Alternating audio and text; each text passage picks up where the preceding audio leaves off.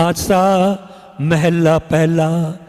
तित सरवरड़ै पहिले निवासा, पानी पावक तिन्ह किया, पंकज मोह पग नहीं चालै। हम देखा तां डूबियले।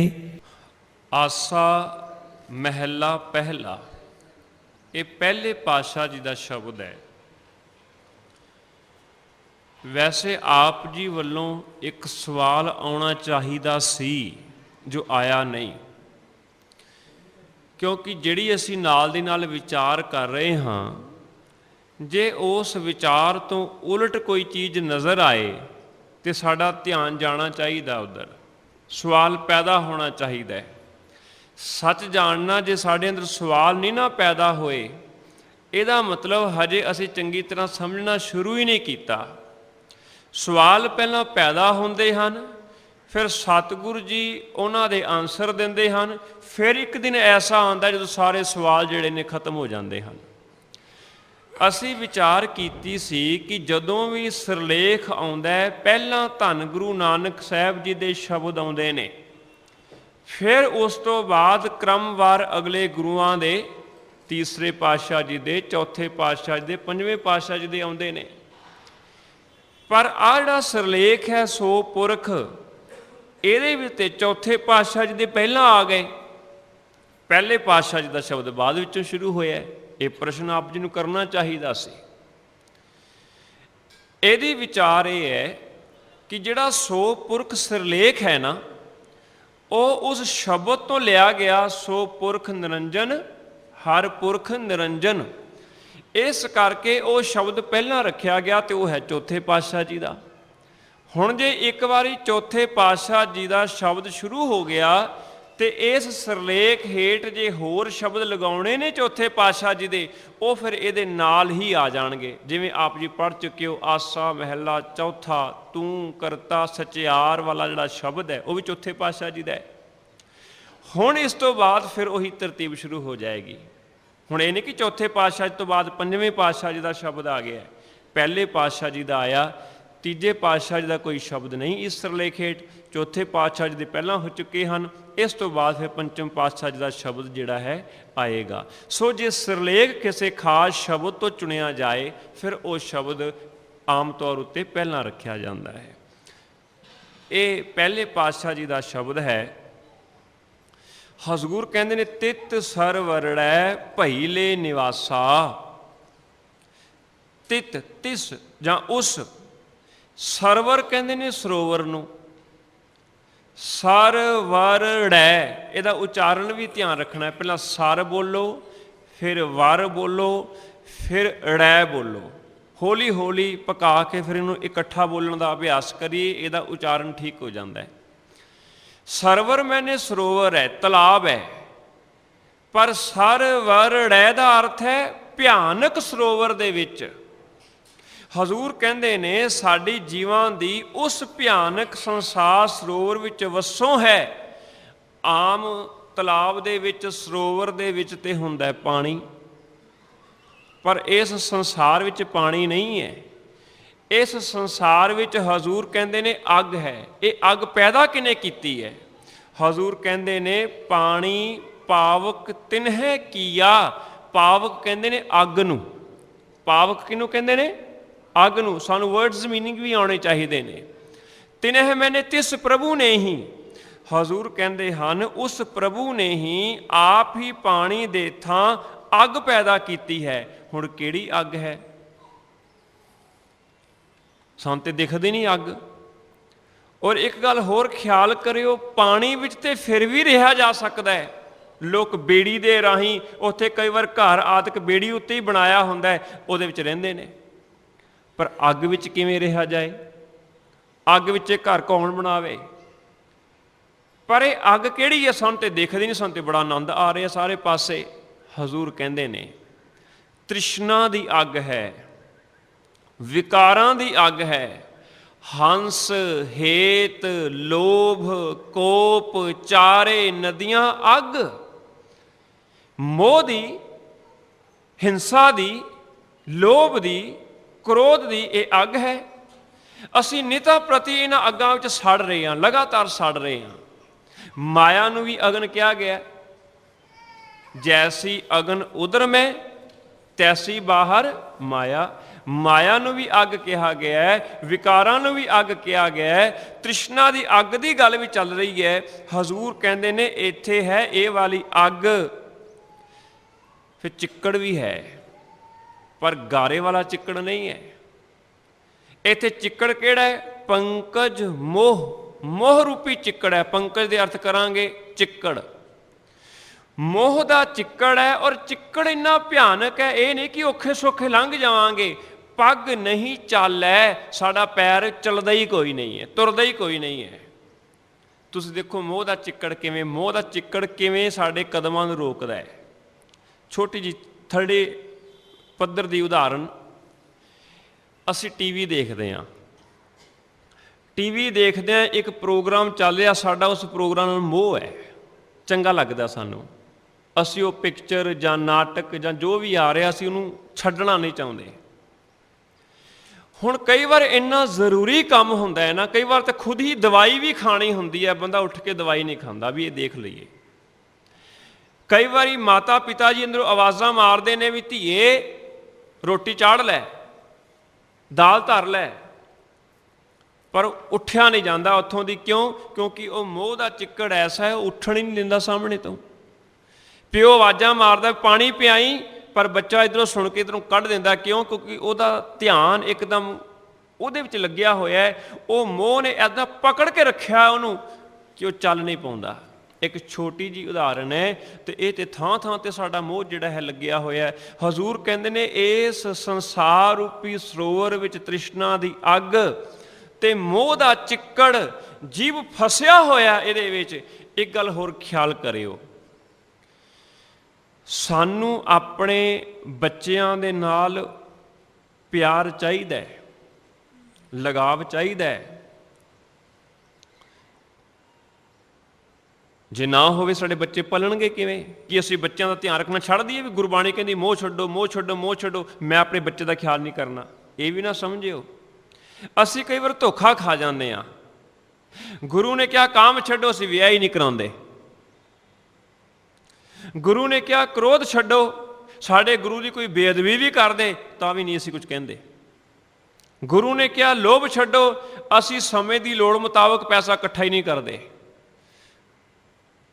ਸਾਨੂੰ ਸਮਝ ਨਹੀਂ ਆਉਂਦੀ, ਆਪਣੇ ਵੱਲੋਂ ਅਸੀਂ ਸਹੀ ਕਰ ਰਹੇ ਹਾਂ, ਪਰ ਇਹ ਵੀ ਅਮੋਲਕ ਦਾਤਾਂ ਨੇ ਰੱਬ ਵੱਲੋਂ ਦਿੱਤੀਆਂ ਹੋਈਆਂ, ਇਸ ਸੰਸਾਰ ਨੂੰ ਚਲਾਉਣ ਵਾਸਤੇ ਜ਼ਰੂਰੀ ਨੇ। ਮਾਤਾ ਗੁਜਰ ਕੌਰ ਜੀ ਦਾ ਜੀਵਨ ਵੇਖੀਏ, ਠੰਡੇ ਬੁਰਜ ਦੇ ਵਿੱਚ ਬੈਠੇ ਨੇ, ਉਹਨਾਂ ਦੇ ਕੋਲ ਕੇਵਲ ਤੇ ਕੇਵਲ ਆਪਣਾ ਦੁਪੱਟਾ ਹੈ, ਚੁੰਨੀ ਹੈ। ਠੰਡ ਤੋਂ ਬਚਾਉਣਾ ਚਾਹੁੰਦੇ ਨੇ ਆਪਣੇ ਪੋਤਿਆਂ ਨੂੰ, ਇਹ ਹੈ ਪਿਆਰ, ਫਰਜ਼ ਹੈ। ਇੰਨੀ ਜ਼ਿਆਦਾ ਠੰਡ ਹੈ, ਆਪਣੇ ਸਰੀਰ ਦੀ ਗਰਮੀ ਦੇ ਨਾਲ ਉਹਨਾਂ ਨੂੰ ਗਰਮ ਰੱਖਣ ਦਾ ਯਤਨ ਕਰਦੇ ਹਨ। ਆਪਣੀ ਪਤਲੀ ਜਿਹੀ ਚੁੰਨੀ ਉਹਨਾਂ ਦੇ ਆਲੇ ਦੁਆਲੇ ਲਪੇਟਦੇ ਨੇ, ਕਿਤੇ ਮੇਰੇ ਬੱਚਿਆਂ ਨੂੰ ਠੰਡ ਨਾ ਲੱਗ ਜਾਏ। ਸਾਰੀ ਰਾਤ ਬਚਾਇਆ ਠੰਡ ਤੋਂ, ਕੁਝ ਹੋ ਨਾ ਜਾਏ। ਪਰ ਜਦੋਂ ਸਵੇਰੇ ਜਲਾਦ ਲੈਣ ਵਾਸਤੇ ਆਉਂਦਾ, ਉਹੀ ਮਾਤਾ ਜੀ ਕਹਿੰਦੇ ਨੇ ਬੱਚਿਓ ਭਾਵੇਂ ਸ਼ਹੀਦ ਹੋ ਜਾਣਾ, ਪਰ ਧਰਮ ਨਹੀਂ ਛੱਡਣਾ। ਸਾਰੀ ਰਾਤ ਬਚਾਇਆ, ਪਰ ਸਵੇਰੇ ਇਹ ਪ੍ਰੇਰਨਾ ਦਿੱਤੀ ਤੇ ਭਾਵੇਂ ਤੁਸੀਂ ਸ਼ਹੀਦ ਹੋ ਜਾਣਾ, ਪਰ ਧਰਮ ਨਹੀਂ ਛੱਡਣਾ। ਉਹ ਵਾਲਾ ਸਨੇਹ, ਉਹ ਵਾਲਾ ਮੋਹ ਧਰਮ ਦੇ ਰਸਤੇ ਵਿੱਚ ਆ ਕੇ ਖੜਾ ਨਹੀਂ ਹੋਇਆ। ਬਸ ਸਾਡਾ ਮੋਹ ਧਰਮ ਦੇ ਰਸਤੇ ਵਿੱਚ ਆ ਕੇ ਖੜਾ ਹੁੰਦਾ ਹੈ। ਪੁੱਤਰ ਨਹੀਂ ਮੰਨਦਾ, ਧੀ ਨਹੀਂ ਮੰਨਦੀ, ਰਿਸ਼ਤੇਦਾਰ ਨਹੀਂ ਮੰਨਦੇ, ਇਸ ਕਰਕੇ ਅਸੀਂ ਇਹ ਕਾਰਜ ਐਵੇਂ ਨਹੀਂ ਕਰ ਸਕਦੇ। ਸਾਡੇ ਸੰਸਕਾਰਾਂ ਵਿੱਚ, ਸਾਡੇ ਘਰ ਦੇ ਸਮਾਗਮਾਂ ਵਿੱਚ ਸਾਰਾ ਕੁਝ ਉਹ ਹੋ ਜਾਂਦਾ ਹੈ ਜੋ ਗੁਰਮਤਿ ਤੋਂ ਬਿਲਕੁਲ ਉਲਟ ਹੋਵੇ, ਕਿਉਂਕਿ ਉਹ ਮੋਹ ਚਿੱਕੜ ਬਣ ਗਿਆ, ਸਾਨੂੰ ਧਰਮ ਦੇ ਰਸਤੇ ਤੇ ਜਾਣ ਹੀ ਨਹੀਂ ਦਿੱਤਾ ਉਹਨੇ। ਇਸ ਕਰਕੇ ਹਜ਼ੂਰ ਕਈ ਵਾਰ ਕਹਿੰਦੇ ਨੇ ਵੀ ਇਸ ਚੀਜ਼ਾਂ ਨੂੰ ਅੱਗ ਵਿੱਚ ਸਾੜ ਦੇਣਾ ਚਾਹੀਦਾ ਹੈ, ਤਾਂ ਕਿ ਤੂੰ ਇਸ ਅੱਗ ਤੋਂ ਬਚ ਸਕੇ। ਖੈਰ, ਆਓ ਵਿਚਾਰ ਦੇ ਨਾਲ ਜੁੜੀਏ। ਹਜ਼ੂਰ ਕਹਿੰਦੇ ਨੇ ਸਾਡਾ ਉਸ ਭਿਆਨਕ ਸਰੋਵਰ ਦੇ ਵਿੱਚ ਨਿਵਾਸ ਹੈ, ਪਾਣੀ ਦੀ ਥਾਂ ਰੱਬ ਨੇ ਹੀ ਅੱਗ ਕੀਤੀ ਆ ਉਹਦੇ ਵਿੱਚ।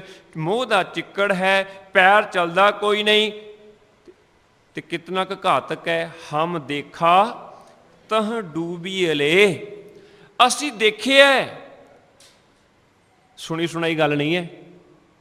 ਅਸੀਂ ਦੇਖਿਆ, ਸਾਡੇ ਦੇਖਦਿਆਂ ਸਭ ਕੁਝ ਹੋ ਰਿਹਾ ਸਾਡੇ ਸਾਹਮਣੇ ਹੀ। ਭਾਵ ਸਾਡੇ ਸਾਹਮਣੇ ਹੀ ਅਨੇਕਾਂ ਜੀਵ ਮੋਹ ਦੇ ਚਿੱਕੜ ਵਿੱਚ ਫਸ ਕੇ ਤੇ ਤ੍ਰਿਸ਼ਨਾ ਦੀ ਅੱਗ ਵਿੱਚ ਸੜ ਕੇ ਉਹ ਸੰਸਾਰ ਸਮੁੰਦਰ ਵਿੱਚ ਡੁੱਬਦੇ ਜਾ ਰਹੇ ਹਨ, ਡੁੱਬਦੇ ਜਾ ਰਹੇ ਹਨ। ਕਈ ਡੁੱਬ ਗਏ, ਕਈ ਡੁੱਬ ਰਹੇ ਹਨ। ਤੇ ਜਿਹੜੀ ਅਗਲੀ ਪੰਕਤੀ ਹੈ ਨਾ, ਜਦ ਤੱਕ ਅਸੀਂ ਉਹਨੂੰ ਨਹੀਂ ਵਿਚਾਰਾਂਗੇ ਉਦੋਂ ਤੱਕ ਸਾਨੂੰ ਚੰਗੀ ਤਰ੍ਹਾਂ ਸਮਝ ਨਹੀਂ ਆਏਗੀ। ਇਸ ਕਰਕੇ ਇਸ ਪੰਕਤੀ ਨੂੰ ਸਮਝਣ ਦੇ ਲਈ ਪਹਿਲਾਂ ਰਹਾਉ ਦੀ ਪੰਕਤੀ ਨੂੰ ਸਮਝਣਾ ਵੀ ਜ਼ਰੂਰੀ ਹੈ ਵੀ ਇਹ ਗੱਲ ਸਮਝਾਈ ਕਿਹਨੂੰ ਜਾ ਰਹੀ ਹੈ। ਇਹ ਆਪਣੇ ਮਨ ਨੂੰ ਸਮਝਾਈ ਜਾ ਰਹੀ ਹੈ। ਮਨ ਨੂੰ ਇਹ ਗੱਲ ਪਤਾ ਨਹੀਂ ਲੱਗ ਰਹੀ, ਇਸ ਕਰਕੇ ਤ੍ਰਿਸ਼ਨਾ ਵਿੱਚ, ਮੋਹ ਦੇ ਵਿੱਚ ਖੁਸ਼ ਹੋ ਰਿਹਾ ਬਹੁਤ ਜ਼ਿਆਦਾ। ਹਜ਼ੂਰ ਕਹਿੰਦੇ ਤੂੰ ਤਾਂ ਡੁੱਬ ਰਿਹਾ। ਡੁੱਬਦੇ ਹੋਏ ਨੂੰ ਰੌਲਾ ਪਾਉਣਾ ਚਾਹੀਦਾ, ਮੈਨੂੰ ਬਚਾਓ, ਨਾ ਕਿ ਦੰਦ ਕੱਢਣੇ ਚਾਹੀਦੇ ਨੇ। ਅਸੀਂ ਲੋਕ ਤੇ ਇਹਦੇ ਵਿੱਚ ਖੁਸ਼ ਹੋ ਰਹੇ ਹਾਂ, ਵਿਕਾਰਾਂ ਦੇ ਵਿੱਚ ਬੜੇ ਖੁਸ਼ ਹੋ ਰਹੇ ਹਾਂ, ਪਰ ਅਸਲ ਵਿੱਚ ਡੁੱਬ ਰਹੇ ਹਾਂ। ਇਹਦੇ ਵਿੱਚ ਸਾਡੀ ਜਾਨ ਜਾ ਰਹੀ ਹੈ, ਆਤਮਿਕ ਜੀਵਨ ਸਾਡਾ ਗਰਕ ਹੋ ਰਿਹਾ ਹੈ। ਤੇ ਮਨ ਮੂਰਖ ਹੈ, ਜਿਸ ਕਰਕੇ ਹੱਸਦਾ ਹੈ।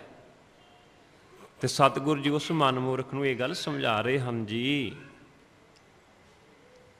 ਮਨੁੱਖ ਦੇ ਮਨ ਵਿੱਚ ਇੱਕ ਤਮੰਨਾ ਹੈ, ਮੈਂ ਨਿਵਾਸ ਉੱਥੇ ਰੱਖਾਂ ਜਿੱਥੇ ਮੈਨੂੰ ਸੁੱਖ ਹੋਵੇ, ਜਿੱਥੇ ਮੈਨੂੰ ਦੁੱਖ ਹੋਵੇ। ਇਹ ਆਪਣਾ ਨਿਵਾਸ ਉੱਥੇ ਨਹੀਂ ਰੱਖਣਾ ਚਾਹੁੰਦਾ। ਸਾਹਿਬ ਕਹਿੰਦੇ ਵੀ ਸਰੀਰਕ ਤੌਰ 'ਤੇ ਤਾਂ ਤੁਹਾਨੂੰ ਇਸ ਗੱਲ ਦਾ ਪਤਾ ਲੱਗ ਗਿਆ ਮੈਨੂੰ ਨਿਵਾਸ ਕਿੱਥੇ ਰੱਖਣਾ ਚਾਹੀਦਾ, ਪਰ ਅਧਿਆਤਮਕ ਜ਼ਿੰਦਗੀ ਦੀ ਸੋਝੀ ਨਾ ਹੋਣ ਕਰਕੇ ਸਾਨੂੰ ਇਸ ਗੱਲ ਦਾ ਅਹਿਸਾਸ ਨਹੀਂ ਹੈ। ਜਿੱਥੇ ਸਾਡਾ ਵਾਸਾ ਹੈ ਉੱਥੇ ਚਾਰੇ ਪਾਸੇ ਖਤਰਾ ਹੀ ਖਤਰਾ ਹੈ, ਹਰ ਪਾਸੇ ਖਤਰਾ ਹੈ। ਔਰ ਜੀਵਨ ਇਤਨਾ ਕੁ ਜ਼ਿਆਦਾ ਖਤਰੇ ਵਿੱਚ ਹੈ, ਹਰ ਪਾਸੇ ਅੱਗ ਲੱਗੀ ਹੋਈ ਹੈ।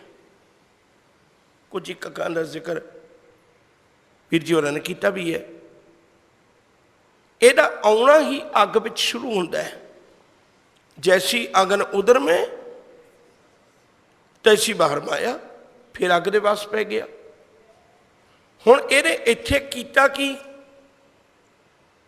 ਦੇਖੋ, ਕਿਸੇ ਦੇ ਘਰ ਨੂੰ ਅੱਗ ਲੱਗੇ ਤੇ ਉਹ ਕੀ ਕਰਦਾ? ਸੁਭਾਵਿਕ ਸਾਦੇ ਜਿਹੇ ਬਚਨ ਨੇ ਤੇ ਰੌਲਾ ਪਾਏਗਾ ਵੀ ਮੇਰੀ ਅੱਗ ਬੁਝਾਓ ਜਾਂ ਕੋਈ ਮੇਰੀ ਮਦਦ ਕਰੋ, ਆਪ ਵੀ ਕੋਸ਼ਿਸ਼ ਕਰੇਗਾ। ਹੁਣ ਸਾਹਿਬ ਕਹਿੰਦੇ ਇੱਥੇ ਅੱਗ ਪੈਣੀ ਲੱਗੀ ਸੀ, ਇਹ ਬੰਦਾ ਕੀ ਕਰਦਾ? ਕਾਇਆ ਆਰਣ ਮਨ ਵਿੱਚ ਲੋਹਾ, ਪੰਚ ਅਗਨ ਤੇ ਤਲਾਗ ਰਹੀ। ਕਾਇਆ ਆਰਣ ਹੈ, ਭੱਠੀ ਹੈ, ਤੇ ਮਨ ਉਹਦੇ ਵਿੱਚ ਲੋਹਾ ਬਣਾ ਕੇ ਰੱਖਿਆ ਹੋਇਆ ਹੈ। ਤੇ ਇਹਨੇ ਸਗੋਂ ਉਹਦੇ ਪੰਜਾਂ ਵਿਕਾਰਾਂ ਦੀ ਅੱਗ ਲੱਗੀ ਹੋਈ ਹੈ। ਹੁਣ ਹੁੰਦਾ ਤੇ ਚੰਗਾ ਸੀ ਨਾ ਵੀ ਜੇ ਅੱਗ ਬੁਝਾਉਂਦਾ, ਪਰ ਕਰਦਾ ਕੀ ਹੈ? ਕੋਲੇ ਪਾਪ ਪੜੇ ਤਿਸ ਉੱਪਰ, ਉੱਤੇ ਪਾਪਾਂ ਦੇ ਕੋਲੇ ਹੋਰ ਪਾਉਣ ਲੱਗ ਪਿਆ। ਮਨ ਜਲਿਆ ਸੰਨੀ ਚਿੰਤ ਭਈ। ਕਹਿਣ ਲੱਗੇ ਮਨ ਜਲਦਾ, ਜੇ ਮਨ ਵਿੱਚੋਂ ਨਿਕਲਣ ਦੀ ਕੋਸ਼ਿਸ਼ ਵੀ ਕਰਦਾ ਤੇ ਸੰਨੀ ਜਿਹੜੀ ਆ ਉਹ ਪਕੜ ਕੇ ਫਿਰ ਵਿੱਚ ਕਰ ਦਿੰਦੀ ਚਿੰਤਾ ਦੀ, ਉਹ ਨਹੀਂ ਨਿਕਲਣ ਦਿੰਦੀ। ਸਾਰੀ ਜ਼ਿੰਦਗੀ ਤਪਿਆ ਔਰ ਇਹਦੇ ਵਿੱਚੋਂ ਪਾਰ ਵੀ ਨਹੀਂ ਹੋਇਆ ਜਾਣਾ। ਤੇ ਹਜ਼ੂਰ ਆਖਦੇ ਨੇ, ਕਹਿਣ ਲੱਗੇ ਫਿਰ ਇੱਥੇ ਵਸਣੀ। ਸਾਰੀ ਜ਼ਿੰਦਗੀ ਇਹਨੇ ਤਪਸ਼ ਵਿੱਚ ਗੁਜ਼ਾਰੀ, ਇਹਨੇ ਵਾਸਾ ਹੀ ਇਹੋ ਜਿਹੀ ਥਾਂ ਦੇ ਉੱਤੇ ਰੱਖਿਆ। ਇਹਨੂੰ ਸੁਖੀ ਨਹੀਂ ਸੀ ਹੋਣਾ ਚਾਹੀਦਾ, ਇਹਨੂੰ ਤੇ ਬਲਕਿ ਹਰ ਪਲ ਆਪਣੇ ਮਾਲਕ ਨੂੰ ਚੇਤਾ ਕਰਨਾ ਚਾਹੀਦਾ ਸੀ। ਇੱਕ ਗੱਲ ਹੋਰ ਖਿਆਲ ਕਰਿਓ, ਸਾਡੇ ਜੀਵਨ ਦੇ ਅੰਦਰ ਅੱਗ ਜਿਹੜੀ ਹੈ ਨਾ, ਉਹ ਜ਼ਰੂਰੀ ਵੀ ਬਹੁਤ ਹੈ, ਕਿਉਂਕਿ ਅੱਗ ਤੋਂ ਬਿਨਾਂ ਘਰ ਦੇ ਕਾਰੋਬਾਰ ਕਿਵੇਂ ਚੱਲਣਗੇ। ਪਰ ਮਨੁੱਖ ਇੱਕ ਕੋਸ਼ਿਸ਼ ਕਰਦਾ ਹੈ ਵੀ ਜਿਹੜੀ ਮੇਰੇ ਘਰ ਵਿੱਚ ਅੱਗ ਹੋਵੇ ਤੇ ਉਹਨੂੰ ਮੈਂ ਕਿਸੇ ਕਾਬੂ ਵਿੱਚ ਰੱਖ ਸਕਾਂ। ਅਸੀਂ ਅੱਗ ਨੂੰ ਕਾਬੂ ਵਿੱਚ ਰੱਖ ਕੇ ਰੋਟੀਆਂ, ਪ੍ਰਸ਼ਾਦੇ, ਪਾਣੀ, ਘਰ ਦਾ ਸਾਰਾ ਸਾਜੋ ਸਮਾਨ ਉਹਦੇ ਨਾਲ ਹੀ ਤਿਆਰ ਕਰਨੇ ਆ ਨਾ, ਪਰ ਅੱਗ ਹੈ ਲੇਕਿਨ ਕਾਬੂ 'ਚ ਰੱਖਣ ਦੀ ਕੋਸ਼ਿਸ਼ ਹੈ। ਦੂਜੀ ਗੱਲ, ਜੇ ਕਿਧਰੇ ਕਾਬੂ ਤੋਂ ਬਾਹਰ ਹੋ ਜਾਏ ਫਿਰ ਮਨੁੱਖ ਚਾਹਤ ਰੱਖਦਾ ਮੇਰੇ ਕੋਲ ਪਾਣੀ ਹੋਵੇ, ਫਿਰ ਮਨੁੱਖ ਚਾਹਤ ਰੱਖਦਾ ਮੇਰੇ ਕੋਲ ਪਾਣੀ ਹੋਵੇ। ਹੁਣ ਹਜ਼ੂਰ ਕਹਿਣ ਲੱਗੇ ਵੀ ਤੇਰੇ ਅੰਦਰ ਰੱਬ ਨੇ ਪਾਈ ਸੀ ਅੱਗ ਵਿਕਾਰਾਂ ਦੀ, ਜੇ ਤੇ ਤੈਨੂੰ ਕਾਬੂ ਵਿੱਚ ਰੱਖਣੀ ਆਉਂਦੀ ਫਿਰ ਤੇ ਮੁਬਾਰਕ ਸੀ, ਪਰ ਤੈਨੂੰ ਕਾਬੂ ਵਿੱਚ ਰੱਖਣੀ ਨਾ ਆਈ, ਫਿਰ ਤੈਨੂੰ ਕੀ ਚਾਹੀਦਾ ਸੀ? ਫਿਰ ਤੈਨੂੰ ਦੂਜੀ ਚੀਜ਼ ਇਹ ਚਾਹੀਦੀ ਸੀ ਭਈ ਮੇਰੇ ਕੋਲ ਉਹ ਪਾਣੀ ਦਾ ਪ੍ਰਬੰਧ ਹੋਵੇ, ਜਦੋਂ ਕਦੇ ਅੱਗ ਕਾਬੂ ਤੋਂ ਬਾਹਰ ਹੋਵੇ ਮੈਂ ਪਾਣੀ ਪਾ ਕੇ ਇਹਨੂੰ ਬੁਝਾ ਦਿਆਂ। ਸਭ ਕਹਿਣ ਲੱਗੇ ਉਹ ਸੀ ਰੱਬ ਦਾ ਨਾਮ, ਉਹ ਸੀ ਪਰਮੇਸ਼ਰ ਦਾ ਨਾਮ। ਆਤਿਸ਼ ਦੁਨੀਆ ਖੁਨਕ ਨਾਮ ਖੁਦਾਇਆ।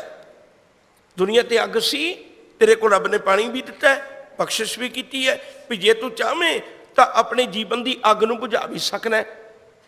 ਇਹ ਕੋਈ ਵੱਡੀ ਗੱਲ ਨਹੀਂ। ਪਰ ਬੰਦੇ ਨੇ ਕੀ ਕੀਤਾ? ਬੰਦੇ ਨੇ ਇਹ ਕੀਤਾ ਵੀ ਆਪਣੇ ਜੀਵਨ ਦੇ ਅੰਦਰ ਉਸੇ ਅੱਗ ਨਾਲ ਹੀ ਸਨੇਹ ਪਾ ਲਿਆ, ਪਾਪਾਂ ਦੀ ਦੁਨੀਆ ਨਾਲ ਹੀ ਸਨੇਹ ਪਾ ਲਿਆ।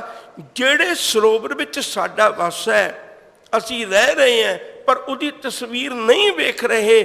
ਅੱਜ ਗੁਰੂ ਨਾਨਕ ਸਾਹਿਬ ਜੀ ਸਾਨੂੰ ਉਹ ਤਸਵੀਰ ਵਿਖਾ ਰਹੇ ਨੇ। ਜਿਹੜੇ ਲੋਕ ਕਹਿੰਦੇ ਨੇ ਮੇਰਾ ਸਿਮਰਨ ਕਰਨ ਨੂੰ ਜੀ ਨਹੀਂ ਕਰਦਾ, ਜਿਹੜੇ ਲੋਕ ਕਹਿੰਦੇ ਨੇ ਮੇਰਾ ਨਿਤਨੇਮ ਕਰਨ ਨੂੰ ਜੀ ਨਹੀਂ ਕਰਦਾ, ਜਿਹੜੇ ਲੋਕ ਕਹਿੰਦੇ ਨੇ ਮੇਰਾ ਬਾਣੀ ਪੜ੍ਹਨ ਨੂੰ ਜੀ ਨਹੀਂ ਕਰਦਾ, ਉਹ ਕਦੇ ਖਲੋ ਕੇ ਪੁੱਛਿਓ ਜਿਹਦੇ ਘਰ ਨੂੰ ਅੱਗ ਲੱਗੀ ਹੋਵੇ, ਉਹਨੂੰ ਪੁੱਛੀਏ ਵੀ ਤੇਰਾ ਪਾਣੀ ਪਾਉਣ ਨੂੰ ਜੀ ਨਹੀਂ ਕਰਦਾ? ਉਹਨੂੰ ਕਦੇ ਪੁੱਛ ਕੇ ਦੇਖੇ ਵੀ ਤੇਰਾ ਪਾਣੀ ਪਾਉਣ ਨੂੰ ਜੀ ਨਹੀਂ ਕਰਦਾ? ਉਹ ਉਸ ਵੇਲੇ ਸਗੋਂ ਹੱਸ ਕੇ ਸਵਾਲ ਕਰੇਗਾ ਵੀ ਭਲਿਆ ਕਿਹੋ ਜਿਹਾ ਸਵਾਲ ਕਰਨਾ, ਮੇਰੇ ਘਰ ਨੂੰ ਅੱਗ ਲੱਗੀ ਤੇ ਮੈਂ ਹੁਣ ਇਸ ਵੇਲੇ ਪਾਣੀ ਪਾਉਣ ਦਾ ਜੀ ਵੇਖਣਾ? ਮੇਰੇ ਤੇ ਜੀ ਕਰਦਾ ਚਾਰ ਬੰਦੇ ਹੋਰ ਵੀ ਆ ਕੇ ਮੇਰੇ ਨਾਲ ਪਾਣੀ ਪਾਉਣ ਤਾਂ ਕਿ ਮੇਰੇ ਘਰ ਦੀ ਅੱਗ ਬੁਝ ਜਾਏ। ਬੰਦੇ ਨੂੰ ਅਜੇ ਤੱਕ ਪਤਾ ਹੀ ਨਹੀਂ ਲੱਗਾ ਮੇਰੇ ਅੰਦਰ ਜਿਹੜੀ ਤਪਸ਼ ਹੈ, ਮੇਰੇ ਅੰਦਰ ਜਿਹੜੀ ਅੱਗ ਹੈ ਨਾ, ਤੇ ਉਹ ਅੱਗ ਮੈਂ ਉਹ ਬੁਝਾਉਣੀ ਚਾਹੁੰਦਾ। ਤੇ ਜਿਸ ਦਿਨ ਇਹਨੂੰ ਅਹਿਸਾਸ ਹੋ ਗਿਆ, ਇੱਕ ਪਲ ਹੋਰ ਖਿਆਲ ਕਰਿਓ, ਇਹ ਤਾਂ ਸਤਿਗੁਰੂ ਨੂੰ ਤਰਸ ਆਉਂਦਾ ਸਾਡੇ ਤੇ, ਸਤਿਗੁਰੂ ਨੂੰ ਤਰਸ ਆਉਂਦਾ। ਸੁਲਤਾਨਪੁਰ ਲੋਧੀ ਦਾ ਜ਼ਿਕਰ ਭਾਈ ਗੁਰਦਾਸ ਜੀ ਨੇ ਬੜੇ ਪਿਆਰੇ ਬੋਲਾਂ ਵਿੱਚ ਕੀਤਾ। ਉਹ ਕਹਿੰਦੇ ਬਾਬੇ ਨੂੰ ਕੀ ਦੱਸਿਆ? ਪਹਿਲਾਂ ਪਾਇਆ ਬਾਬੇ ਬਖਸ਼ਦਰ, ਪਿੱਛੋਂ ਦੇ ਫਿਰ ਘਾਲ ਕਮਾਈ, ਰੇਤ ਅੱਕ ਆਹਾਰ ਕਰ, ਰੋੜਾ ਕੀ ਗੁਰ ਕਰੀ ਵਿਛਾਈ, ਭਾਰੀ ਕਰੀ ਤਪੱਸਿਆ, ਵੱਡੇ ਭਾਗ ਹਰਸਿਓ ਬਣੀ ਆਈ। ਬਾਬਾ ਪੈਂਦਾ ਸੱਚਖੰਡ, ਨੌਲ੍ਹ ਦੇ ਨਾਮ ਗਰੀਬੀ ਪਾਈ, ਬਾਬਾ ਦੇਖੈ ਧਿਆਨ ਧਰ। ਪੰਕਤੀਆਂ ਬੜੀਆਂ ਸੌਖੀਆਂ ਨੇ। ਜਲਤੀ ਸਭ ਪ੍ਰਥਵੀ ਦਿਸ ਆਈ, ਬਾਝੋਂ ਗੁਰੂ ਗੁਬਾਰ ਹੈ। ਪ੍ਰਥਵੀ ਕਿਉਂ ਜਲ ਰਹੀ ਹੈ? ਸੰਸਾਰ ਦੇ ਜੀਵ ਕਿਉਂ ਜਲ ਰਹੇ ਨੇ? ਬਾਝੋਂ ਗੁਰੂ ਗੁਬਾਰ ਹੈ। ਹੁਣ ਤੇ ਕੋਈ ਜਿਹੜਾ ਕਹਿੰਦਾ ਨਾ ਵੀ ਮੈਂ ਅੰਮ੍ਰਿਤ ਛਕਣ ਨੂੰ ਮਨ ਬਣਾ ਰਿਹਾ, ਇਹ ਉਸ ਅਗਿਆਨੀ ਪੁਰਖ ਵਰਗਾ ਬੰਦਾ ਹੈ ਜਿਹਦੇ ਘਰ ਨੂੰ ਅੱਗ ਲੱਗੀ ਤੇ ਉਹ ਕਹਿ ਰਿਹਾ ਵੀ ਮੈਂ ਮਨ ਬਣਾ ਰਿਹਾ ਵੀ ਪਾਣੀ ਪਾਵਾਂ ਕਿ ਨਾ ਪਾਵਾਂ। ਇਹ ਉਸ ਅਗਿਆਨੀ ਪੁਰਖ ਵਰਗਾ ਬੰਦਾ ਹੈ ਜਿਹਦਾ ਮਨ ਪਤਾ ਲੱਗ ਗਿਆ, ਗੁਰੂ ਚਰਨਾਂ ਵਿੱਚ ਜੁੜ ਗਿਆ, ਉਹਨੂੰ ਪਤਾ ਲੱਗ ਗਿਆ ਮੇਰੇ ਘਰ ਨੂੰ ਅੱਗ ਲੱਗੀ ਹੋਈ ਹੈ। ਬਾਬਾ ਦੇਖੇ ਧਿਆਨ ਧਰ, ਜਲਤੀ ਸਭ ਪ੍ਰਥਵੀ ਦਿਸ ਆਈ, ਬਾਝੋਂ ਗੁਰੂ ਗੁਬਾਰ ਹੈ, ਹੈ ਕਰਦੀ ਸੁਣੀ ਲੁਕਾਈ। ਬਾਬੇ ਭੇਖ ਬਣਾਇਆ, ਉਹ ਦਾਸੀ ਕੀ ਰੀਤ ਚਲਾਈ। ਇੱਕ ਬੇਨਤੀ ਉਦਾਹਰਨ ਛੋਟੀ ਹੋਰ ਦੇ ਰਿਹਾ। ਤੁਸੀਂ ਕਦੇ ਦੇਖੋ ਜੇ ਸਾਡੇ ਘਰਾਂ 'ਚ ਐਡਾ ਪ੍ਰਬੰਧ ਨਾ ਹੋਵੇ, ਬਾਈ ਚਾਂਸ ਅੱਗ ਲੱਗ ਜਾਏ ਤੇ ਫਾਇਰ ਬ੍ਰਿਗੇਡ ਵਾਲਿਆਂ ਦਾ ਪ੍ਰਬੰਧ ਹੁੰਦਾ ਹੈ। ਸਾਡੇ ਲਾਗ ਬੰਨੇ ਫਾਇਰ ਬ੍ਰਿਗੇਡ ਵਾਲਿਆਂ ਦਾ ਪ੍ਰਬੰਧ ਹੁੰਦਾ ਹੈ ਤੇ ਉਹਨਾਂ ਨੰਬਰ ਵੀ ਪੱਕੇ ਰੱਖੇ ਹੁੰਦੇ ਨੇ ਵੀ ਤੁਸੀਂ ਇੱਕ ਵਾਰੀ ਨੰਬਰ ਡਾਇਲ ਕਰੋ, ਕੁਝ ਹੀ ਸਮੇਂ 'ਚ ਅਸੀਂ ਤੁਹਾਡੇ ਕੋਲ ਪਹੁੰਚਾਂਗੇ। ਹੈਰਾਨੀ ਦੀ ਗੱਲ ਹੈ, ਰੱਬ ਨੇ ਕਿੰਨੀ ਕਿਰਪਾ ਕੀਤੀ। ਕਹਿਣ ਲੱਗੇ ਪੁੱਤਰ ਜੇ ਤੇਰਾ ਵਾਸਾ ਇਹੋ ਜਿਹੀ ਥਾਂ ਦੇ ਉੱਤੇ ਹੈ ਨਾ, ਮੈਂ ਤੇਰੇ ਹੀ ਮੁਹੱਲੇ ਵਿੱਚ ਜਿਹੜਾ ਗੁਰੂ ਹੈ ਨਾ, ਉਹ ਇੱਕ ਫਾਇਰ ਬ੍ਰਿਗੇਡ ਦਾ ਪ੍ਰਬੰਧ ਕੀਤਾ ਹੋਇਆ ਹੈ। ਪਰ ਕਦੇ ਗੁਰੂ ਨੂੰ ਡਾਇਲ ਕਰ ਤਾਂ ਸਹੀ ਵੀ ਮੇਰਾ ਜੀਵਨ ਭੁੱਜਿਆ ਜਾ ਰਿਹਾ ਹੈ। ਗੁਰੂ ਨੇ ਤਾਂ ਇੱਕ ਪਲ ਵੀ ਨਹੀਂ ਲਾਉਣੀ। ਅਗਨ ਸਾਗਰ ਬੂੜਤ ਸੰਸਾਰਾ, ਨਾਨਕ ਬਾਹਾਂ ਪਕੜ ਸਤਿਗੁਰ ਨਿਸਤਾਰਾ। ਹੁਣ ਜੇ ਇਹ ਫਾਇਰ ਬ੍ਰਿਗੇਡ ਵਾਲਿਆਂ ਨੂੰ ਫੋਨ ਹੀ ਨਾ ਕਰੇ ਤੇ ਇਹ ਗੱਲ ਆਪਣੇ ਤੇ ਦੋਸ਼ ਲਈ ਜਾਏ, ਇਹ ਇਹਦੀ ਭੁੱਲ ਹੈ। ਇੱਕ ਵਾਰੀ ਗੁਰੂ ਨੂੰ ਬੇਨਤੀ ਕਰ, ਇੱਕ ਵਾਰੀ ਗੁਰੂ ਨੂੰ ਫੋਨ ਕਰ, ਇੱਕ ਵਾਰੀ ਗੁਰੂ ਨੂੰ ਅਰਜ਼ੋਈ ਕਰ, ਮੇਰੀ ਤਪਦੀ ਜ਼ਿੰਦਗੀ ਵਿੱਚ ਆ ਕੇ ਸ਼ਾਂਤੀ ਦਿਓ ਦਾਤਿਆ। ਫਿਰ ਗੁਰੂ ਐਡੀ ਵੱਡੀ ਸ਼ਾਂਤੀ ਦੇ ਦੇਗਾ, ਗੁਰੂ ਐਡੀ ਵੱਡੀ ਰਹਿਮਤ ਦੇ ਦੇਗਾ, ਗੁਰੂ ਐਡੀ ਵੱਡੀ ਅਗਨ ਬੁਝਾ ਦੇਗਾ। ਤਪਤ ਮੈਂ ਠਾਂਡ ਵਰਤਾਈ, ਅਨੰਦ ਭਇਆ ਦੁੱਖ ਨਾਠੇ ਭਾਈ। ਗੁਰੂ ਐਡੀ ਵੱਡੀ ਸ਼ਾਂਤੀ ਦੇ ਦੇਗਾ, ਉਹ ਤਤੀ ਤਵੀ ਤੇ ਵੀ ਬੈਠ ਕੇ ਸੇਕ ਨਹੀਂ ਲੱਗੇਗਾ। ਗੁਰੂ ਐਡੀ ਵੱਡੀ ਸ਼ਾਂਤੀ ਦੇ ਦੇਗਾ, ਅਸਾੜ ਤਪੰਦਾ ਤਿਸ ਲੱਗੈ, ਹਰ ਨਾਹਾਂ ਨਾ ਜਿਨਾ ਪਾਸ, ਜਗ ਜੀਵਨ ਪੁਰਖ ਤਿਆਗ ਕੈ, ਮਾਨਸ ਸੰਧੀ ਆਸ। ਉਹਨਾਂ ਨੂੰ ਤਤੀ ਵਾਹ ਨਹੀਂ ਲੱਗਦੀ। ਆਸਾੜ ਸੁਹੰਦਾ ਤਿਸ ਲੱਗੈ, ਜਿਸ ਮਨ ਹਰ ਚਰਨ ਨਿਵਾਸ। ਪਰ ਇਹ ਕਦੇ ਗੁਰੂ ਨੂੰ ਪੁਕਾਰ ਹੀ ਨਹੀਂ ਕਰਦਾ, ਤਪਿਆ ਹੋਇਆ ਹੈ। ਸਾਹਿਬ ਕਹਿੰਦੇ ਨੇ, ਭਲਿਆ ਜਿਹੜੇ ਸਰੋਵਰ ਵਿੱਚ ਤੇਰਾ ਵਾਸਾ ਹੈ ਨਾ, ਉੱਥੇ ਅੱਗ ਹੈ, ਤੇ ਅੱਗ ਪੈਦਾ ਵੀ ਰੱਬ ਨੇ ਕੀਤੀ ਹੋਈ ਹੈ। ਇਹਦੇ ਵਿੱਚ ਅਸੀਂ ਜੇ ਨਿਕਲਣਾ ਚਾਹੀਏ, ਸਾਡੇ ਕੋਲੋਂ ਨਿਕਲਿਆ ਵੀ ਨਹੀਂ ਜਾਂਦਾ। ਇੱਕ ਸ਼ਬਦ ਵੱਲ ਫਿਰ ਖਿਆਲ ਕਰਿਓ, ਸੁੱਕਾ ਹੋਣਾ, ਧਰਤੀ ਦਾ ਸੁੱਕਾ ਹੋਣਾ ਇੱਕ ਵੱਖਰੀ ਕਹਾਣੀ ਹੈ। ਮੀਂਹ ਪੈ ਕੇ ਧਰਤੀ ਦਾ ਗਿੱਲਾ ਹੋ ਜਾਣਾ ਵੀ ਇੱਕ ਵੱਖਰੀ ਕਹਾਣੀ ਹੈ। ਪਰ ਚਿੱਕੜ ਹੋ ਜਾਣਾ ਬੜਾ ਖਤਰਨਾਕ ਹੈ। ਚਿੱਕੜ ਦੇ ਵਿੱਚ ਦੋ ਕਾਰਨ ਨੇ, ਜੇ ਤੇ ਚਿੱਕੜ ਵਿੱਚ ਫਸ ਗਿਆ ਫਿਰ ਨਿਕਲਣਾ ਔਖਾ ਹੈ। ਹੁਣ ਤੇ ਬਹੁਤ ਸਾਧਨ ਬਦਲ ਗਏ ਨੇ ਤੇ ਮਨੁੱਖ ਨੂੰ ਇੰਨੀ ਸੋਝੀ ਨਹੀਂ ਲੱਗਦੀ, ਪਰ ਚਲੋ ਪੁਰਾਣੇ ਚਿੱਕੜ ਦੀ ਗੱਲ ਆਪਾਂ ਛੱਡ ਹੀ ਦਈਏ। ਚਿੱਕੜ ਦਾ ਇੱਕ ਦੂਜਾ ਰੂਪ ਵੀ ਹੁੰਦਾ ਹੈ। ਉਹ ਦੂਜਾ ਰੂਪ ਕੀ ਹੈ? ਤੁਸੀਂ ਕਦੇ ਦੇਖਿਓ, ਉਹ ਰੂਪ ਅੱਜ ਵੀ ਸਾਡੀ ਜ਼ਿੰਦਗੀ 'ਚ ਹੈ। ਜਿੱਥੇ ਕਿਤੇ ਫਰਸ਼ ਨੂੰ ਪੋਚਾ ਮਾਰਿਆ ਹੁੰਦਾ ਨਾ, ਉੱਥੇ ਪਹਿਲਾਂ ਇੱਕ ਸੁਚੇਤ ਕਰਨ ਵਾਸਤੇ ਬੋਰਡ ਲਿਖ ਕੇ ਰੱਖ ਦਿੱਤਾ ਜਾਂਦਾ ਵੀ ਅੰਦਰ ਫਰਸ਼ ਗਿੱਲਾ ਹੈ ਤੇ ਤੁਸੀਂ ਧਿਆਨ ਨਾਲ ਪੈਰ ਧਰਿਓ ਜੀ। ਉਹਦਾ ਕਾਰਨ ਕੀ ਹੈ? ਕਿਉਂਕਿ ਤਿਲਕ ਕਿਤੋਂ ਵੀ ਸਕਦਾ ਹੈ। ਦੂਜਾ ਚਿੱਕੜ ਉਹ ਹੈ, ਇੱਕ ਚਿੱਕੜ ਤੇ ਉਹ ਜਿਹਦੇ ਵਿੱਚ ਅਸੀਂ ਡੁੱਬ ਰਹੇ ਹਾਂ, ਬਹੁਤਾ ਬੰਦਾ ਫਸ ਗਿਆ ਤੇ ਡੁੱਬ ਜਾਏਗਾ। ਦੂਜਾ ਚਿੱਕੜ ਉਹ ਵੀ ਹੈ ਵੀ ਜੇ ਨਿਕਲਣ ਦੀ ਕੋਸ਼ਿਸ਼ ਕਰ ਰਿਹਾ ਨਾ, ਜਿਉਂ ਮੈਂ ਪੈਰ ਧਰਦਾ ਤੇ ਉਹ ਤਿਲਕ ਕੇ ਉੱਥੇ ਫਿਰ ਚਲਾ ਜਾਂਦਾ, ਜਿਉਂ ਪੈਰ ਧਰਦਾ ਤੇ ਉਹ ਤਿਲਕ ਕੇ ਉੱਥੇ ਫਿਰ ਚਲਾ ਜਾਂਦਾ। ਫਿਰ ਕੀ ਕਰਦਾ ਬੰਦਾ? ਜਦੋਂ ਇਵੇਂ ਵਾਰ-ਵਾਰ ਤਿਲਕਣਾ ਹੋਵੇ, ਫਿਰ ਕਿਸੇ ਦੂਜੇ ਨੂੰ ਸਹਾਰਾ ਭਾਲਦਾ ਤੇ ਉਹਨੂੰ ਇੱਕ ਗੱਲ ਕਹਿੰਦਾ ਵੀ ਮੈਨੂੰ ਆਪਣਾ ਹੱਥ ਪਕੜਾ ਤੇ ਮੈਂ ਹੱਥ ਪਕੜ ਕੇ ਬਾਹਰ ਨਿਕਲ ਜਾਵਾਂ, ਚਿੱਕੜ ਵਿੱਚੋਂ ਮੇਰੇ ਕੋਲੋਂ ਨਿਕਲਿਆ ਨਹੀਂ ਜਾਂਦਾ। ਇੱਕ ਗੱਲ ਕਹਿ ਕੇ ਮੈਂ ਵਾਪਸ ਦੇਣ ਲੱਗਿਆ ਵਾਰੀ। ਆਹ ਸ਼ਬਦ ਵਿਚਾਰਦੇ ਹਾਂ, ਮੇਰਾ ਮਨ ਉਸ ਸਾਖੀ ਵੱਲ ਚਲਾ ਜਾਂਦਾ ਹੈ, ਜਿਹੜੀ ਸਾਖੀ ਸਤਿਗੁਰੂ ਜੀ ਨੇ ਸਾਡੀਆਂ ਅੱਖਾਂ ਦੇ ਸਾਹਮਣੇ ਵਰਤਾ ਕੇ ਵਿਖਾਈ ਸੀ। ਹਜ਼ੂਰ ਨੇ ਚਿੱਕੜ ਦੇ ਵਿੱਚ ਇੱਕ ਲੋਟਾ ਸੁੱਟਿਆ, ਇੱਕ ਬਾਟਾ ਸੁੱਟਿਆ। ਬਾਟਾ ਸੁੱਟਿਆ ਤੇ ਬਾਬੇ ਸ਼੍ਰੀ ਚੰਦ ਨੂੰ ਆਖਿਆ, ਪੁੱਤਰ ਬਾਟਾ ਕੱਢ। ਉਹਨਾਂ ਦੋ ਜਵਾਬ ਦਿੱਤੇ। ਕਹਿਣ ਲੱਗੇ, ਪਿਤਾ ਜੀ ਬਾਟਾ ਡਿੱਗਿਆ ਨਹੀਂ, ਤੁਸੀਂ ਸੁੱਟਿਆ। ਜੇ ਬਾਟਾ ਸੁੱਟਿਆ, ਛੱਡੋ ਇਹੋ ਜਿਹੇ ਬਾਟੇ ਹੋਰ ਬਥੇਰੇ।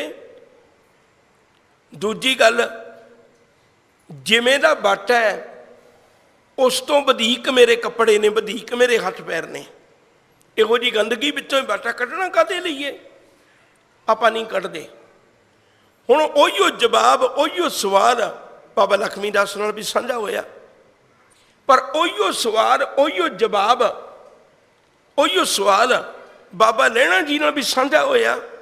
ਬਾਬਾ ਲਹਿਣਾ ਜੀ ਨੇ ਇੱਕ ਪਲ ਲਾਈ, ਉਹ ਬਾਟਾ ਕੱਢ ਕੇ ਲਿਆ ਕੇ ਧੋ ਸਵਾਰ ਕੇ ਗੁਰੂ ਚਰਨਾਂ ਵਿੱਚ ਅਰਪਣ ਕਰ ਦਿੱਤਾ। ਜਿਸ ਦਿਨ ਉਹ ਗੁਰੂ ਚਰਨਾਂ ਵਿੱਚ ਅਰਪਣ ਕੀਤਾ, ਉਸੇ ਵੇਲੇ ਗੁਰੂ ਨੇ ਮਨ ਬਣਾ ਲਿਆ ਤੇ ਗੁਰਗੱਦੀ ਇੱਕ ਦਿਨ ਵਕਤ ਆਇਆ ਬਾਬੇ ਲਹਿਣੇ ਨੂੰ ਦੇ ਦਿੱਤੀ। ਜਦੋਂ ਬਾਬਾ ਸ਼੍ਰੀ ਚੰਦ ਤੇ ਲਖਮੀ ਦਾਸ ਨੇ ਇਤਰਾਜ਼ ਕੀਤਾ ਵੀ ਤੁਸੀਂ ਗੁਰਗੱਦੀ ਸਾਨੂੰ ਕਿਉਂ ਨਹੀਂ ਦਿੱਤੀ, ਤੇ ਗੁਰੂ ਨਾਨਕ ਸਾਹਿਬ ਜੀ ਨੇ ਕੋਈ ਜਵਾਬ ਦਿੱਤਾ ਸੀ। ਕਹਿਣ ਲੱਗੇ, ਪੁੱਤਰ ਇੱਕ ਦਿਨ ਚਿੱਕੜ ਚੋਂ ਬਾਟਾ ਕੱਢਣ ਦੀ ਗੱਲ ਆਈ ਸੀ ਨਾ, ਤੇ ਤੂੰ ਕਹਿ ਦਿੱਤਾ ਸੀ ਵੀ ਇਹੋ ਜਿਹੇ ਬਾਟੇ ਹੋਰ ਬਥੇਰੇ। ਤੇ ਦੂਜਾ ਜਵਾਬ ਦਿੱਤਾ ਸੀ ਵੀ ਜੇ ਬਾਟੇ ਦੀ ਕੀਮਤ ਇੰਨੀ ਕੁ ਤੇ ਉਸ ਤੋਂ ਵਧੇਕ ਕੀਮਤੀ ਮੇਰੇ ਕੱਪੜੇ ਨੇ ਜਿਹੜੇ ਖਰਾਬ ਹੋ ਜਾਣੇ ਨੇ ਚਿੱਕੜ 'ਚ ਵੜ ਕੇ। ਪੁੱਤਰਾ ਮੈਂ ਤੈਨੂੰ ਗੱਦੀ ਨਹੀਂ ਸੀ ਦੇ ਸਕਦਾ। ਕਿਉਂ?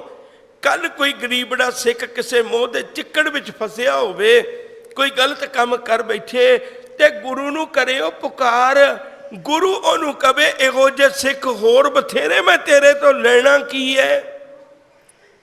ਜੇ ਕਿਤੇ ਚਿੱਕੜ ਵਿੱਚ ਡਿੱਗਿਆ ਹੋਇਆ ਕੋਈ ਗੁਰੂ ਨੂੰ ਕਰੇ ਪੁਕਾਰ, ਗੁਰੂ ਕਵੇ ਜੋ ਤੇਰੇ ਪੋਜੇ ਵਿੱਚ ਹੈ ਉਸ ਤੋਂ ਵਧੇਕ ਚੰਗੇ ਮੇਰੇ ਕੱਪੜੇ ਨੇ। ਅਸੀਂ ਕਿਉਂ ਵਾਰ-ਵਾਰ ਇਹ ਬੇਨਤੀਆਂ ਕਰਨੇ ਤੁਹਾਡੇ ਚਰਨਾਂ ਵਿੱਚ? ਗੁਰੂ ਨਾਨਕ ਸਾਹਿਬ ਦੇ ਦਰ ਨਾਲ ਜੁੜ ਜਾਓ, ਏਡੋ ਚੰਗਾ ਦਰ ਕੋਈ ਨਹੀਂ ਹੋ ਸਕਦਾ। ਉਹਦਾ ਕਾਰਨ ਹੈ, ਜੇ ਕਿਸੇ ਨੇ ਮੋਹ ਦੇ ਚਿੱਕੜ ਵਿੱਚ ਫਸੇ ਹੋਏ ਨੇ, ਸੱਜਣ ਠੱਗ ਵਰਗੇ ਨੂੰ ਜਾ ਕੇ ਗੁਰੂ ਨੇ ਬਾਹ ਪਕੜ ਕੇ ਕੱਢਿਆ। ਗੁਰੂ ਨੇ ਇਹ ਨਹੀਂ ਕਿਹਾ ਤੂੰ ਤੇ ਠੱਗੀਆਂ ਮਾਰਨ ਵਾਲਾ, ਮੈਨੂੰ ਤੇਰੇ ਤੱਕ ਕੀ ਲੋੜ ਹੈ? ਜਦੋਂ ਵੀ ਕਦੇ ਕੋਈ ਚਿੱਕੜ ਵਿੱਚ ਫਸਿਆ ਹੋਇਆ ਹੋਵੇ, ਉਹ ਗੁਰੂ ਅੱਗੇ ਪੁਕਾਰ ਕਰੇ ਤੇ ਮੇਰਾ ਗੁਰੂ ਉਹਨੂੰ ਚਿੱਕੜ ਦੇ ਮੋਹ ਦੇ ਚਿੱਕੜ ਵਿੱਚੋਂ ਕੱਢ ਦਿੰਦਾ ਹੈ। ਇਹ ਸ਼ਬਦ ਪੜ੍ਹਦੇ ਹਾਂ, ਸਾਨੂੰ ਅਹਿਸਾਸ ਹੋ ਜਾਏ ਦੋ ਗੱਲਾਂ ਦਾ। ਨੰਬਰ 1, ਮੈਂ ਜਲਦੀ ਨਿਕਲਣਾ, ਇੱਥੇ ਤਾਂ ਅੱਗ ਲੱਗੀ ਹੋਈ, ਮੇਰੇ ਜੀਵਨ ਨੂੰ ਖਤਰਾ ਹੈ। ਦੂਜੀ ਗੱਲ, ਮੈਂ ਆਪ ਕੋਸ਼ਿਸ਼ ਵੀ ਕਰਾਂ ਤਾਂ ਮੇਰੇ ਕੋਲੋਂ ਨਿਕਲਿਆ ਨਹੀਂ ਜਾਣਾ। ਗੁਰੂ ਮੈਂ ਤੈਨੂੰ ਆਪਣੀ ਬਾਹ ਪਕੜਾਉਣੀ ਚਾਹੁੰਦਾ, ਮੈਨੂੰ ਤਾਰ ਲੈ ਸਤਿਗੁਰੂ, ਮੈਨੂੰ ਤਾਰ ਲੈ। ਮੈਂ ਅਜਾਨ ਜਨ ਤਰਵੇ ਨਾ ਜਾਨੋ, ਬਾਪ ਬੀਠਲਾ ਬਾਂਹ ਦੇ, ਕਿਰਪਾ ਕਰ ਸਤਿਗੁਰੂ ਮੇਰੇ ਤੇ ਰਹਿਮਤ ਕਰ। ਮੈਨੂੰ ਇਸ ਸਰੋਵਰ ਵਿੱਚੋਂ ਤੈਰਨਾ ਨਹੀਂ ਆਉਂਦਾ, ਮੈਨੂੰ ਅੱਗ ਦੇ ਸਰੋਵਰ ਵਿੱਚੋਂ ਤੈਰਨਾ ਨਹੀਂ ਆਉਂਦਾ, ਮੈਨੂੰ ਮੋਹ ਦੇ ਚਿੱਕੜ ਵਿੱਚੋਂ ਨਿਕਲਣਾ ਨਹੀਂ ਆਉਂਦਾ, ਮੈਨੂੰ ਤੁਸੀਂ ਮੋਹ ਦੇ ਚਿੱਕੜ ਵਿੱਚੋਂ ਕੱਢ ਦਿਓ ਜੀ। ਮਨ ਏਕ ਨ ਚੇਤਸ ਮੂੜ ਮਨਾ, ਹਰ ਬਿਸਰਤ ਤੇਰੇ ਗੁਣ ਗਲਿਆ ਰਹਾਉ। ਨਾ ਹਉ ਜਤੀ ਸਤੀ ਨਹੀਂ ਪੜਿਆ, ਮੂਰਖ ਮੁਗਧਾ ਜਨਮ ਭਇਆ। ਪ੍ਰਣਵਤ ਨਾਨਕ ਤਿਨ ਕੀ ਸ਼ਰਣਾ, ਜਿਨ ਤੂੰ ਨਾਹੀ ਵਿਸਰਿਆ। ਸਤਿਗੁਰੂ ਜੀ ਸਾਨੂੰ ਸਮਝਾ ਰਹੇ ਨੇ, ਕਿਉਂਕਿ ਗੱਲ ਚੱਲ ਰਹੀ ਹੈ ਮਨ ਦੇ ਨਾਲ। ਇਹਦਾ ਮਤਲਬ ਇਹ ਸਾਰੀਆਂ ਗੱਲਾਂ ਅਸੀਂ ਖੁਦ ਆਪਣੇ ਨਾਲ ਕਰਨੀਆਂ ਨੇ। ਅਸੀਂ ਅਸਲ ਵਿੱਚ ਜ਼ਿਆਦਾਤਰ ਨਾ ਦੂਜੇ ਨੂੰ ਸੁਣਾ ਕੇ ਜ਼ਿਆਦਾ ਰਾਜ਼ੀ ਹਾਂ, ਆਪਣੇ ਆਪ ਨੂੰ ਜੀ ਸੁਣਾਉਂਦੇ ਹੀ ਨਹੀਂ ਹੈਗੇ। ਜਿਸ ਕਾਰਨ ਕਰਕੇ ਫਿਰ ਕਹਿੰਦੇ ਗੱਲ ਨਹੀਂ ਬਣਦੀ। ਗੱਲ ਤੇ ਤਾਂ ਬਣੇਗੀ ਨਾ ਜੇ ਅਸੀਂ ਆਪਣੇ ਆਪ ਨੂੰ ਸਮਝਾਉਣ ਦਾ ਯਤਨ ਕਰਾਂਗੇ। ਇੱਥੇ ਆਪਣੇ ਨਾਲ ਗੱਲ ਚੱਲ ਰਹੀ ਹੈ, ਮਨ ਦੇ ਨਾਲ ਗੱਲ ਚੱਲ ਰਹੀ ਹੈ ਕਿ ਮਨ ਨੇ ਜਿਹੜਾ ਹੈ ਨਾ ਉਹ ਰੱਬ ਦਾ ਸਿਮਰਨ ਛੱਡ ਦਿੱਤਾ ਹੈ। ਅਸਲ ਵਿੱਚ ਰੱਬ ਦੇ ਸਿਮਰਨ ਕਰਕੇ ਤੇ ਇਹ ਬਚਿਆ ਸੀ ਮਾਂ ਦੀ ਪੇਟ ਦੀ ਅੱਗ ਚੋਂ। ਆਪ ਰੋਜ਼ ਪੜ੍ਹਦੇ ਹੋ ਨਾ, ਮਾਤ ਗਰਭ ਮੈਂ ਆਪਨ ਸਿਮਰਨ ਦੇ ਤਹ ਤੁਮ ਰਾਖਨ ਹਾਰੇ। ਮਾਤਾ ਦੇ ਪੇਟ ਵਿੱਚ ਸਿਮਰਨ ਦਿੱਤਾ, ਉਸ ਸਿਮਰਨ ਸਦਕਾ ਅਸੀਂ ਬਚ ਗਏ। ਹੁਣ ਜੇ ਮਾਤਾ ਦੀ ਪੇਟ ਦੀ ਅੱਗ ਚੋਂ ਸਿਮਰਨ ਬਚਾਉਂਦਾ ਹੈ ਤੇ ਇਹ ਮਾਇਆ ਦੀ ਅੱਗ ਤੋਂ ਵੀ ਸਿਮਰਨ ਹੀ ਬਚਾਏਗਾ।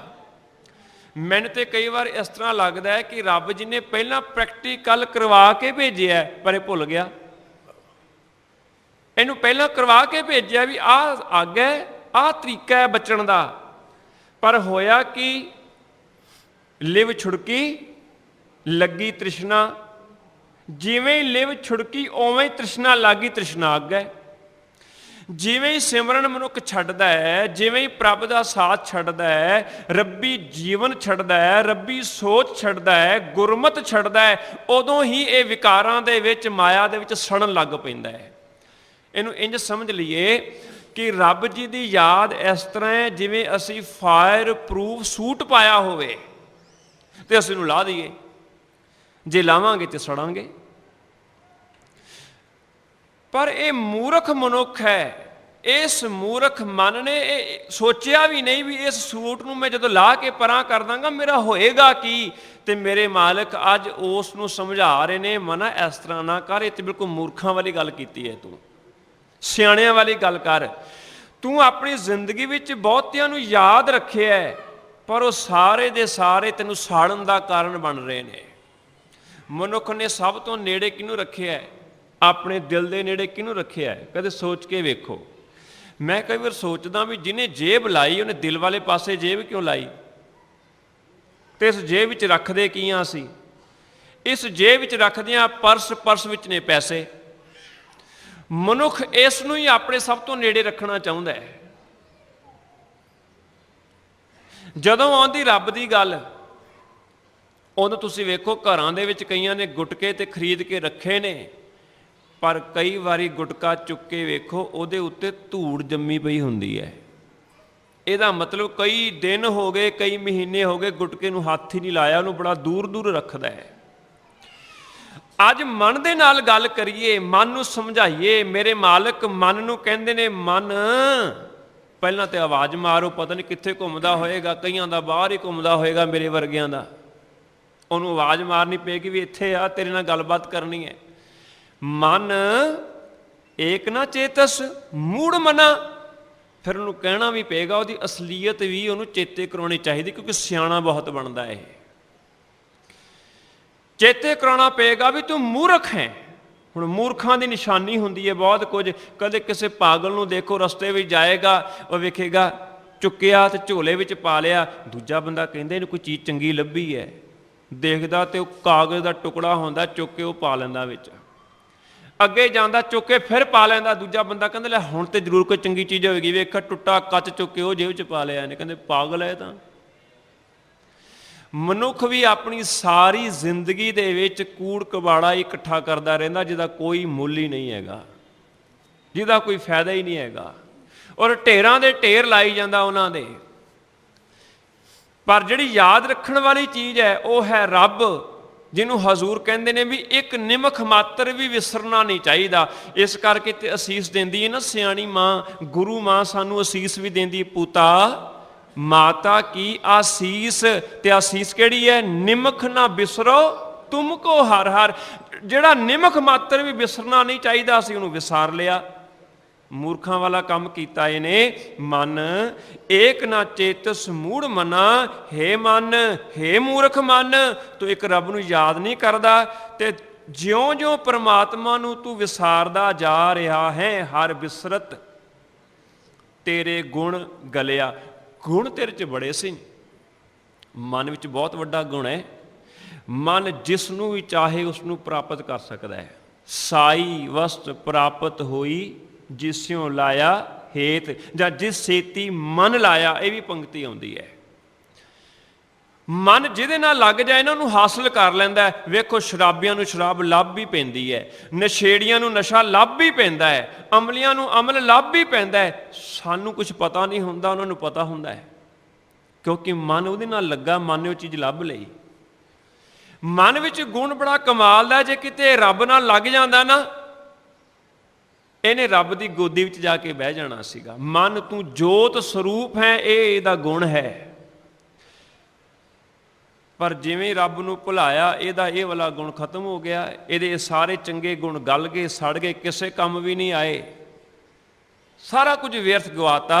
ਹਜ਼ੂਰ ਕਹਿੰਦੇ ਨੇ ਹਰ ਬਿਸਰਤ ਤੇਰੇ ਗੁਣ ਗਲਿਆ, ਰਹਾਓ ਰੁਕ ਜਾਓ, ਠਹਿਰੋ, ਵਿਚਾਰੋ, ਹਰੀ ਨੂੰ ਭੁਲਾਇਓ ਨਾ। ਜਿਨ੍ਹਾਂ ਨੇ ਅੱਜ ਨਿਤਨੇਮ ਨਹੀਂ ਕੀਤਾ ਉਹ ਸੋਚਣ ਆਪਣੇ ਅੰਦਰ, ਸਾਨੂੰ ਨਿਤਨੇਮ ਭੁੱਲਿਆ ਕਿਉਂ?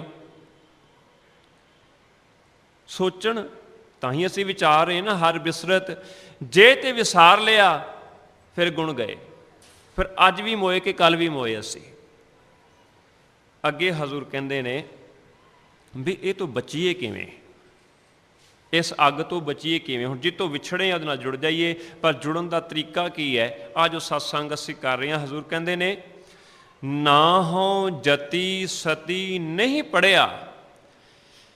ਕਈ ਵਾਰੀ ਮਨੁੱਖ ਨੂੰ ਇਹ ਗੱਲ ਹੋ ਜਾਂਦੀ ਹੈ ਵੀ ਚਲੋ ਆਹ ਮੈਂ ਚੀਜ਼ ਛੱਡ ਦਿੰਦਾ, ਦੂਜੀ ਚੀਜ਼ ਅਪਣਾ ਲੈਂਦਾ, ਇਹ ਮੈਨੂੰ ਚੀਜ਼ ਉਹਦੇ ਤੋਂ ਬਚਾ ਦੇਗੀ।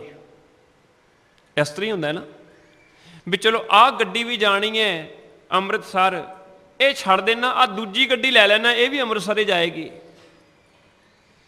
ਇਸੇ ਤਰ੍ਹਾਂ ਧਾਰਮਿਕ ਜਗਤ ਵਿੱਚ ਇਸ ਤਰ੍ਹਾਂ ਹੋਇਆ। ਰੱਬ ਦਾ ਸਿਮਰਨ ਛੱਡ ਕੇ ਨਾ ਕਈਆਂ ਨੇ ਹੋਰ ਗੱਡੀਆਂ ਫੜ ਲਈਆਂ, ਪਰ ਮੁਸੀਬਤ ਇਹ ਸਾਰੀਆਂ ਗੱਡੀਆਂ ਗਲਤ ਸਨ।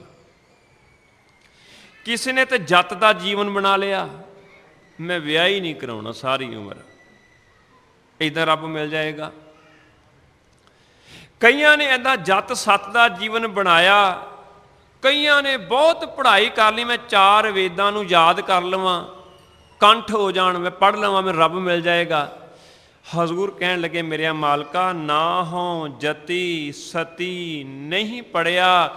ਜਿਹੜੇ ਲੋਕ ਆਖਦੇ ਨੇ ਵੀ ਇਸ ਤਰੀਕੇ ਨਾਲ ਰੱਬ ਮਿਲ ਜਾਏਗਾ, ਪਰ ਮੈਂ ਇਹੋ ਜਿਹਾ ਕੋਈ ਨਹੀਂ ਹੈਗਾ। ਨਾ ਮੈਂ ਜਤੀ ਹਾਂ, ਨਾ ਮੈਂ ਸਤੀ ਹਾਂ, ਤੇ ਨਾ ਹੀ ਉਹਨਾਂ ਦੇ ਅਨੁਸਾਰ ਜਿਹਨੂੰ ਉਹ ਪੜ੍ਹਿਆ ਲਿਖਿਆ ਕਹਿੰਦੇ ਨੇ ਮੈਂ ਪੜ੍ਹਿਆ ਹਾਂ। ਮੂਰਖ ਮੁਗਧਾ ਜਨਮ ਭਇਆ, ਮੂਰਖਾਂ ਤੇ ਬੇਸਮਝਾਂ ਵਾਲਾ ਮੇਰਾ ਜਨਮ ਹੈ। ਉਹ ਲੋਕੀ ਕਹਿੰਦੇ ਜਿਹੜਾ ਵਰਤ ਨਾ ਰੱਖੇ ਉਹ ਮੂਰਖ ਹੈ, ਬੇਸਮਝ ਹੈ। ਜਿਹੜਾ ਮੂਰਤੀ ਪੂਜਾ ਨਾ ਕਰੇ ਉਹ ਮੂਰਖ ਹੈ, ਉਹ ਬੇਸਮਝ ਹੈ। ਉਹਨਾਂ ਦੀਆਂ ਨਜ਼ਰਾਂ ਵਿੱਚ ਇਸ ਤਰ੍ਹਾਂ ਹੀ ਹੋਵੇਗਾ। ਹਜ਼ੂਰ ਕਹਿੰਦੇ ਨੇ ਮੈਂ ਇਹ ਸਾਰੀਆਂ ਗੱਡੀਆਂ ਪਕੜੀਆਂ ਹੀ ਨਹੀਂ। ਇਸ ਕਰਕੇ ਮੈਂ ਇਹ ਕਹਿਣਾ ਕਿ ਨਾ ਮੈਂ ਜਤੀ ਹਾਂ, ਨਾ ਸਤੀ ਹਾਂ, ਨਾ ਬਹੁਤਾ ਪੜ੍ਹਿਆ ਹਾਂ, ਮੂਰਖਾਂ ਵਾਲਾ ਮੇਰਾ ਜੀਵਨ ਹੈ। ਪਰ ਮੈਂ ਤੇਰੇ ਅੱਗੇ ਇੱਕ ਬੇਨਤੀ ਕਰਦਾ ਵਾਂ। ਉਹ ਬੇਨਤੀ ਕਿਹੜੀ ਹੈ? ਪ੍ਰਣਵਤ ਨਾਨਕ ਤਿਨ ਕੀ ਸ਼ਰਣਾ, ਜਿਨ ਤੂੰ ਨਾ ਹੀ ਵਿਸਰਿਆ। ਇਹਨੂੰ ਵਿਸਰਿਆ ਨਹੀਂ ਬੋਲਣਾ, ਵਾਵੇ ਨੂੰ ਲੱਗੀ ਹੋਈ ਬਿਹਾਰੀ, ਇਹਨੂੰ ਸਿਹਾਰੀ ਨਹੀਂ ਬਣਾਉਣੀ, ਵਿਸਰਿਆ ਬੋਲਣਾ ਹੈ। ਹਜ਼ੂਰ ਕਹਿੰਦੇ ਨੇ ਮੇਰਿਆ ਮਾਲਕਾ, ਨਾਨਕ ਬੇਨਤੀ ਕਰਦਾ ਹੈ कि ਉਹਨਾਂ ਗੁਰਮੁਖਾਂ ਦੀ ਸ਼ਰਨ ਵਿੱਚ ਰੱਖ। ਦੇਖੋ ਹੁਣ ਇੱਥੇ ਵੀ ਕੰਡੀਸ਼ਨ ਹੈ, ਕਿਉਂਕਿ ਕਈ ਗੁਰਮੁਖ ਆਪੂ ਬਣੇ ਹੁੰਦੇ ਨੇ। ਆਪੂ ਬਣੇ ਹੋਏ ਗੁਰਮੁਖ ਹੁੰਦੇ ਨਹੀਂ, ਆਪੂ ਬਣੇ ਹੋਏ ਬ੍ਰਹਮ ਗਿਆਨੀ ਹੁੰਦੇ ਨਹੀਂ। ਕਿਉਂਕਿ ਅੱਜ ਕੱਲ੍ਹ ਡੁਪਲੀਕੇਟ ਦਾ ਬੜਾ ਜ਼ਮਾਨਾ ਹੈ। ਓਰੀਜਨਲ ਚੀਜ਼ ਬਾਅਦ ਵਿੱਚ ਆਉਂਦੀ ਹੈ, ਡੁਪਲੀਕੇਟ ਪਹਿਲਾਂ ਹੀ ਆ ਜਾਂਦੀ ਉਹ ਤੋਂ। ਧਰਮ ਦੀ ਦੁਨੀਆ ਵਿੱਚ ਵੀ ਇਸ ਤਰ੍ਹਾਂ ਹੋਇਆ, ਇਹਦੇ ਤਾਂ ਜ਼ਿਆਦਾ ਹੀ ਹੋ ਗਿਆ। ਡੁਪਲੀਕੇਟ ਮਾਲ ਬਹੁਤ ਹੈ, ਫਿਰ ਐਡਵਰਟਾਈਜ਼ਮੈਂਟ ਉਹਦੀ ਜ਼ਿਆਦਾ ਹੈ। ਖੁਦ ਹੀ ਲਿਖ ਲਿਖ ਕੇ ਪੂਰਨ ਬ੍ਰਹਮ ਗਿਆਨੀ ਕਦੇ ਕੋਈ ਅਧੂਰਾ ਵੀ ਹੋਇਆ, ਫਿਰ ਪੂਰਨ ਕਿਸ ਨੇ ਲਾ ਲਿਆ, ਉਹਨੇ ਉਹਦੇ ਅੱਗੇ ਹੋਰ ਲਗਾ ਲੈਣਾ, ਇੱਕ ਦੋ ਹੋਰ ਲਕਬ ਲਗਾ ਲੈਣੇ। ਹਜ਼ੂਰ ਨੇ ਦੇਖੋ ਇੱਥੇ ਇੱਕ ਗੱਲ ਕੀਤੀ, ਉਹਨਾਂ ਗੁਰਮੁਖਾਂ ਦੀ ਸ਼ਰਨ ਵਿੱਚ ਰੱਖ ਜਿਨ੍ਹਾਂ ਨੂੰ ਤੂੰ ਨਹੀਂ ਭੁੱਲਿਆ। ਉਹਨਾਂ ਦਾ ਸੰਗ ਕਰਨਾ ਹੈ, ਜਿਹੜੇ ਰੱਬ ਦੇ ਨਾਲ ਜੁੜਨ, ਕਿਉਂਕਿ ਉਹਨਾਂ ਨੂੰ ਰੱਬ ਭੁੱਲਦਾ ਨਹੀਂ। ਤੁਸੀਂ ਜਾ ਕੇ ਬੈਠੋਗੇ, ਅਸੀਂ ਜਾ ਕੇ ਬੈਠਾਂਗੇ, ਸਾਨੂੰ ਵੀ ਰੱਬ ਦੇ ਨਾਲ ਹੀ ਜੁੜਨਗੇ, ਆਪਣੇ ਨਾਲ ਨਹੀਂ ਜੁੜਨਗੇ। ਜਿਨ੍ਹਾਂ ਨੂੰ ਭਾਵ ਤੇਰੀ ਯਾਦ ਨਹੀਂ ਭੁੱਲੀ, ਮੈਨੂੰ ਉਹਨਾਂ ਦੀ ਸੰਗਤ ਬਖਸ਼। ਇਹੀ ਇੱਕ ਤਰੀਕਾ ਹੈ ਇਸ ਭਿਆਨਕ ਸੰਸਾਰ ਦੇ ਅੱਗ ਮੋਹ ਵਿਕਾਰਾਂ ਆਦਿ ਤੋਂ ਬਚਣ ਦਾ। ਜੀ ਦਾਸ ਨੇ ਹੁਣੇ ਬੇਨਤੀ ਕੀਤੀ ਸੀ ਵੀ ਇਹਦੇ ਘਰ ਨੂੰ ਅੱਗ ਲੱਗੀ ਹੋਈ ਹੈ, ਪਰ ਇਹ ਰੌਲਾ ਨਹੀਂ ਪਾ ਰਿਹਾ। ਸਤਿਕਾਰ ਜਗਵੀਰ ਜੀ ਹੋਰਾਂ ਨੇ ਜ਼ਿਕਰ ਕੀਤਾ ਹੈ, ਜਿਹਦੇ ਘਰ ਨੂੰ ਅੱਗ ਲੱਗੇ ਉਹ ਰੌਲਾ ਕਿਉਂ ਨਾ ਪਾਵੇ। ਪਰ ਤੁਸੀਂ ਕਦੇ ਦੇਖਣਾ ਵੀ ਜੇ ਕਈ ਵਾਰੀ ਐਸਾ ਵੀ ਕਾਰਨ ਬਣ ਜਾਂਦਾ ਹੈ, ਜਿਹਦੇ ਘਰ ਨੂੰ ਅੱਗ ਲੱਗੀ ਉਹ ਘਰੋਂ ਬਾਹਰ ਹੈ, ਉਹਨੂੰ ਪਤਾ ਹੀ ਨਹੀਂ ਮੇਰੇ ਘਰ ਨੂੰ ਅੱਗ ਲੱਗੀ, ਫਿਰ ਉਹ ਰੌਲਾ ਕਿਵੇਂ ਪਾਏਗਾ? ਫਿਰ ਤੇ ਰੌਲਾ ਨਹੀਂ ਪਾ ਸਕਦਾ, ਉਹਨੂੰ ਪਤਾ ਹੀ ਨਹੀਂ ਵਿਚਾਰੇ ਨੂੰ, ਤਾਂ ਘਰੋਂ ਬਾਹਰ ਹੈ। ਹਜ਼ੂਰ ਕਹਿਣ ਲੱਗੇ ਵੀ ਜਿਹੜੀ ਅੱਗ ਲੱਗੀ ਹੋਈ ਹੈ ਨਾ, ਉਹਦਾ ਤੈਨੂੰ ਤਾਂ ਨਹੀਂ ਪਤਾ ਲੱਗਦਾ ਕਿਉਂਕਿ ਮਨ ਸਭ ਤੋਂ ਘੱਟ ਤੂੰ ਰਿਹਾ ਨਾ, ਸਭ ਤੋਂ ਘੱਟ ਰਿਹਾ ਤਾਂ ਤੂੰ ਦੋ ਚੀਜ਼ਾਂ ਨਾਲ ਘੱਟ ਰਿਹਾ, ਇੱਕ ਆਪਣੇ ਆਪ ਨਾਲ, ਇੱਕ ਤੂੰ ਪਰਮੇਸ਼ਰ ਦੇ ਨਾਲ। ਜੇ ਆਪਣੇ ਆਪ ਨਾਲ ਰਹਿੰਦਾ ਫਿਰ ਵੀ ਨੂੰ ਆਪਣੀਆਂ ਕਮਜ਼ੋਰੀਆਂ ਦਾ ਪਤਾ ਲੱਗ ਜਾਣਾ ਸੀ, ਫਿਰ ਆਪੇ ਪੁਕਾਰ ਕਰਦਾ। ਦੂਜੀ ਗੱਲ, ਜੇ ਇਹ ਗੁਰੂ ਨਾਲ ਜਾਂ ਰੱਬ ਨਾਲ ਰਹਿੰਦਾ ਫਿਰ ਵੀ ਨੂੰ ਆਪਣੀਆਂ ਕਮਜ਼ੋਰੀਆਂ ਦਾ ਪਤਾ ਲੈਣਾ ਸੀ, ਫਿਰ ਵੀ ਨੇ ਸੁਧਰ ਜਾਣਾ ਸੀ। ਇੱਕ ਤੀਜਾ ਪੱਖ, ਧਾਰਮਿਕ ਦੁਨੀਆ ਵਿੱਚ ਜਿਤਨਾ ਕਹਿਰ ਹੋਇਆ ਉਹ ਮਨ ਤੇ ਹੋਇਆ। ਮਨ ਸਾਡਾ ਟਿਕਾ ਵਿੱਚ ਕਿਉਂ ਨਹੀਂ ਆਉਂਦਾ? ਕਿਉਂਕਿ ਧਾਰਮਿਕ ਦੁਨੀਆ ਵਿੱਚ ਜਿਤਨਾ ਕਹਿਰ ਹੋਇਆ ਉਹ ਮਨ ਤੇ ਹੋਇਆ। ਮਨ ਨੇ ਕਿਹਾ ਮੈਂ ਖਾਣਾ ਖਾਣਾ ਚਾਹੁੰਦਾ, ਇਹਨੇ ਆਖਿਆ ਤੇਰੇ 'ਚ ਖਿਆਲ ਵੀ ਕਿਵੇਂ ਪੈਦਾ ਹੋਇਆ, ਮੈਂ ਤੈਨੂੰ ਭੋਜਨ ਤੋਂ ਕੋਹਾਂ ਦੂਰ ਲੈ ਜਾਵਾਂਗਾ। ਇਹਨੇ ਕਿਹਾ ਮੈਂ ਕੁਛ ਪਹਿਨਣਾ ਚਾਹੁੰਦਾ, ਧਾਰਮਿਕ ਦੁਨੀਆ ਦੇ ਲੋਕਾਂ ਨੇ ਇਹਦੇ 'ਤੇ ਏਡਾ ਕਹਿਰ ਕੀਤਾ, ਕਹਿਣ ਲੱਗੇ ਤੈਨੂੰ ਪਹਿਨਣ ਦਾ ਖਿਆਲ ਵੀ ਕਿਵੇਂ ਆਇਆ, ਮੈਂ ਤੇਰੇ ਤੋਂ ਕੱਪੜੇ ਹੀ ਦੂਰ ਕਰ ਦਿਆਂਗਾ, ਸਿਰਫ ਤੇਰਾ ਨਗੇਜ਼ ਕੱਜਾਂਗਾ ਤਨ ਦਾ, ਉਸ ਤੋਂ ਬਿਨਾਂ ਕੱਪੜਾ ਹੀ ਤੈਨੂੰ ਕੋਈ ਨਹੀਂ ਦਿਆਂਗਾ। ਮੈਨੂੰ ਘਰ ਸੋਹਣਾ ਮਿਲੇ, ਮੈਨੂੰ ਪਰਿਵਾਰ ਸੋਹਣਾ ਮਿਲੇ। ਜਿਹੜੇ ਜਿਹੜੇ ਮਨ ਖਿਆਲ ਕਰਦਾ ਗਿਆ, ਇਹ ਮਨ ਨੂੰ ਉਹਨਾਂ ਤੋਂ ਦੂਰ ਕਰਦਾ ਚਲਾ ਗਿਆ। ਬੜਾ ਤਸ਼ੱਦਦ ਹੋਇਆ ਮਨ ਦੇ ਉੱਤੇ, ਪਰ ਮਨ ਸੁਧਰਿਆ ਤਾਂ ਫਿਰ ਵੀ ਨਹੀਂ। ਸਾਹਿਬ ਕਹਿਣ ਲੱਗੇ ਵੀ ਮਨ, ਪਹਿਲੀ ਗੱਲ ਤੇ ਤੂੰ ਮੇਰੀ ਗੱਲ ਸੁਣ, ਮੈਂ ਤੇਰੇ ਤੇ ਤਸ਼ੱਦਦ ਨਹੀਂ ਕਰਨਾ। ਗੁਰੂ ਨਾਨਕ ਸਾਹਿਬ ਦੀ ਸਿੱਖੀ ਜਿਹੜੀ ਹੈ ਨਾ ਬੜੀ ਪਿਆਰੀ ਹੈ। ਇਹ ਕਹਿਣ ਲੱਗੇ, ਸਾਹਿਬ ਕਹਿਣ ਲੱਗੇ ਮੈਂ ਤੇਰੇ ਤੇ ਤਸ਼ੱਦਦ ਨਹੀਂ ਕਰਨਾ, ਬਲਕਿ ਮੈਂ ਤੈਨੂੰ ਮਿੱਤਰਤਾ ਹੀ ਪਾਉਣੀ ਚਾਹੁੰਦਾ, ਮੈਂ ਤੇ ਤੇਰੇ ਨਾਲ ਦੋਸਤੀ ਪਾਉਣੀ ਚਾਹੁੰਦਾ। ਸੁਣ ਮਨ ਮਿੱਤਰ ਪਿਆਰਿਆ, ਮਿਲ ਵੇਲਾ ਹੈ ਇਹ ਮਨ ਪਿਆਰਿਆ, ਤੂੰ ਸਦਾ ਸੱਚ ਸੰਭਾਲੇ। ਉਹ ਮਨਾ ਬਾਰ-ਬਾਰ ਮਨ ਨੂੰ ਪਿਆਰਾ ਕਹਿ ਕੇ ਆਵਾਜ਼ ਮਾਰੀ। ਹੁਣ ਜਿਹੜਾ ਅੱਤ ਦਾ ਪਿਆਰਾ ਹੋਵੇ, ਇਹ ਤੇ ਨਹੀਂ ਨਾ ਕੋਈ ਕਹਿ ਸਕਦਾ ਵੀ ਮੈਂ ਕਿਸੇ ਮਾਂ ਨੂੰ ਆਪਣਾ ਪੁੱਤਰ ਪਿਆਰਾ ਨਹੀਂ, ਆਪਣੀ ਧੀ ਪਿਆਰੀ ਨਹੀਂ। ਜਿਹਨੂੰ ਅੱਤ ਦਾ ਪਿਆਰ ਹੋਵੇ, ਜਦੋਂ ਗਲਤ ਪਾਸੇ ਜਾਂਦਾ ਹੈ ਤੇ ਜਿਹਦੇ ਨਾਲ ਅੱਤ ਦਾ ਪਿਆਰ ਹੈ ਉਹ ਕਈ ਵਾਰੀ ਝਿੜਕ ਵੀ ਮਾਰਦਾ ਹੈ। ਤਾਂ ਸਾਹਿਬ ਕਹਿੰਦੇ ਨੇ ਵੀ ਜਦੋਂ ਕਦੇ ਨਾ ਮੰਨਿਆ, ਫਿਰ ਮਾਲਕ ਨੇ ਇੱਕ ਝਿੜਕ ਦੇ ਕੇ ਗੱਲ ਸਮਝਾਈ। ਕਹਿਣ ਲੱਗੇ, ਉਹ ਮੂਰਖ ਮਨਾ, ਤੂੰ ਕਿਉਂ ਨਹੀਂ ਗੱਲ ਦੀ, ਗੁਰੂ ਦੀ ਗੱਲ ਨੂੰ ਸਮਝਦਾ? ਤੈਨੂੰ ਇਸ ਗੱਲ ਦਾ ਪਤਾ ਨਹੀਂ ਲੱਗਦਾ? ਦੇਖ, ਜੇ ਤੂੰ ਧਿਆਨ ਮਾਰ ਕੇ ਦੇਖੇ ਤੈਨੂੰ ਤਾਂ ਪਤਾ ਲੱਗਣਾ ਹੈ ਭਈ ਅਸਲ ਵਿੱਚ ਅੱਗ ਦਾ ਤੇ ਤੈਨੂੰ ਪਤਾ ਲੱਗ ਗਿਆ, ਪਰ ਸੜ ਕੀ ਰਿਹਾ, ਸੜ ਕੀ ਰਿਹਾ। ਵੇਖ ਆਪਣੇ ਅੰਦਰ ਝਾਤ ਮਾਰ ਕੇ ਦੇਖ, ਤੇਰੇ ਅੰਦਰੋਂ ਸੜਿਆ ਕੀ ਹੈ। ਸਾਹਿਬ ਕਹਿੰਦੇ, ਰੱਬ ਦੀ ਯਾਦ ਭੁੱਲਣ ਦੇ ਨਾਲ ਤੇਰੇ ਗੁਣ ਗਲ ਗਏ। तेरे गुण सड़ गए। हुण झात मारियो, थोड़ी जी बेनती करते हैं। तुसी देखियो जे बच्चा भावें किसी का भी होवे, अपना नाम भी होवे, ते तर भी जिहड़ा छोटा बच्चा है ना, उन्होंने हर कोई बुला के लंघेगा, उन्होंने प्यार करके लंघेगा। मेरी किसी नाल जान पहचान होवे भावें ना होवे, पर उहदे बच्चे नाल मेरा भी जी करेगा मैं प्यार करा। को पूछे भी क्यों? उहदा कारण है बच्चे विच हजे रब्बी गुण ने, उहदे च ईर्खा नहीं है, उहदे च द्वेष नहीं है, उहदे च तृष्णा नहीं है। हाले उहदे कोल गुण बचे हुए ने, हाले उहदे कोल गुण बचे हुए ने। बादशाही है। ज्यों ज्यों वड्डा हुंदा चला गया, तृष्णा दा विकारां दा उहदी जिंदगी च कब्जा हुंदा चला गया, गुण गलदे चले गए। उहियो नौजवान है। हुण मैं उन्ना प्यार नहीं कर सकदा किसी नौजवान नूं जिन्ना मैं एक बचपन च कर सकदा। उहियो नौजवान कल बिरध हो गया, हुण उहदे गुण बिल्कुल ही गल गए। हुण ते निरे गले होए गुणां वाला बाकी बच गया ना।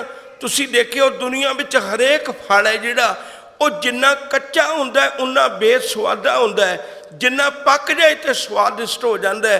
पर एक मनुखा जामा इहो जिहा फल है, ये ज्यों ज्यों पकदा जांदा है त्यों त्यों बेसुआदा हुंदा जांदा है। जदों कच्चा हुंदा ते बड़ा स्वाद लगदा है, ये कच्चा फल बड़ा स्वाद लगता है, जदों पक जाता है इतना बेसुआदा हो जाता है। घर भी उन्होंने घर दे भी जिन्हों ने खातर जम्मिया पालिया, जिन्होंने जम्मिया पालिया, तो उन्होंने भी कढ़ के एक बाहर कोने में मंजी डालती, कह लगे बापू हुण तू इत्थे बैठिया कर, अंदर ना आया कर। उन्होंने भी इन्ना कौड़ा लगता है, वह भी खुद देखना नहीं चाहते, तो बाकिया ने तो की देखना है। साहब कहते मना तेनों क्यों नहीं समझ लगती, रब की याद नूं विसार के तू अपनी जिंदगी के गुण गाल बैठा है। तेरी जिंदगी के गुण गल गए ने, हुण गले हुए गुणा वाला की करे? जिहदे गुण गल गए की करे? सब कहने फिर भी कोई गल नहीं, फिर तू पुकार कर, फिर तू पुकार कर। पुकार की कर? पुकार ये कर, रब्बा ਜਿਹੜੇ ਜੱਤ ਦਾ सहारा लेके लोग मोह ਦੇ चिक्कड़ विचों निकल सकते ने, मेरे को जिहा जत नहीं, मेरे जत विच ਉਹ ताकत नहीं है मैनू मोह ਦੇ चिक्कड़ विचों कढ दे। मेरे को तप नहीं है, मैं इहो जिहा सती नहीं, मैं इहो जे जीवन का मालिक नहीं, इहो जे आचरण का मालिक नहीं बन सकिया जिहड़ा मेरा आचरण मैनू विकारां दी दुनिया विचों कढ देवे। मेरे को इहो जिहा आचरण नहीं है दातिया, मेरे को इहो जी विद्या नहीं है, मेरे को इहो जे अखर नहीं, मेरे को इहो जिहा ज्ञान नहीं भी मैं विकारां दी दुनिया विचों आप मुक्त हो सकां, बल्कि मेरा जीवन तो एक मूर्खां वर्गा है। तुसीं किरपा करो, मैं हुण तुहाडे चरनां विच आया। मेरे को इको एक सहारा है, वो की सहारा है? मैं उन्होंने की शरण विच पै गया जिन्होंने तू कदे भुलदा नहीं। इस गल नूं थोड़ा जिहा समझ लेना, क्योंकि इत्थे गुंझल बड़ी वड्डी है। जे गुरु नानक साहब सच्चे पातशाह जी अपनी बाणी, जे गुरु अंगद साहब जी अपनी बाणी, गुरु अमरदास जी, गुरु अर्जन पातशाह जी, गुरु तेग बहादुर साहब जी जे अपनी बाणी ही सानू दे जाते, तो की तुसीं श्री गुरु ग्रंथ साहब नूं गुरु ना मनदे? फिर भी तो गुरु मनना ही सी। जे वो अपनी बाणी का खजाना ही सानू दे जाते, फिर भी तो गुरु ग्रंथ साहब साडा गुरु ही सी। जे गुरु नानक साहब जी भगतां दी बाणी इकत्तर ना करदे, फिर की गुरु नानक साहब दे विच कोई कमी सी? गुरु अंगद साहब जी दे विच कोई कमी सी?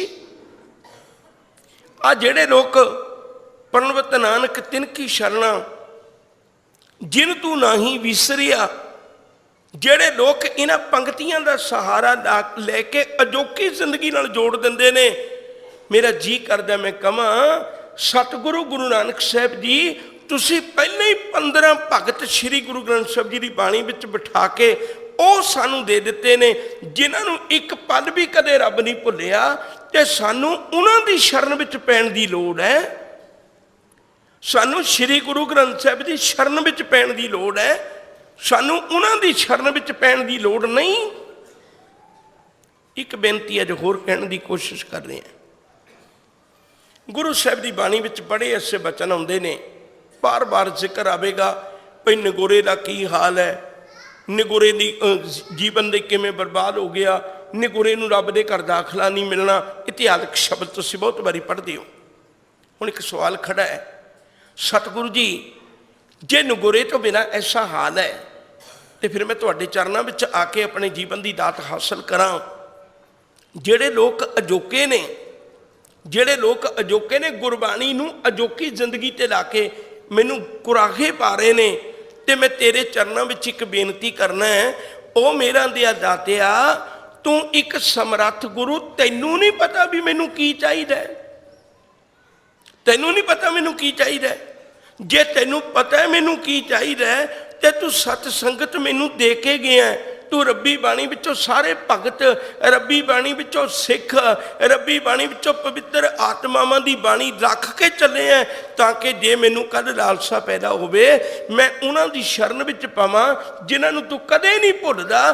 ਤਾਂ ਗੁਰੂ ਨਾਨਕ ਸਾਹਿਬ ਜੀ ਆਖਦੇ ਨੇ, ਕਹਿੰਦੇ ਪੁੱਤ ਮੈਂ ਆਪਣੇ ਵਿਹੜੇ ਵਿੱਚ ਸਾਰੀਆਂ ਚੀਜ਼ਾਂ ਰੱਖ ਚੱਲੇ ਆ, ਪਰ ਤੇਰੀ ਨਸ਼ਾ ਹੀ ਨਹੀਂ ਹੁੰਦੀ, ਤੇਰੀ ਤਸੱਲੀ ਨਹੀਂ ਹੁੰਦੀ ਸ੍ਰੀ ਗੁਰੂ ਗ੍ਰੰਥ ਸਾਹਿਬ ਜੀ ਦੀ ਬਾਣੀ ਦੇ ਉੱਤੇ। ਤੂੰ ਫਿਰ ਵੀ ਕਿਸੇ ਦੇ ਧਾਰੀਆਂ ਨੇ ਮਗਰ ਭਟਕਦਾ ਫਿਰਦਾ ਰਹਿਣਾ, ਔਰ ਤੈਨੂੰ ਇਸ ਗੱਲ ਦਾ ਕੋਈ ਭਰੋਸਾ ਨਹੀਂ ਵੀ ਉਹਨਾਂ ਨੂੰ ਭੁੱਲਦਾ ਜਾਂ ਨਹੀਂ ਭੁੱਲਦਾ। ਪਰ ਮੈਨੂੰ ਭਰੋਸਾ ਹੈ, ਜਿਹੜਾ ਕਬੀਰ ਸਾਹਿਬ ਮੈਂ ਬਾਣੀ ਵਿੱਚ ਰੱਖਿਆ, ਜਿਹੜਾ ਫਰੀਦ ਮੈਂ ਬਾਣੀ ਵਿੱਚ ਰੱਖਿਆ, ਮੈਂ ਯਕੀਨ ਨਾਲ ਕਹਿ ਸਕਦਾ ਉਹਨਾਂ ਨੂੰ ਕਦੇ ਰੱਬ ਨਹੀਂ ਸੀ ਭੁੱਲਿਆ। ਜਿਹਨਾਂ ਨੂੰ ਤੂੰ ਅੱਜ ਮਗਰ ਫਿਰਨਾ, ਉਹਨਾਂ ਦੀ ਕੀ ਗਰੰਟੀ ਉਹਨਾਂ ਨੂੰ ਭੁੱਲਦਾ ਜਾਂ ਨਹੀਂ ਭੁੱਲਦਾ। ਪਰ ਮੈਂ ਤੈਨੂੰ ਦਾਅਵੇ ਨਾਲ ਕਹਿ ਸਕਦਾ, ਜਿਹਨਾਂ ਦੀ ਸ਼ਰਨ ਵਿੱਚ ਮੈਂ ਤੈਨੂੰ ਪਾਉਣ ਲੱਗਿਆ, ਉਹਨਾਂ ਨੂੰ ਕਦੇ ਰੱਬ ਨਹੀਂ ਜੇ ਭੁੱਲਿਆ। ਇਹਨਾਂ ਪੰਕਤੀਆਂ ਦੇ ਅਰਥ ਕਰਨ ਲੱਗਿਆ ਵੀ ਸਾਨੂੰ ਚੇਤਾ ਰੱਖਣਾ ਚਾਹੀਦਾ ਹੈ ਭਈ ਅਸੀਂ ਕਿਹਨਾਂ ਦੀ ਸ਼ਰਨ ਵਿੱਚ ਪੈਣਾ ਹੈ। ਜਿਹੜੇ ਇਹਦੀ ਸ਼ਰਨ ਵਿੱਚ ਪੈਂਦੇ ਨੇ, ਜਿਹੜੇ ਧੰਨ ਗੁਰੂ ਗ੍ਰੰਥ ਸਾਹਿਬ ਦੀ ਸ਼ਰਨ ਵਿੱਚ ਪੈਂਦੇ ਨੇ, ਕੀ ਉਹ ਪਾਰ ਹੋ ਜਾਂਦੇ ਨੇ? ਸਾਹਿਬ ਨੂੰ ਪੁੱਛ ਲਈਏ। ਸਾਹਿਬ ਦਾ ਬਚਨ ਫਿਰ ਅਸੀਂ ਰੋਜ਼ ਪੜ੍ਹਨੇ ਹੈ, ਜਿਨੀ ਨਾਮ ਤੇ ਆਇਆ ਨਾਨਕ ਤੇ ਮੁਖ ਉਜਲੇ, ਉਹ ਪਾਰ ਹੋ ਗਏ, ਉਹ ਪਾਰ ਹੋ ਗਏ। ਫਿਰ ਇੱਕ ਕੋਸ਼ਿਸ਼ ਕਰੀਏ, ਇਸ ਸ਼ਬਦ ਦਾ ਸਮੁੱਚੇ ਦਾ ਸੰਦਰਭ ਇਹ ਸੀ, ਪਹਿਲਾਂ ਸਾਨੂੰ ਅਹਿਸਾਸ ਹੋ ਜਾਏ ਮੇਰਾ ਵਾਸਾ ਕਿੱਥੇ ਹੈ। ਜੇ ਪਤਾ ਲੱਗ ਗਿਆ ਵਾਸਾ ਗਲਤ ਥਾਂ ਦੇ ਉੱਤੇ ਹੈ, ਫਿਰ ਮੈਂ ਨਿਕਲਣ ਦੀ ਕੋਸ਼ਿਸ਼ ਕਰਾਂ। ਜੇ ਮੈਂ ਆਪ ਨਹੀਂ ਨਿਕਲ ਸਕਦਾ ਤਾਂ ਆਪਣੇ ਗੁਰੂ ਕੋਲ ਜਾ ਕੇ ਬੇਨਤੀ ਕਰਾਂ ਵੀ ਮੈਨੂੰ ਇਸ ਗੰਦੀ ਬਸਤੀ ਵਿੱਚੋਂ ਕੱਢ ਲੈ, ਮੈਨੂੰ ਚੰਗੇ ਲੋਕਾਂ ਵਿੱਚ ਰੱਖ, ਮੈਨੂੰ ਚੰਗੇ ਸ਼ੁਭ ਗੁਣਾਂ ਵਾਲੇ ਲੋਕਾਂ ਵਿੱਚ ਰੱਖ, ਕਿਉਂਕਿ ਤੇਰੇ ਕੋਲ ਇਹ ਦਾਤ ਹੈ। ਹਰ ਕੇ ਗੁਣ ਹਰ ਭਾਮਦੇ ਸੇ ਗੁਰੂ ਤੇ ਪਾਏ। ਜਿਹੜੇ ਮੇਰੇ ਗੁਣ ਗਲ ਗਏ ਹੈ ਨਾ, ਜਿਹੜੇ ਮੈਂ ਗੁਣ ਗਾਲ ਬੈਠਿਆ ਆਪਣੀ ਜ਼ਿੰਦਗੀ ਦੇ ਰੱਬ ਨੂੰ ਭੁਲਾ ਕੇ, ਹੁਣ ਮੈਂ ਉਹੀਓ ਗੁਣ ਧਾਰਨ ਕਰਨਾ ਚਾਹੁੰਦਾ। ਹਰ ਕੇ ਗੁਣ ਹਰ ਭਾਮਦੇ, ਜਿਹੜੇ ਹਰੀ ਦੇ ਗੁਣ ਹਰੀ ਨੂੰ ਚੰਗੇ ਲੱਗਦੇ ਨੇ, ਅਗਰ ਮੈਂ ਉਹ ਦੁਬਾਰੇ ਲੈਣਾ ਚਾਹੁੰਦਾ ਤੇ ਉਹ ਕਿੱਥੋਂ ਮਿਲਣੇ ਨੇ? ਸੇ ਗੁਰੂ ਤੇ ਪਾਏ। ਉਹ ਮੈਨੂੰ ਗੁਰੂ ਕੋਲੋਂ ਮਿਲਣੇ ਨੇ, ਕੇਵਲ ਗੁਰੂ ਕੋਲੋਂ ਮਿਲਣੇ ਨੇ। ਜਿਨ੍ਹਾਂ ਦੇ ਕੋਲ ਗੁਰੂ ਮਿਲ ਗਿਆ, ਗੁਰੂ ਕੀ ਕਰਦਾ? ਸਤਿਗੁਰ ਗੁਣੀ ਨਿਧਾਨ ਹੈ, ਗੁਣ ਕਰ ਬਖਸ਼ੇ ਔਗਣਿਆਰੇ। ਭਾਈ ਗੁਰਦਾਸ ਜੀ ਆਖਦੇ ਨੇ, ਕਹਿੰਦੇ ਸਤਿਗੁਰੂ ਕੀ ਕਰਦਾ? ਸਤਿਗੁਰੂ ਸਾਡੇ ਗਲੇ ਹੋਏ ਗੁਣਾਂ ਨੂੰ, ਸਤਿਗੁਰੂ ਸਾਡੇ ਗੁਆਚੇ ਹੋਏ ਗੁਣਾਂ ਨੂੰ, ਸਤਿਗੁਰੂ ਸਾਡੇ ਬਰਬਾਦ ਹੋਏ ਗੁਣਾਂ ਨੂੰ ਸਾਡੇ ਵਿੱਚ ਮੁੜ ਕੇ ਰੱਖ ਦਿੰਦਾ। ਜਿਨ੍ਹਾਂ ਵਿੱਚ ਉਹ ਰੱਬੀ ਗੁਣ ਮੁੜ ਕੇ ਗੁਰੂ ਨੇ ਰੱਖ ਦਿੱਤੇ, ਉਹ ਰੱਬ ਦੇ ਘਰ ਕਬੂਲ ਹੋ ਗਏ, ਪਰਮੇਸ਼ਰ ਦੇ ਘਰ ਪ੍ਰਵਾਨ ਹੋ ਗਏ। ਆਸਾ ਮਹਿਲਾ ਪੰਜਵਾਂ। ਭਈ ਪ੍ਰਾਪਤ ਮਾਨੁਖ ਦੇਹੁਰੀਆ, ਗੋਬਿੰਦ ਮਿਲਨ ਕੀ ਇਹ ਤੇਰੀ ਬਰੀਆ। ਅਵਰ ਕਾਜ ਤੇਰੇ ਕਿਤੈ ਨਾ ਕਾਮ, ਮਿਲ ਸਾਧ ਸੰਗਤ ਭਜ ਕੇਵਲ ਨਾਮ। ਗੁਰੂ ਪਿਆਰ ਵਾਲਿਓ, ਇਹ ਪੰਚਮ ਪਾਤਸ਼ਾਹ ਜੀ ਦਾ ਸ਼ਬਦ ਹੈ, ਆਸਾ ਰਾਗ ਦੇ ਵਿੱਚ ਹੈ। ਹਜ਼ੂਰ ਇੱਥੇ ਸਮਝਾ ਰਹੇ ਨੇ ਕਿ ਭਈ ਪ੍ਰਾਪਤ ਮਾਨੁਖ ਦੇਹੁਰੀਆ। ਇਹ ਕਹਿਣ ਦੀ ਕੀ ਲੋੜ ਹੈ ਵੀ ਤੈਨੂੰ ਮਨੁੱਖਾਂ ਦੀ ਦੇਹ ਮਿਲੀ? ਤੇ ਸਾਨੂੰ ਪਤਾ ਹੈ ਇਹਦਾ ਕਾਰਨ ਹੈ ਕਿ ਕਈਆਂ ਨੂੰ ਮਨੁੱਖਾਂ ਦੀ ਦੇਹੀ ਤੇ ਮਿਲੀ, ਪਰ ਮਨੁੱਖਤਾ ਨਹੀਂ ਹੈ ਉਹਨਾਂ ਦੇ ਅੰਦਰ, ਇਨਸਾਨੀਅਤ ਨਹੀਂ ਹੈ ਉਹਨਾਂ ਦੇ ਅੰਦਰ। ਉਹਨਾਂ ਨੂੰ ਯਾਦ ਕਰਾਉਣਾ ਪੈਂਦਾ, ਤੂੰ ਖੋਤਾ ਨਹੀਂ, ਤੂੰ ਬੰਦਾ ਹੈ। ਕਦੇ ਕਿਸੇ ਖੋਤੇ ਨੂੰ ਨਹੀਂ ਕਿਹਾ ਤੂੰ ਖੋਤਾ ਬਣੋ, ਪਹਿਲਾਂ ਹੀ ਖੋਤਾ ਹੈ। ਕਦੇ ਕਿਸੇ ਕੁੱਤੇ ਨੂੰ ਨਹੀਂ ਕਿਹਾ ਤੂੰ ਕੁੱਤਾ ਬਣੋ, ਪਹਿਲਾਂ ਹੀ ਕੁੱਤਾ ਹੈ। ਪਰ ਤੁਸੀਂ ਵੇਖੋ, ਅਕਸਰ ਮੇਰੇ ਵਰਗਿਆਂ ਨੂੰ ਕਿਹਾ ਜਾਂਦਾ ਬੰਦਾ ਬਣ ਬੰਦਾ, ਕਿਉਂਕਿ ਬੰਦਾ ਹੈ ਹੀ ਨਹੀਂ। ਕਰਤੂਤ ਪਸ਼ੂ ਕੀ ਮਾਨਸ ਜਾਤ। ਕਈ ਵਾਰੀ ਇਹਦੇ ਵਿੱਚੋਂ ਬਘਿਆੜ ਦਾ ਜਨਮ ਹੋ ਜਾਂਦਾ ਹੈ, ਕਈ ਵਾਰੀ ਇਹਦੇ ਵਿੱਚੋਂ ਲੂੰਬੜੀ ਦਾ ਹੋ ਜਾਂਦਾ ਹੈ। ਕਈ ਵਾਰੀ ਇਹਦੇ ਅੰਦਰੋਂ ਪਤਾ ਨਹੀਂ ਸੱਪ ਦਾ ਹੋਰ ਕਈ ਜਾਨਵਰਾਂ ਦਾ ਜਨਮ ਹੋ ਜਾਂਦਾ ਹੈ। ਹਜ਼ੂਰ ਸਮਝਾਉਂਦੇ ਨੇ, ਭਲਿਆ ਤੈਨੂੰ ਮਿਲਿਆ ਕੀ ਹੈ, ਇਹ ਸੋਚ ਤੇ ਸਹੀ। ਜੇ ਤੂੰ ਕੰਮ ਜਾਨਵਰਾਂ ਵਾਲੇ ਹੀ ਕਰਨੇ ਨੇ, ਜੇ ਤੂੰ ਕੰਮ ਜਾਨਵਰਾਂ ਵਾਲੇ ਹੀ ਕਰਨੇ ਨੇ, ਫਿਰ ਆ ਮਨੁੱਖਾ ਸਰੀਰ ਨੂੰ ਤੂੰ ਸਮਝ ਨਹੀਂ ਸਕਿਆ। ਇਹ ਮਨੁੱਖਾ ਸਰੀਰ ਜਾਨਵਰਾਂ ਵਰਗੇ ਕੰਮ ਕਰਨ ਵਾਸਤੇ ਨਹੀਂ ਮਿਲਿਆ। ਇਹ ਤੇ ਇੱਕ ਗੋਲਡਨ ਚਾਂਸ ਹੈ, ਇਹ ਤੇ ਤੇਰੇ ਉੱਤੇ ਅਤੀ ਕਿਰਪਾ ਹੈ। ਇੰਨੀ ਕਿਰਪਾ ਹੈ ਕਿ ਇਸ ਦੇ ਰਾਹੀਂ ਤੂੰ ਰੱਬ ਦੀ ਗੋਦ ਵਿੱਚ ਜਾ ਕੇ ਬੈਠ ਸਕਦਾ ਹੈ। ਭਈ ਪ੍ਰਾਪਤ ਮਾਨੁਖ ਦੇਹੁਰੀਆ ਗੋਬਿੰਦ ਮਿਲਣ ਕੀ, ਇਹ ਤੇਰੀ ਬਰੀਆ, ਇਹ ਤੇਰੀ ਵਾਰੀ ਗੋਬਿੰਦ ਨੂੰ ਮਿਲਣ ਦੀ ਹੈ। ਵਾਰੀ ਤੋਂ ਮੈਨੂੰ ਚੇਤੇ ਆ ਗਿਆ, ਮੈਨੂੰ ਖੇਡ ਚੇਤੇ ਆ ਜਾਂਦੀ ਹੈ ਬੱਚਿਆਂ ਦੀ, ਵੀ ਅੱਜ ਤੇਰੀ ਵਾਰੀ ਹੈ, ਅੱਜ ਤੇਰੀ ਵਾਰੀ ਹੈ, ਅੱਜ ਤੂੰ ਸਾਨੂੰ ਛੂਹਣਾ ਹੈ, ਅੱਜ ਤੂੰ ਸਾਨੂੰ ਛੂਹਣਾ ਹੈ। ਬਚਪਨ ਦੇ ਵਿੱਚ ਕਈ ਵਾਰੀ ਅਸੀਂ ਲੁਕਣ ਮਿਚੀ ਖੇਡਦੇ ਹੁੰਦੇ ਸੀ। ਲੁਕਣ ਮਿਚੀ ਮੈਨੇ ਵੀ ਇੱਕ ਬੰਦੇ ਦੀ ਵਾਰੀ ਹੋਣੀ, ਅਸੀਂ ਸਾਰਿਆਂ ਨੇ ਲੁਕ ਜਾਣਾ। ਤੇ ਕਈ ਇੰਨੇ ਸ਼ਰਾਰਤੀ ਹੁੰਦੇ ਸੀ ਜਿਨ੍ਹਾਂ ਦੀ ਵਾਰੀ, ਉਹ ਕਹਿੰਦੇ ਮੈਂ ਵਾਰੀ ਦੇਣਾ, ਤੁਸੀਂ ਲੁਕੋ। ਅਸੀਂ ਲੁਕ ਜਾਣਾ, ਉਹਨੇ ਆਪਣੇ ਘਰ ਵੜ ਜਾਣਾ, ਜਾ ਕੇ ਖਾਈ ਪੀ ਜਾਣਾ। ਅਸੀਂ ਉੱਥੇ ਉਈਓ ਲੁਕੇ ਹੋਏ ਹਾਂ ਹਨੇਰੇ ਦੇ ਉੱਤੇ, ਉਹ ਲੱਭਣ ਹੀ ਨਹੀਂ ਆਉਂਦਾ ਸਾਨੂੰ। ਅਸਲ ਵਿੱਚ ਮੈਨੂੰ ਲੱਗਦਾ ਵੀ ਅਸੀਂ ਜੋ ਰੱਬੀ ਗੁਣ ਨੇ ਨਾ, ਉਹਨਾਂ ਨੂੰ ਲੱਭ ਲੱਭ ਕੇ ਆਪਣੇ ਜੀਵਨ ਵਿੱਚ ਵਸਾਉਣਾ ਸੀਗਾ। ਇਹ ਸਾਡੀ ਵਾਰੀ ਸੀ, ਪਰ ਅਸੀਂ ਆਪਣੀ ਵਾਰੀ ਤੋਂ ਮੁਨੱਕਰ ਹੋ ਕੇ ਆ ਕੇ ਤੇ ਖਾਣ ਪੀਣ ਦੇ ਵਿੱਚ ਲੱਗ ਗਏ। ਅਸੀਂ ਪਰਵਾਹ ਹੀ ਨਹੀਂ ਕੀਤੀ ਵੀ ਮੈਂ ਇੱਥੇ ਕਾਹਦੇ ਵਾਸਤੇ ਆਇਆ। ਅਸੀਂ ਰੱਬ ਨੂੰ ਵੀ ਲੱਭਣ ਦਾ ਯਤਨ ਨਹੀਂ ਕੀਤਾ। ਤੇ ਹਜ਼ੂਰ ਨੇ ਕਹਿ ਦਿੱਤਾ, ਫਿਰ ਤੈਨੂੰ ਮਨੁੱਖਾ ਦੇਹੀ ਕੇਵਲ ਇਸ ਕਰਕੇ ਨਹੀਂ ਮਿਲੀ, ਹਾਂ ਉਹ ਵੀ ਤੇਰੇ ਫਰਜ਼ ਨੇ, ਪਰ ਕੇਵਲ ਇਸ ਕਰਕੇ ਨਹੀਂ ਮਿਲੀ ਕਿ ਤੂੰ ਆਪਣਾ ਪਰਿਵਾਰ ਵਸਾ ਲਵੇਂ, ਤੂੰ ਆਪਣੇ ਬੱਚੇ ਪੜ੍ਹਾ ਲਵੇਂ। ਉਹ ਤੇ ਜਾਨਵਰ ਵੀ ਕਰ ਲੈਂਦੇ ਨੇ, ਆਪਣਾ ਘਰ ਹਰੇਕ ਜਾਨਵਰ ਬਣਾ ਲੈਂਦਾ ਹੈ। ਆਪਣੇ ਬੱਚਿਆਂ ਦੀ ਪ੍ਰਤਪਾਲਨਾ ਵੀ ਹਰੇਕ ਜਾਨਵਰ ਪੰਛੀ ਕਰ ਲੈਂਦਾ ਹੈ। ਹਰੇਕ ਜਾਨਵਰ ਪੰਛੀ ਆਪਣਾ ਢਿੱਡ ਭਰ ਲੈਂਦਾ ਹੈ, ਆਪਣੇ ਬੱਚਿਆਂ ਦਾ ਢਿੱਡ ਵੀ ਭਰ ਲੈਂਦਾ ਹੈ। ਪਰ ਜੇ ਤੂੰ ਵੀ ਉਹੀ ਕੰਮ ਕੀਤੇ, ਫਿਰ ਤੇਰੇ ਤੇ ਜਾਨਵਰਾਂ 'ਚ ਫਰਕ ਹੀ ਰਹਿ ਗਿਆ। ਜਿਵੇਂ ਹਰੇਕ ਜਾਨਵਰ ਦਾ ਘਰ ਅਲੱਗ-ਅਲੱਗ, ਤੇਰਾ ਘਰ ਅਲੱਗ, ਤੂੰ ਵੀ ਜਾਨਵਰ, ਉਹ ਵੀ ਜਾਨਵਰ। ਹਜ਼ੂਰ ਕਹਿੰਦੇ ਨੇ ਇੱਕ ਕੰਮ ਹੈ ਜਿਹੜਾ ਤੂੰ ਕਰ ਸਕਦਾ ਹੈ। ਮੈਨੂੰ ਇੱਕ ਸਾਖੀ ਚੇਤੇ ਆ ਗਈ, ਕਹਿੰਦੇ ਅਕਬਰ ਤੇ ਬੀਰਬਲ ਇਹ ਜਾ ਰਹੇ ਨੇ, ਨਾਲ ਹੋਰ ਅਹਿਲਕਾਰ ਵੀ ਨੇ, ਤੇ ਅੱਜ ਸਾਰਿਆਂ ਦੇ ਚਿਹਰਿਆਂ ਦੇ ਉਦਾਸੀ ਹੈ। ਕਿਉਂ?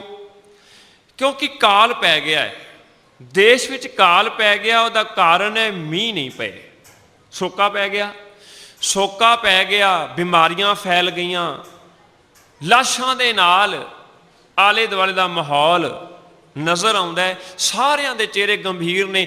ਰਾਜਾ ਜਿਹੜਾ ਹੈ ਇਹ ਫਰਜ਼ ਅਦਾ ਕਰ ਰਿਹਾ ਕਿ ਮੈਂ ਵੇਖਾਂ ਲੋਕਾਂ ਦਾ ਕੀ ਹਾਲ ਚਾਲ ਹੈ। ਤਰਾਹੀ ਤਰਾਹੀ ਮਚੀ ਪਈ ਹੈ।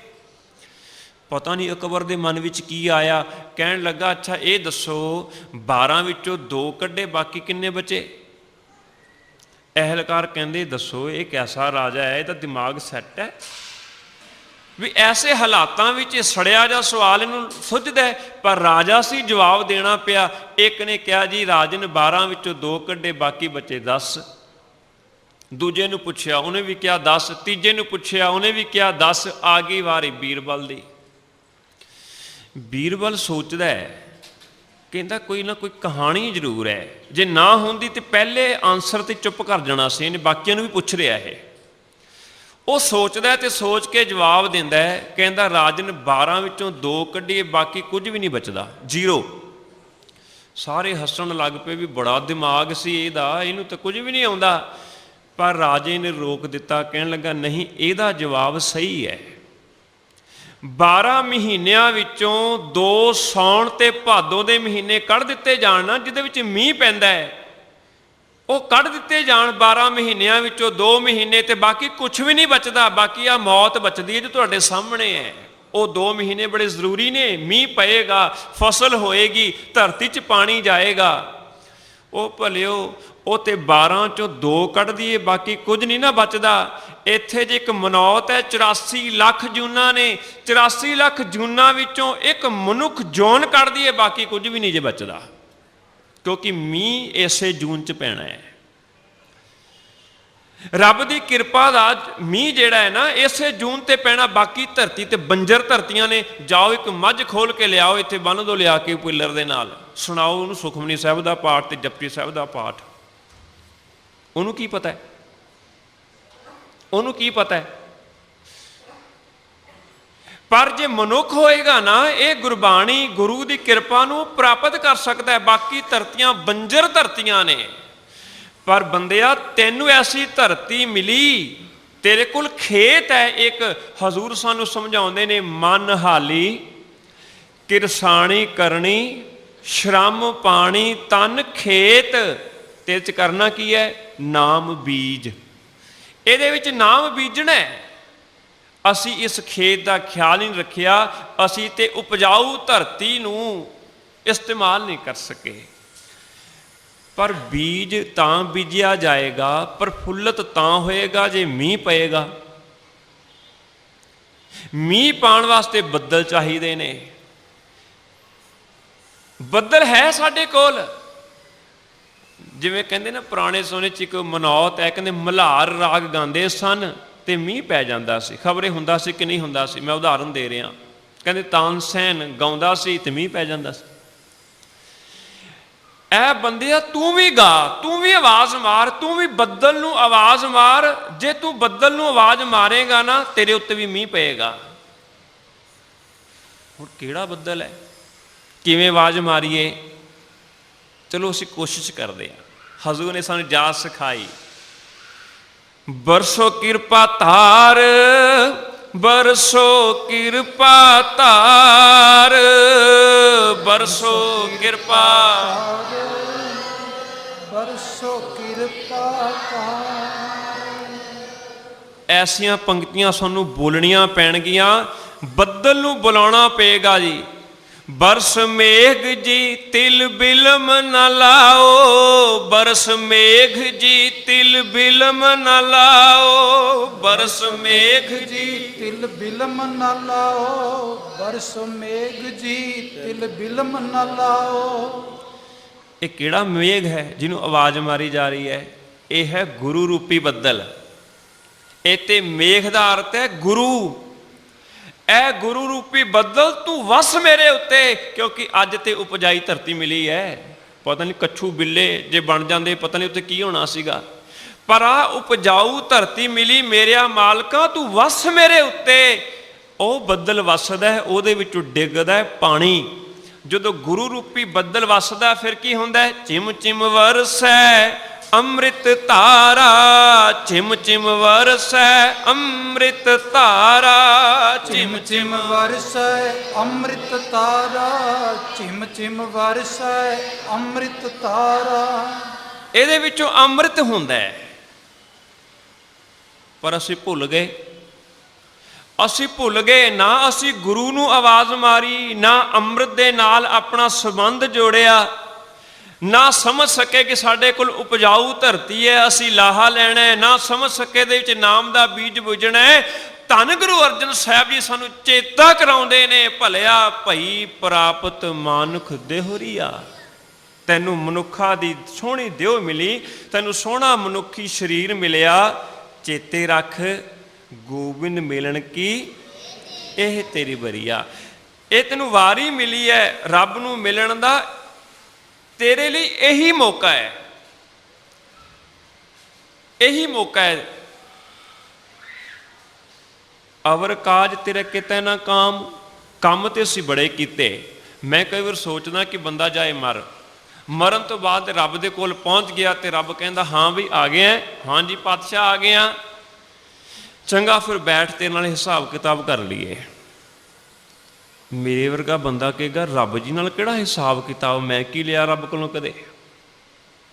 ਸੱਚੇ ਪਾਤਸ਼ਾਹ ਕਿਹੜਾ ਹਿਸਾਬ ਕਿਤਾਬ?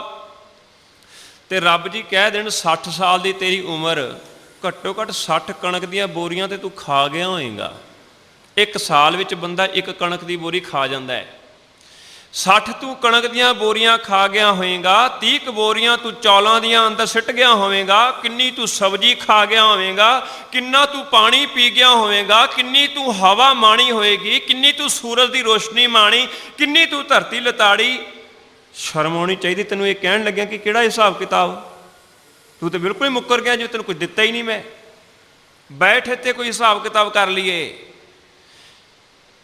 ਤੈਨੂੰ ਇੰਨਾ ਕੁਝ ਦਿੱਤਾ, ਕੁਝ ਕੀਤਾ ਵੀ ਹੈ ਕਿ ਨਹੀਂ, ਕੁਝ ਖੱਟਿਆ ਵੀ ਕਿ ਨਹੀਂ ਤੂੰ। ਬੰਦਾ ਖੁਸ਼ ਹੋ ਜਾਏਗਾ। ਖੱਟਣ ਦੀ ਗੱਲ ਆ ਗਈ। ਸੱਚੇ ਪਾਤਸ਼ਾਹ ਮੈਂ ਤਾਂ ਜਦੋਂ ਹੋਸ਼ ਸੰਭਾਲੀ ਮੈਂ ਤਾਂ ਕੰਮੇ ਇਹ ਕੀਤਾ ਖੱਟਣ ਦਾ, ਹੋਰ ਕੋਈ ਕੰਮ ਹੀ ਨਹੀਂ ਕੀਤਾ। ਇੰਨਾ ਕਮਾਇਆ, 3 ਕੋਠੀਆਂ ਥੱਲੇ ਛੱਡ ਕੇ ਆਇਆ। ਇੰਨਾ ਕਮਾਇਆ ਮੇਰੇ ਕੋਲ ਗੱਡੀ, ਇੰਨਾ ਕਮਾਇਆ ਮੇਰੇ ਬੱਚਿਆਂ ਕੋਲ ਚੰਗੀਆਂ ਚੰਗੀਆਂ ਗੱਡੀਆਂ, ਮੋਟਰਸਾਈਕਲਾਂ, ਇੰਨਾ ਕਮਾਇਆ, ਬੈਂਕ ਬੈਲੈਂਸ ਭਰੇ ਪਏ, ਆਪਣੇ ਰਿਸ਼ਤੇਦਾਰ ਵੀ ਰਜਾ ਤੇ, ਮਿੱਤਰ ਵੀ ਰਜਾ ਤੇ ਮੈਨੂੰ ਲੱਗਦਾ ਹੈ ਰੱਬ ਜੀ ਕਹਿਣਗੇ ਚੰਗਾ ਫਿਰ ਆ ਦੇਈ ਜਰਾ ਰੁਪਈਆ ਜਿਹੜਾ ਤੂੰ ਕਮਾਇਆ ਹੈ। ਤੇ ਬੰਦਾ ਸੋਚੇਗਾ ਵੀ ਰੁਪਈਆ ਮੈਂ ਹੁਣ ਦਵਾਂ ਕਿਵੇਂ, ਸਭ ਕੁਝ ਤੇ ਥੱਲੇ ਹੀ ਰਹਿ ਗਿਆ। ਤੇ ਜੇ ਕਿਤੇ ਮੈਂ ਥੱਲੇ ਜਾ ਕੇ ਲੈਣ ਵੀ ਜਾਵਾਂ ਨਾ, ਉਹ ਤੇ ਹੁਣ ਨੂੰ ਸਭ ਕੁਝ ਤਬਾਦਲਾ ਹੋ ਗਿਆ ਹੋਣਾ ਹੈ।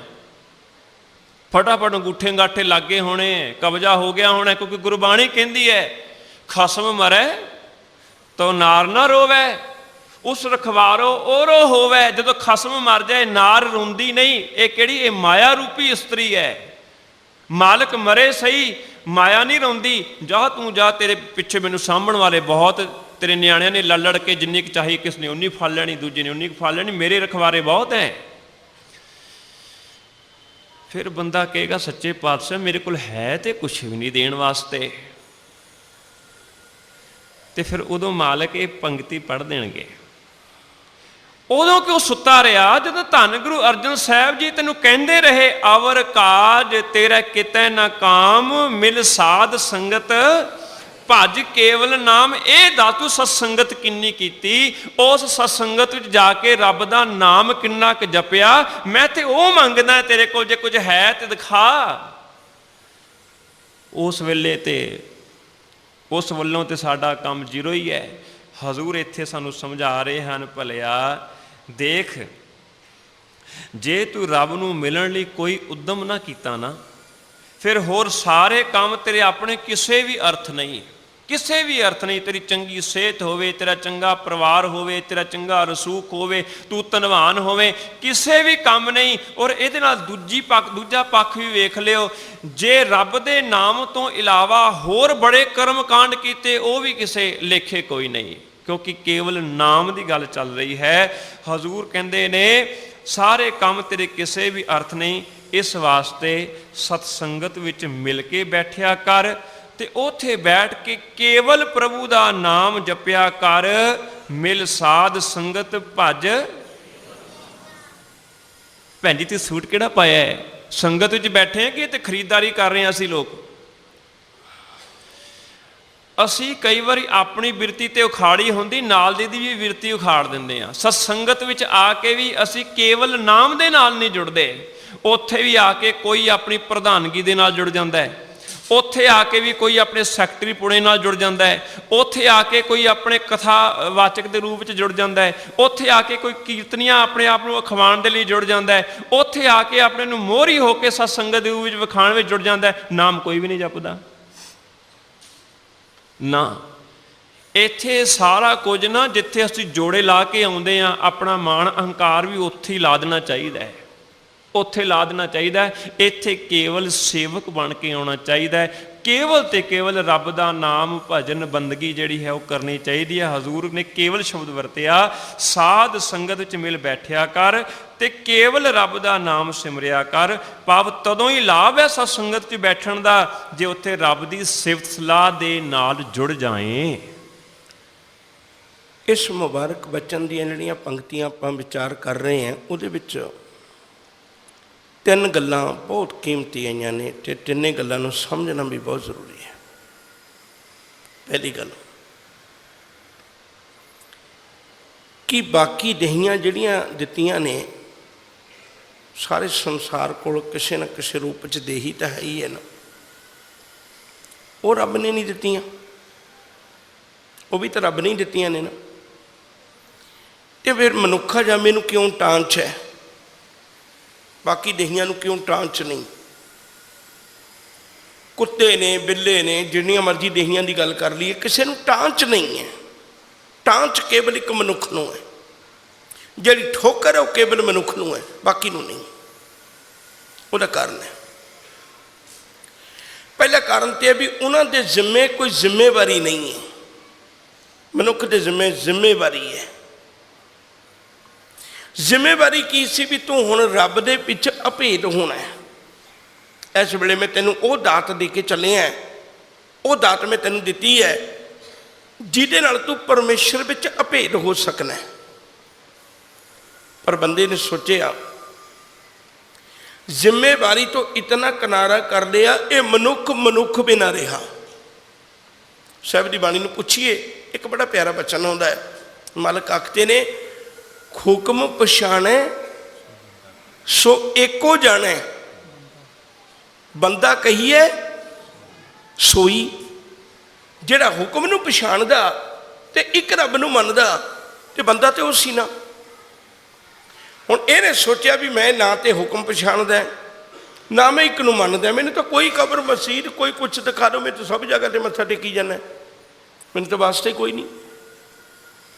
ਹੁਣ ਇਹ ਬੰਦਾ ਨਾ ਰਿਹਾ। ਪਹਿਲੀ ਗੱਲ ਤੇ ਇਹ ਵੀ ਸਾਹਿਬ ਇਹਨੂੰ ਸਮਝਾਉਂਦੇ ਨੇ ਵੀ ਤੈਨੂੰ ਮਨੁੱਖਾ ਦੇਹੀ ਕਾਹਦੇ ਵਾਸਤੇ ਦਿੱਤੀ ਹੈ, ਇਸ ਗੱਲ ਦਾ ਖਿਆਲ ਕਰ, ਤੈਨੂੰ ਮਨੁੱਖਾ ਦੇਹੀ ਕਾਹਦੇ ਵਾਸਤੇ ਦਿੱਤੀ ਹੈ। ਇਹ ਪਰਮੇਸ਼ਰ ਦੇ ਮਿਲਾਪ ਦੀ ਵਾਰੀ ਹੈ। ਤੇ ਵਾਰੀ ਦਾ ਇੱਕ ਸ਼ਬਦ ਪੜ੍ਹਿਓ ਪਹਿਲਾਂ, ਫਿਰ ਆਪਾਂ ਉਸ ਗੱਲ ਦੀ ਵਿਚਾਰ ਕਰਨੇ ਆ। ਸਾਹਿਬ ਦਾ ਅੰਮ੍ਰਿਤ ਬਚਨ ਹੈ, ਇਹੀ ਤੇਰਾ ਅਵਸਰ, ਇਹੀ ਤੇਰੀ ਵਾਰ।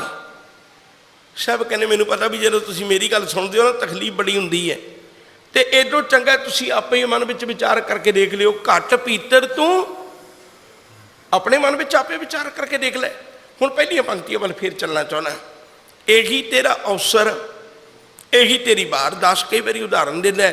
ਮੰਨ ਲਓ ਆਪਾਂ ਟਿਕਟ ਲੈਣੀ ਕਿੱਥੇ ਜੀ, ਰੇਲਵੇ ਦੀ ਟਿਕਟ ਲੈਣੀ, ਕੋਈ ਟਿਕਟ ਲੈਣੀ, ਖਿੜਕੀ ਤੇ ਖਲੋਤੇ ਹਾਂ, ਵਿੰਡੋ ਤੇ ਖਲੋਤੇ ਹਾਂ, ਤੇ ਮੈਂ ਖਲੋਤਾ ਆਪਣੀ ਵਾਰੀ ਦੀ ਉਡੀਕ ਕਰ ਰਿਹਾ।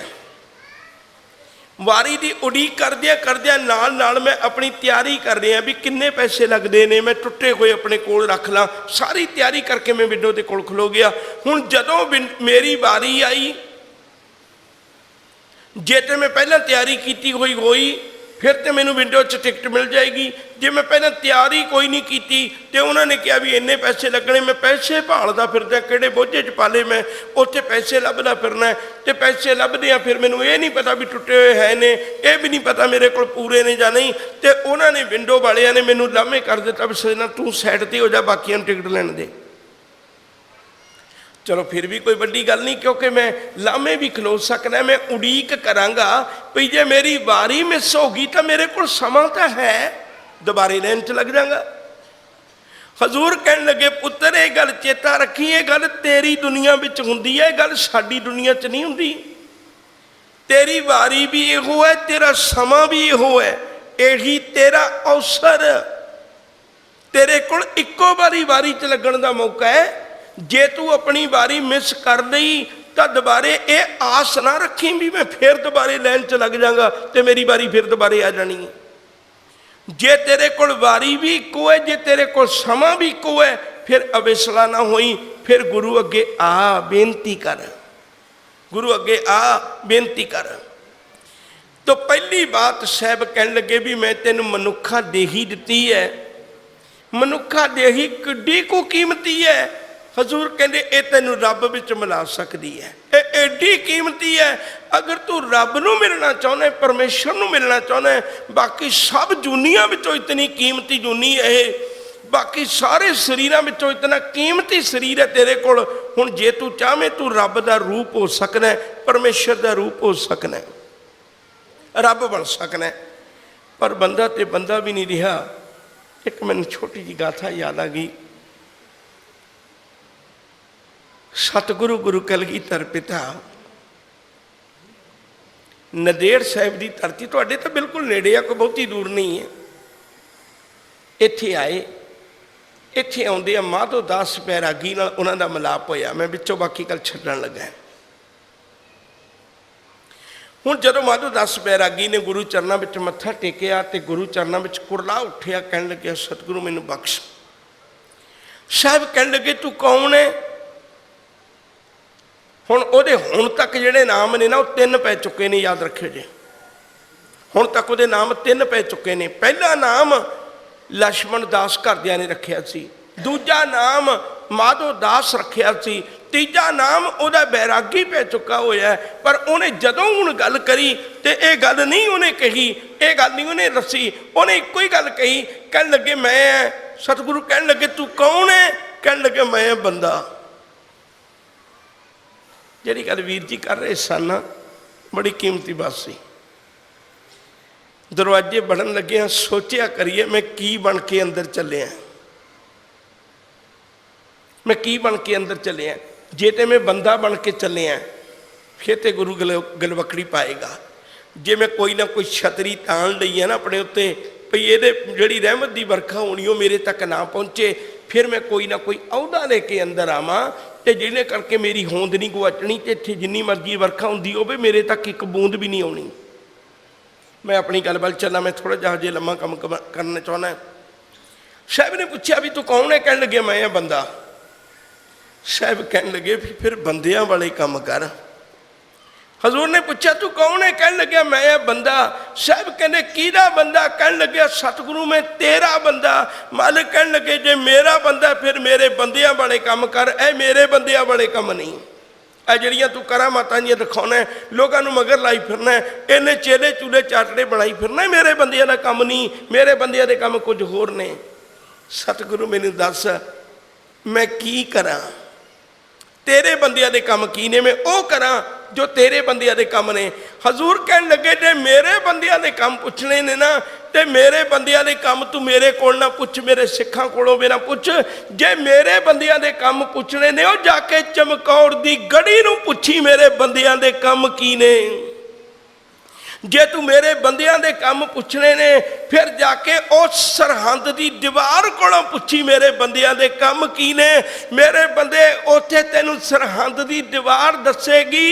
कोई 7 साल दा बच्चा अपनियां हड्डियां इस कौम दे महल विच पा गया पर उन्हें कदे इन्हां जालमां दी गल नहीं मनी। ते जे मेरे गल पुछनी चाहुंदे ते उस चमकौर दी गढ़ी कोलों पुछी, सरहंद दी दीवार कोलों पुछी, गुरदा इस जीवन दे अंदर उन्हां लोकां थावां तो पुछी, आनंदपुर साहिब दी धरती तो पुछी, तेनू मेरे बंदियां दे काम पता लग जाणगे।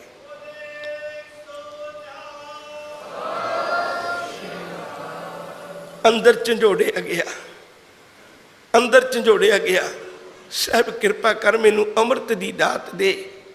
अमृत दी दात लई इतिहास कहंदा है थोड़े जे दिन, क्योंकि सितंबर दे कुछ दिन वो सतगुरु जी दे नाल रहिंदा है, फिर उन्होंने साहिब पंजाब की धरती पर भेजते हैं।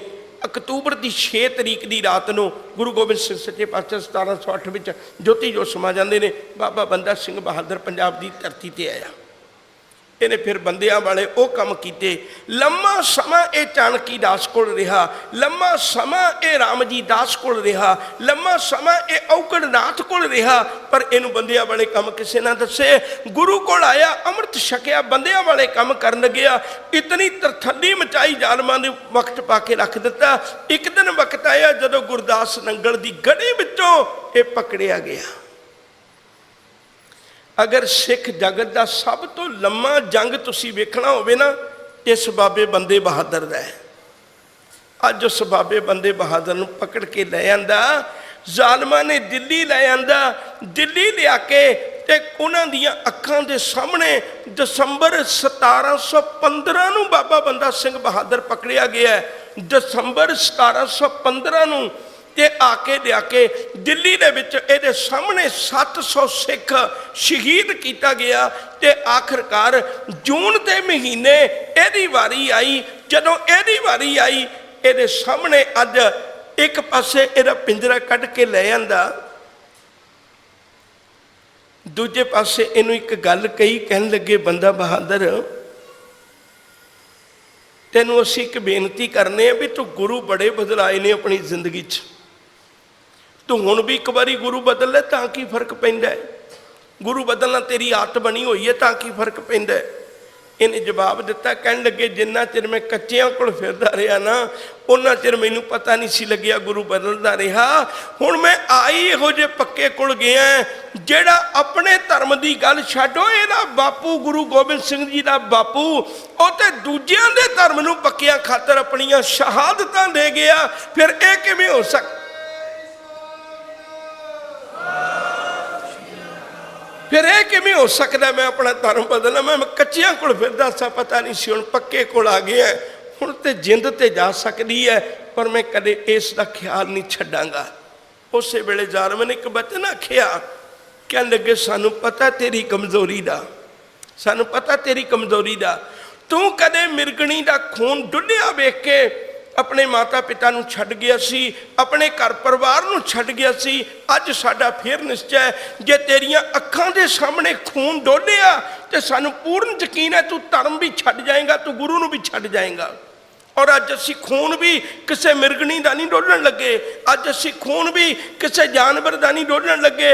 ਅੱਜ ਤੇਰੀਆਂ ਅੱਖਾਂ ਦੇ ਸਾਹਮਣੇ ਖੂਨ ਡੋਲਣ ਲੱਗੇ ਆ, ਖੂਨ ਵੀ ਇੱਕ ਮਾਸੂਮ ਬੱਚੇ ਦਾ ਡੋਲਣ ਲੱਗੇ ਆ। ਔਰ ਚੇਤਾ ਰੱਖੋ ਬੰਦਾ ਬਹਾਦਰ, ਅੱਜ ਉਹ ਬੱਚਾ ਵੀ ਕੋਈ ਓਪਰਾ ਨਹੀਂ ਬੱਚਾ, ਤੇਰਾ ਖੁਦ ਦਾ ਪੁੱਤਰ ਹੈ, ਉਹ ਤੇਰਾ ਖੁਦ ਦਾ ਪੁੱਤਰ। 4 ਸਾਲਾਂ ਦਾ ਬੱਚਾ ਸੀ ਬਾਬਾ ਬੰਦਾ ਸਿੰਘ ਬਹਾਦਰ ਦਾ। ਮੈਂ ਸਮਝਣਾ ਕਈ ਵਾਰੀ ਅਸੀਂ ਸਾਖੀਆਂ ਬੰਦਿਆਂ ਵਾਲੇ ਪਾਸੇ ਲੈ ਜਾਂਦੇ ਹਾਂ। ਅੱਜ ਮੈਂ ਆਪਣੀ ਧੀ ਨੂੰ ਵੀ ਇੱਕ ਬੇਨਤੀ ਕਰਨੀ ਚਾਹੁੰਦਾ, ਆਪਣੀ ਭੈਣ ਨੂੰ ਵੀ ਇੱਕ ਬੇਨਤੀ ਕਰਨਾ ਚਾਹੁੰਦਾ। ਬਾਬਾ ਬੰਦਾ ਸਿੰਘ ਬਹਾਦਰ ਦੀ ਘਰਵਾਲੀ ਦਾ ਨਾਂ ਸੁਸ਼ੀਲ ਕੌਰ ਹੈ। ਯਾਦ ਰੱਖਿਓ ਜੇ ਉਹ ਕਿਹੋ ਜਿਹੀ ਮਾਂ ਹੋਵੇਗੀ ਜਿਹੜੀਆਂ ਆਪਣੀਆਂ ਅੱਖਾਂ ਨਾਲ ਦੇਖ ਰਹੀ ਹੈ, ਆਪਣੀਆਂ ਅੱਖਾਂ ਨਾਲ ਵੇਖ ਰਹੀ ਹੈ। ਉਹਦੀ ਸੁਸ਼ੀਲ ਕੌਰ ਦੀ ਗੋਦ ਵਿੱਚੋਂ ਬੱਚਾ ਚੁੱਕਿਆ, ਜ਼ਾਲਮਾਂ ਨੇ ਬੱਚਾ ਚੁੱਕਿਆ। 3 ਬੰਦੇ ਕੋਲ ਆਏ ਨੇ, ਤਿੰਨਾਂ ਵਿੱਚੋਂ ਇੱਕ ਨੇ ਉਸ ਬੱਚੇ ਦੀਆਂ ਬਾਹਾਂ ਪਕੜ ਲਈਆਂ, ਖਿੱਚ ਕੇ ਪਿਛਾਂਹ ਨੂੰ ਕਰ ਲਈਆਂ। ਇੱਕ ਦੂਜਾ ਆਇਆ, ਉਹਨੇ ਲੱਤਾਂ ਪਕੜੀਆਂ, ਖਿੱਚ ਕੇ ਪਿਛਾਂਹ ਨੂੰ ਕਰ ਲਈਆਂ। ਦਿਮਾਗ 'ਚ ਤਸਵੀਰ ਬਣਾਓ, ਇੱਕ ਪਾਸੇ ਬੱਚੇ ਦੀਆਂ ਬਾਹਾਂ ਖਿੱਚੀਆਂ ਹੋਈਆਂ ਨੇ, ਦੂਜੇ ਪਾਸੇ ਬੱਚੇ ਦੀਆਂ ਲੱਤਾਂ ਖਿੱਚੀਆਂ ਹੋਈਆਂ ਨੇ।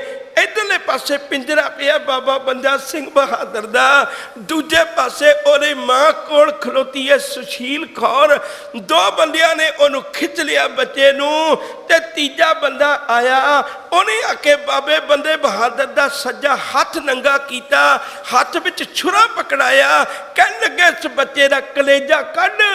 ਬਾਬਾ ਬੰਦਾ ਸਿੰਘ ਬਹਾਦਰ ਨੇ ਜਵਾਬ ਦਿੱਤਾ, ਕਹਿਣ ਲੱਗੇ ਮੇਰਾ ਬੱਚਾ ਜ਼ਾਲਮ ਹੁੰਦਾ, ਮੈਂ ਇੱਕ ਪਲ ਲਾਉਂਦਾ ਕਲੇਜਾ ਇਹਦਾ ਵੀ ਕੱਢ ਦਿੰਦਾ, ਪਰ ਮੇਰਾ ਬੱਚਾ ਜ਼ਾਲਮ ਨਹੀਂ ਹੈ, ਇਹਨੇ ਕੋਈ ਜ਼ੁਲਮ ਨਹੀਂ ਕੀਤਾ। ਕਹਿਣ ਲੱਗੇ ਚੰਗਾ ਜੇ ਤੂੰ ਨਹੀਂ ਕੱਢਣਾ। ਉਸੇ ਵੇਲੇ ਉਹਨੇ ਛੁਰਾ ਪਕੜਿਆ, ਜੱਬ ਕੇ ਉਹਦੀ ਛਾਤੀ ਵਿੱਚ ਮਾਰਿਆ ਛੁਰਾ। ਛੁਰੇ ਨੇ ਇੱਕ ਛੇਕ ਕੀਤਾ, ਛੁਰਾ ਚੁੱਕ ਕੇ ਲਾਮੇ ਸੁੱਟ ਦਿੱਤਾ। ਜਿੱਥੇ ਛੇਕ ਹੋਇਆ ਸੀ ਦੋਵੇਂ ਹੱਥ ਪਾ ਕੇ ਕਾੜ ਕਾੜ ਕਰਕੇ ਹੱਡੀਆਂ ਤੋੜ ਦਿੱਤੀਆਂ ਪਾਪੀ ਨੇ, ਤੇ ਉਹਦੇ ਵਿੱਚੋਂ ਤੜਫਦਾ ਹੋਇਆ ਕਲੇਜਾ ਰੁੱਗ ਭਰ ਕੇ ਕੱਢ ਲਿਆ। ਕੱਢ ਕੇ ਕਲੇਜਾ ਬਾਬੇ ਬੰਦੇ ਬਹਾਦਰ ਦੇ ਮੂੰਹ ਵਿੱਚ ਤੁੰਨ ਦਿੱਤਾ। ਜਦੋਂ ਤੁੰਨਿਆ ਮੂੰਹ ਵਿੱਚ, ਉਹਦਾ ਸਾਰਾ ਦਾੜਾ ਅੱਜ ਉਹਦੇ ਆਪਣੇ ਪੁੱਤ ਦੇ ਖੂਨ ਨਾਲ ਭਿੱਜ ਗਿਆ। ਆਪਣੇ ਮੁਖ ਤੋਂ ਆਪਣੇ ਪੁੱਤ ਦਾ ਕਲੇਜਾ ਜਿਹੜਾ ਤੜਫਦਾ, ਉਹ ਸਾਹਮਣੇ ਜਦੋਂ ਉਹ ਜ਼ਾਲਮਾਂ ਨੇ ਕੱਢ ਕੇ ਸਿੱਟਿਆ, ਤੇ ਅੱਜ ਬਾਬੇ ਬੰਦੇ ਬਹਾਦਰ ਨੇ ਇਕੱਲੇ ਬੈਠੇ ਨੇ ਆਪੇ ਜੈਕਾਰਾ ਲਾਇਆ। ਕਹਿਣ ਲੱਗਿਆ ਕਲਗੀਧਰ ਪਾਤਸ਼ਾਹ, ਮੈਨੂੰ ਅੱਜ ਪਤਾ ਲੱਗਿਆ ਮੈਂ ਤੇਰੇ ਪੁੱਤ ਸ਼ਹੀਦ ਹੁੰਦੇ ਨਹੀਂ ਦੇਖੇ, ਪਰ ਮੈਨੂੰ ਅੱਜ ਪਤਾ ਲੱਗਿਆ 18 ਸਾਲ ਦਾ ਪੁੱਤ ਜਵਾਨ ਕਰਕੇ ਤੂੰ ਕਿਵੇਂ ਸ਼ਹਾਦਤ ਲਈ ਤੋੜਿਆ ਹੋਵੇਗਾ।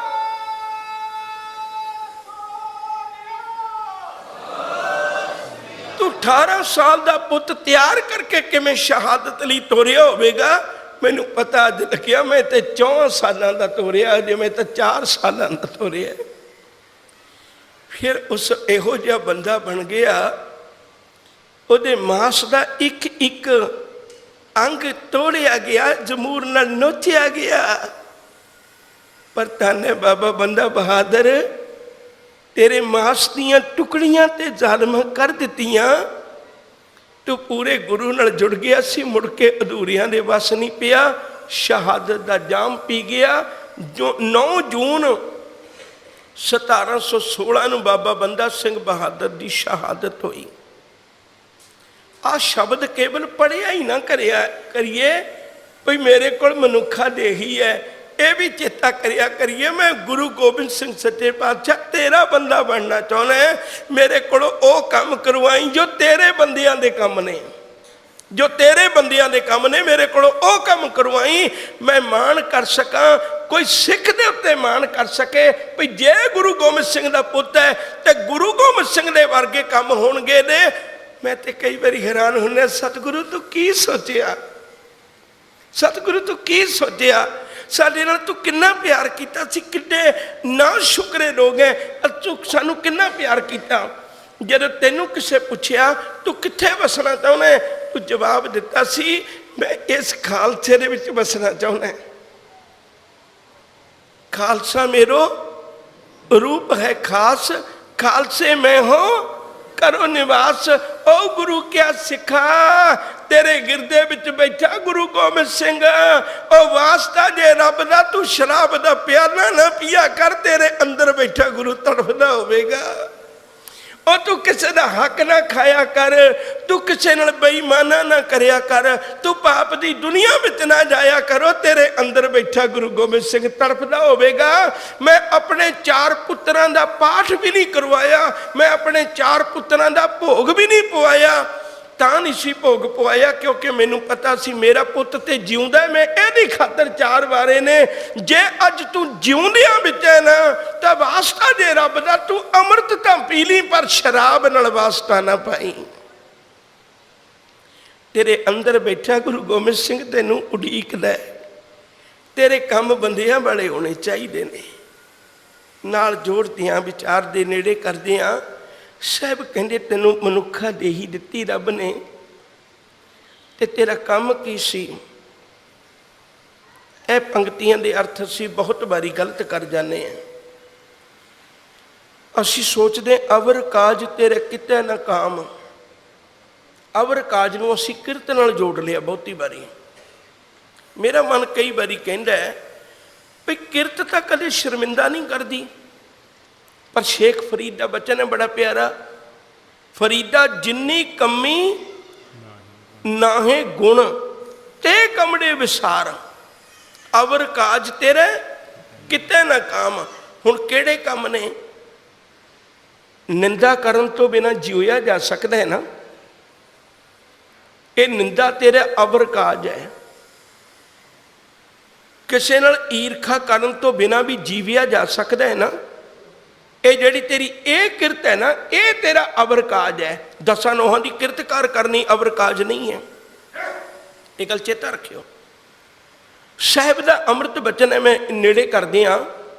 अवर करतूत सगली जम डन है, अवर करतूत सगली जम डन है।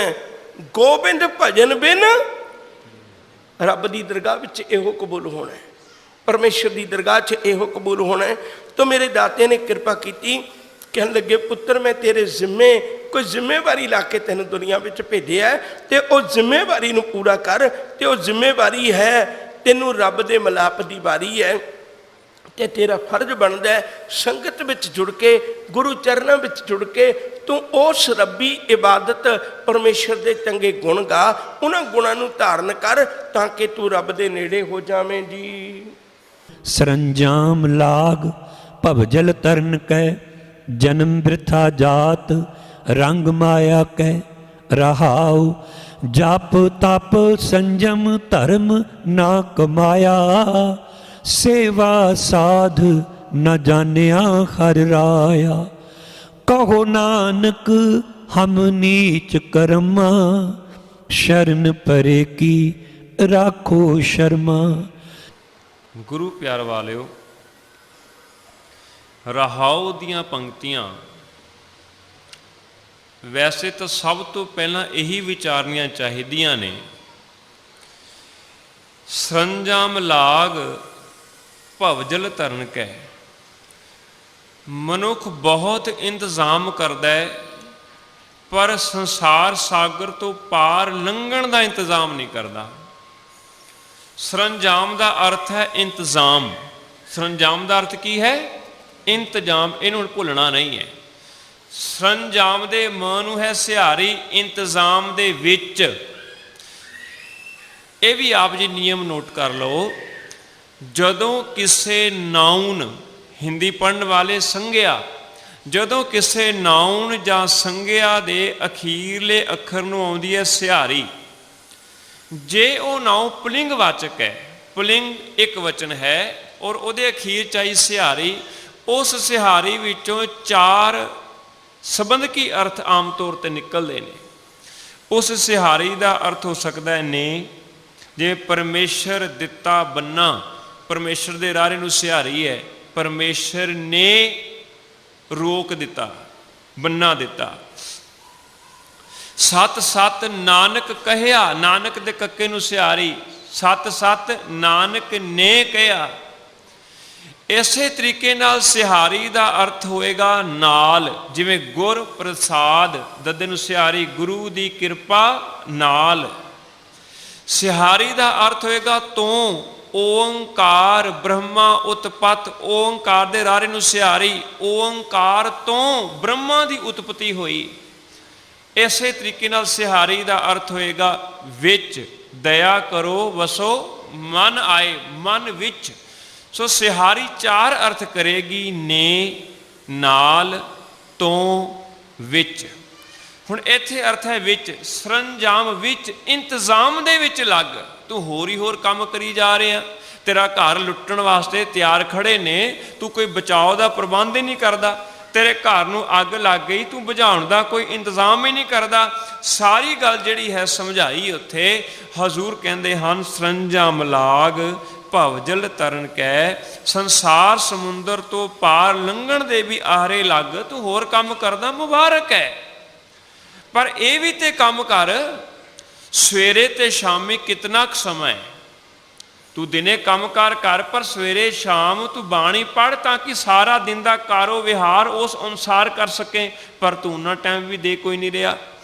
ਅੱਗੇ ਹਜ਼ੂਰ ਕਹਿੰਦੇ ਨੇ, ਤੇਰਾ ਜਨਮ ਜਿਹੜਾ ਹੈ ਨਾ ਵਿਅਰਥ ਜਾ ਰਿਹਾ, ਜਨਮ ਬ੍ਰਿਥਾ ਜਾਤ। ਅਸ ਤੇ ਕਹਿੰਦੇ ਕਿ ਬੜਾ ਕਾਮਯਾਬੀ ਵੱਲ ਜਾ ਰਿਹਾ ਹੈ। ਹੁਣ BA ਹੋ ਗਈ, ਹੁਣ MA ਹੋ ਗਈ, ਹੁਣ PhD ਹੋ ਗਈ, ਹੁਣ ਡਾਕਟਰੀ ਅਸੀਂ ਕਰ ਲਈ, ਪੂਰੀ ਡਾਕਟਰ ਬਣ ਕੇ ਬੜੇ ਕਾਮਯਾਬੀ ਵੱਲ ਅੱਗੇ ਜਾ ਰਿਹਾ ਹੈ। ਪਰ ਇਹ ਸਭ ਕੁਝ ਹੁੰਦਿਆਂ ਜੇ ਰੱਬੀ ਪਿਆਰ ਨਹੀਂ, ਤੇ ਮਾਲਕ ਕਹਿੰਦੇ ਨੇ ਜਨਮ ਬ੍ਰਿਥਾ ਜਾਤ। ਉਹਦਾ ਕਾਰਨ ਹੈ ਕਿ ਤੇਰਾ ਜਿਹੜਾ ਰੰਗ ਹੈ ਨਾ, ਰੰਗ ਮੈਨੇ ਪਿਆਰ, ਜਿਹੜਾ ਤੇਰਾ ਪਿਆਰ ਹੈ ਨਾ, ਉਹ ਮਾਇਆ ਵਿੱਚ ਹੀ ਹੈ, ਰੱਬ ਵਿੱਚ ਨਹੀਂ ਹੈ। ਜਨਮ ਬ੍ਰਿਥਾ ਜਾਤ ਰੰਗ ਮਾਇਆ ਕੈ, ਮਾਇਆ ਦੇ ਰੰਗ ਵਿੱਚ, ਮਾਇਆ ਦੇ ਪਿਆਰ ਵਿੱਚ ਤੇਰਾ ਜਨਮ ਜਿਹੜਾ ਹੈ ਬੇਕਾਰ ਜਾ ਰਿਹਾ ਹੈ। ਰੱਬ ਦੇ ਵਿੱਚ ਪਿਆਰ ਜੋੜਨਾ ਹੈ। ਦੇਖੋ ਰੰਗ ਦੀ ਗੱਲ ਆਉਂਦੀ, ਜਾਕੋ ਹਰ ਰੰਗ ਲਾਗੋ ਇਸ ਯੁੱਗ ਮੈਂ। ਇੱਕ ਤੇ ਹਰੀ ਰੰਗ ਦੀ ਗੱਲ ਹੈ, ਉਹ ਤੇ ਨੇੜੇ ਨਹੀਂ ਲੱਗਾ ਸਾਡੇ, ਉਹ ਤੇ ਸਾਡੇ ਜੀਵਨ ਵਿੱਚ ਨਜ਼ਰ ਨਹੀਂ ਆਉਂਦਾ। ਭਰੀਐ ਮਤ ਪਾਪਾਂ ਕੈ ਸੰਗ, ਉਹ ਧੋਪੈ ਨਾਵੈ ਕੈ ਰੰਗ, ਉਹ ਤੇ ਸਾਡੇ ਕੋਲ ਨਹੀਂ ਹੈ। ਬੜਾ ਕੁਸੁੰਬੜਾ ਰੰਗ ਹੈ, ਮਾਇਆ ਦਾ ਰੰਗ ਹੈ, ਇਹ ਸਾਡੇ ਜੀਵਨ ਵਿੱਚ ਲਗਾਤਾਰ ਵੱਧਦਾ ਜਾ ਰਿਹਾ ਹੈ। ਇਹਦੇ ਨਾਲ ਬਹੁਤ ਜ਼ਿਆਦਾ ਪਿਆਰ ਹੈ। ਇੱਕ ਗੱਲ ਹੋਰ ਖਿਆਲ ਕਰਿਓ, ਪਿੱਛੇ ਵੀ ਗੱਲ ਆਈ ਸੀ ਕਿ ਸਰੋਵਰ ਦੇ ਵਿੱਚ ਅੱਗ ਹੈ, ਇੱਥੇ ਵੀ ਗੱਲ ਆਈ ਕਿ ਮਾਇਆ ਦੇ ਪਿਆਰ ਦੇ ਵਿੱਚ ਹੈ। ਇਹ ਨਾ ਸਮਝ ਲੈਣਾ ਕਿ ਇਹ ਮਾਇਆ ਹੋਣੀ ਨਹੀਂ ਚਾਹੀਦੀ, ਕਿਉਂਕਿ ਰੱਬ ਨੇ ਪੈਦਾ ਕੀਤੀ ਹੈ। ਇਹ ਪਾਣੀ ਦੀ ਥਾਂ ਅੱਗ ਰੱਬ ਕੋਈ ਗਲਤ ਕੰਮ ਨਹੀਂ ਕਦੇ ਵੀ ਕਰਦਾ, ਇਹ ਵੀ ਚੇਤੇ ਰੱਖਿਓ। ਰੱਬ ਨੇ ਜੇ ਕੀਤਾ ਤੇ ਬਚਾਅ ਦਾ ਸਾਧਨ ਵੀ ਹੈ, ਗਲਤੀ ਸਾਡੀ ਹੈ। ਮਾਇਆ ਦੇ ਨਾਲ ਚਿੰਬੜਨਾ ਇਦਾਂ ਸਮਝ ਲੈਣਾ। ਅਕਸਰ ਮੈਂ ਉਦਾਹਰਨ ਦਿੰਦਾ ਵਾਂ, 2 ਉਦਾਹਰਨਾਂ ਆਪ ਦੇ ਨਾਲ ਸਾਂਝੀਆਂ ਪਾਵਾਂ। ਘਰ ਦੇ ਵਿੱਚ ਨੇ, ਘਰ ਵਿੱਚ ਪ੍ਰੈਸ ਹੈ, ਪ੍ਰੈਸ ਹੈ ਨਾ, ਉਹ ਪ੍ਰੈਸ ਗਰਮ ਹੈ। ਜੇ ਤੇ ਕੋਈ ਸਿੱਧਾ ਬਿਜਲੀ ਨਾਲ ਜੱਫਾ ਪਾ ਲਵੇ, ਇਹਨੂੰ ਕਰੰਟ ਲੱਗੇਗਾ, ਮਰ ਜਾਏਗਾ। ਇਹਨੂੰ ਹੋਰ ਸੌਖਾ ਸਮਝਣਾ ਹੋਵੇ, ਕੋਲਿਆਂ ਵਾਲੀ ਵੀ ਪ੍ਰੈਸ ਹੁੰਦੀ ਹੈ। ਜੇ ਬੰਦਾ ਉਹ ਬਲਦੇ ਬਲਦੇ ਕੋਲੇ ਸਿੱਧੇ ਹੀ ਆਪਣੇ ਕੱਪੜਿਆਂ ਉੱਤੇ ਰੱਖ ਦੇਵੇ, ਫਿਰ ਕੀ ਹੋਏਗਾ? ਕੱਪੜੇ ਸੜ ਜਾਣਗੇ। ਪਰ ਜੇ ਕਿਤੇ ਉਹੀ ਕੋਲੇ ਪ੍ਰੈਸ ਵਿੱਚ ਪਾ ਕੇ ਕੱਪੜਿਆਂ ਤੇ ਫੇਰ ਦਈਏ, ਫਿਰ ਕੀ ਹੋਏਗਾ? ਫਿਰ ਵੱਟ ਨਿਕਲ ਜਾਣਗੇ, ਕੱਪੜਾ ਸੋਹਣਾ ਲੱਗੇਗਾ। ਪ੍ਰਭੂ ਦਾ ਜਿਹੜਾ ਨਾਮ ਹੈ ਨਾ, ਪ੍ਰਭੂ ਦਾ ਜਿਹੜਾ ਸਿਮਰਨ ਹੈ, ਉਹਦੇ ਸਹਾਰੇ ਜੇ ਮਾਇਆ ਵਰਤਾਂਗੇ, ਉਹੀ ਮਾਇਆ ਸਾਡੇ ਵੱਟ ਕੱਢ ਦੇਗੀ, ਸਾਨੂੰ ਖੂਬਸੂਰਤ ਬਣਾ ਦੇਗੀ। ਪਰ ਜੇ ਕਿਤੇ ਰੱਬ ਦੇ ਨਾਮ ਨੂੰ ਪਾਸੇ ਕਰਕੇ, ਰੱਬ ਦੇ ਨਾਮ ਦੀ ਪ੍ਰੈਸ ਪਾਸੇ ਕਰਕੇ ਤੇ ਸਿੱਧੀ ਮਾਇਆ ਨੂੰ ਜੱਫੇ ਮਾਰਾਂਗੇ, ਉਹ ਸਾਡੇ ਕੱਪੜੇ ਸਾੜ ਦੇਗੀ। ਦੂਜੀ ਉਦਾਹਰਨ, ਘਰਾਂ ਵਿੱਚ ਗੱਡੀਆਂ ਨੇ, ਪੈਟਰੋਲ ਪਾਉਂਦੇ ਹਾਂ ਅਸੀਂ ਉਹਦੇ ਵਿੱਚ। ਹੁਣ ਪੈਟਰੋਲ ਕੀ ਹੈ? ਨਿਰੀ ਅੱਗ ਹੈ, ਹੋਰ ਕੀ ਹੈ? ਗੱਡੀ ਚਲਾਉਣ ਵਾਸਤੇ ਜ਼ਰੂਰੀ ਹੈ, ਚਾਹੀਦਾ ਹੈ ਪੈਟਰੋਲ। ਪਰ ਚੇਤੇ ਰੱਖੋ, ਜਿੱਥੇ ਪੈਟਰੋਲ ਹੈ ਨਾ, ਉੱਥੇ ਇੰਜਨ ਦੇ ਅਗਲੇ ਪਾਸੇ ਕੂਲੈਂਟ ਵੀ ਹੈਗਾ, ਉਹਦੇ ਵਿੱਚ ਪਾਣੀ ਪਾਇਆ ਜਾਂਦਾ ਹੈ। ਪੈਟਰੋਲ ਹੋਵੇ ਪਰ ਉਹਦੇ ਵਿੱਚ ਪਾਣੀ ਨਾ ਹੋਵੇ, ਉਹੀ ਪੈਟਰੋਲ ਸਾਡੀ ਗੱਡੀ ਗਰਮ ਕਰ ਦਿੰਦਾ ਹੈ, ਅੱਗ ਲੱਗ ਜਾਂਦੀ ਹੈ। ਇਸੇ ਤਰ੍ਹਾਂ ਮਾਇਆ ਹੈ ਗੁਜਰਾਨ। ਪਰ ਜੇ ਕਿਤੇ ਪ੍ਰਭੂ ਦੇ ਨਾਮ ਦਾ ਜਲ ਨਾ ਹੋਵੇ, ਉਹੀ ਮਾਇਆ ਸਾਡੀ ਗੱਡੀ ਗਰਮ ਕਰਕੇ ਅੱਗ ਲਾ ਦਿੰਦੀ ਹੈ। ਪਰ ਜੇ ਪ੍ਰਭੂ ਦਾ ਨਾਮ ਹੋਵੇ, ਉਹੀ ਪੈਟਰੋਲ ਸਾਡੀ ਗੱਡੀ ਚਲਾਉਂਦਾ, ਉਹੀ ਮਾਇਆ ਸਾਡੀ ਗੱਡੀ ਚੰਗੇ ਤਰੀਕੇ ਨਾਲ ਚਲਾਉਂਦੀ ਹੈ।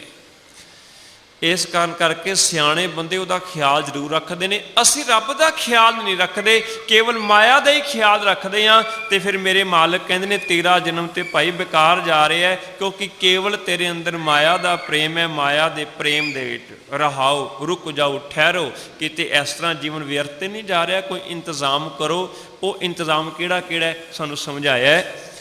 ਜਪ ਤਪ ਸੰਜਮ ਧਰਮ ਨ ਕਮਾਇਆ, ਸੇਵਾ ਸਾਧ ਨ ਜਾਣਿਆ ਹਰ ਰਾਇਆ। ਹਜ਼ੂਰ ਕਹਿੰਦੇ ਹਨ ਸੱਚੇ ਪਾਤਸ਼ਾਹ, ਜੇ ਆਪਣੀ ਗੱਲ ਕਰੀਏ ਜਾਂ ਕਿਸੇ ਹੋਰ ਨਾਲ ਗੱਲ ਕਰੀਏ ਜੋ ਸਾਡੇ ਵਰਗਾ ਹੈ, ਨਾ ਤੂੰ ਅਜਿਹਾ ਕੋਈ ਧਰਮ ਕਮਾਇਆ ਕਿਹੜਾ ਪ੍ਰਭੂ ਦਾ ਸਿਮਰਨ ਨਹੀਂ ਕਰਦਾ, ਪ੍ਰਭੂ ਨੂੰ ਮਿਲਣ ਲਈ ਸੇਵਾ ਆਦਿਕ ਦਾ ਕੋਈ ਉਦਮ ਉਪਰਾਲਾ ਵੀ ਨਹੀਂ ਕਰਦਾ। ਇਹੀ ਤਪ ਹੈ ਸਾਡਾ। ਮਨ ਨੂੰ ਵਿਕਾਰਾਂ ਵੱਲੋਂ ਰੋਕਣ ਦਾ ਤੂੰ ਯਤਨ ਵੀ ਨਹੀਂ ਕਰਦਾ। ਸਾਡੇ ਮਨ ਅੰਦਰ ਕਦੇ ਵੀ ਇਹ ਖਿਆਲ ਨਹੀਂ ਪੈਦਾ ਹੁੰਦਾ ਵੀ ਅਸੀਂ ਆਪਣੇ ਵਿਕਾਰ ਨੂੰ ਕਿਵੇਂ ਘਟਾਈਏ। ਵਧਾਉਣ ਦੇ ਤੇ ਉਪਰਾਲੇ ਬਹੁਤ ਕਰੇ ਜਾਂਦੇ ਨੇ। ਗੁੱਸਾ ਨਾ ਕਰਨਾ, ਸਾਡੇ ਕਈ ਨੌਜਵਾਨ ਜਿਮ ਜਾਂਦੇ ਨੇ, ਜਿਮ ਜਾਂਦੇ ਨੇ, ਮੁਬਾਰਕ ਹੈ ਜਾਣ। ਪਰ ਜਿਸ ਵੇਲੇ ਉਹ ਜਿਮ ਜਾਣ ਦਾ ਸਦਕਾ ਉਹਨਾਂ ਦੇ ਡੋਲਿਆਂ ਦੇ ਵਿੱਚ ਆਉਂਦੀ ਹੈ ਤਾਕਤ, ਉਹ ਆਪਣੇ ਆਪ ਨੂੰ ਸ਼ੀਸ਼ੇ ਵਿੱਚ ਵੇਖਦੇ ਨੇ ਤੇ ਫਿਰ ਹੌਲੀ ਜਿਹੀ ਕਹਿੰਦੇ ਹੁਣ ਆਵੇ ਜਿਹੜਾ ਸਾਹਮਣੇ ਆਉਂਦਾ ਹੈ। ਇਹਦਾ ਮਤਲਬ ਅਸੀਂ ਆਪਣੇ ਕ੍ਰੋਧ ਨੂੰ ਵਧਾਉਣ ਵਾਸਤੇ ਇਹ ਕੰਮ ਕੀਤਾ ਹੈ। ਮਨੁੱਖ ਕਈ ਵਾਰੀ ਐਸਾ ਪੜ੍ਹੇਗਾ, ਐਸਾ ਦੇਖੇਗਾ, ਐਸਾ ਸੁਣੇਗਾ ਜਿਸ ਤੋਂ ਉਹਦਾ ਵਿਕਾਰ ਹੋਰ ਤੇਜ਼ ਹੋਵੇ। ਇਹਦਾ ਮਤਲਬ ਅਸੀਂ ਤੇ ਉਹਨਾਂ ਨੂੰ ਹੋਰ ਵਧਾਉਣ ਵਾਸਤੇ ਸਭ ਕੁਝ ਕਰੀ ਜਾ ਰਹੇ ਹਾਂ।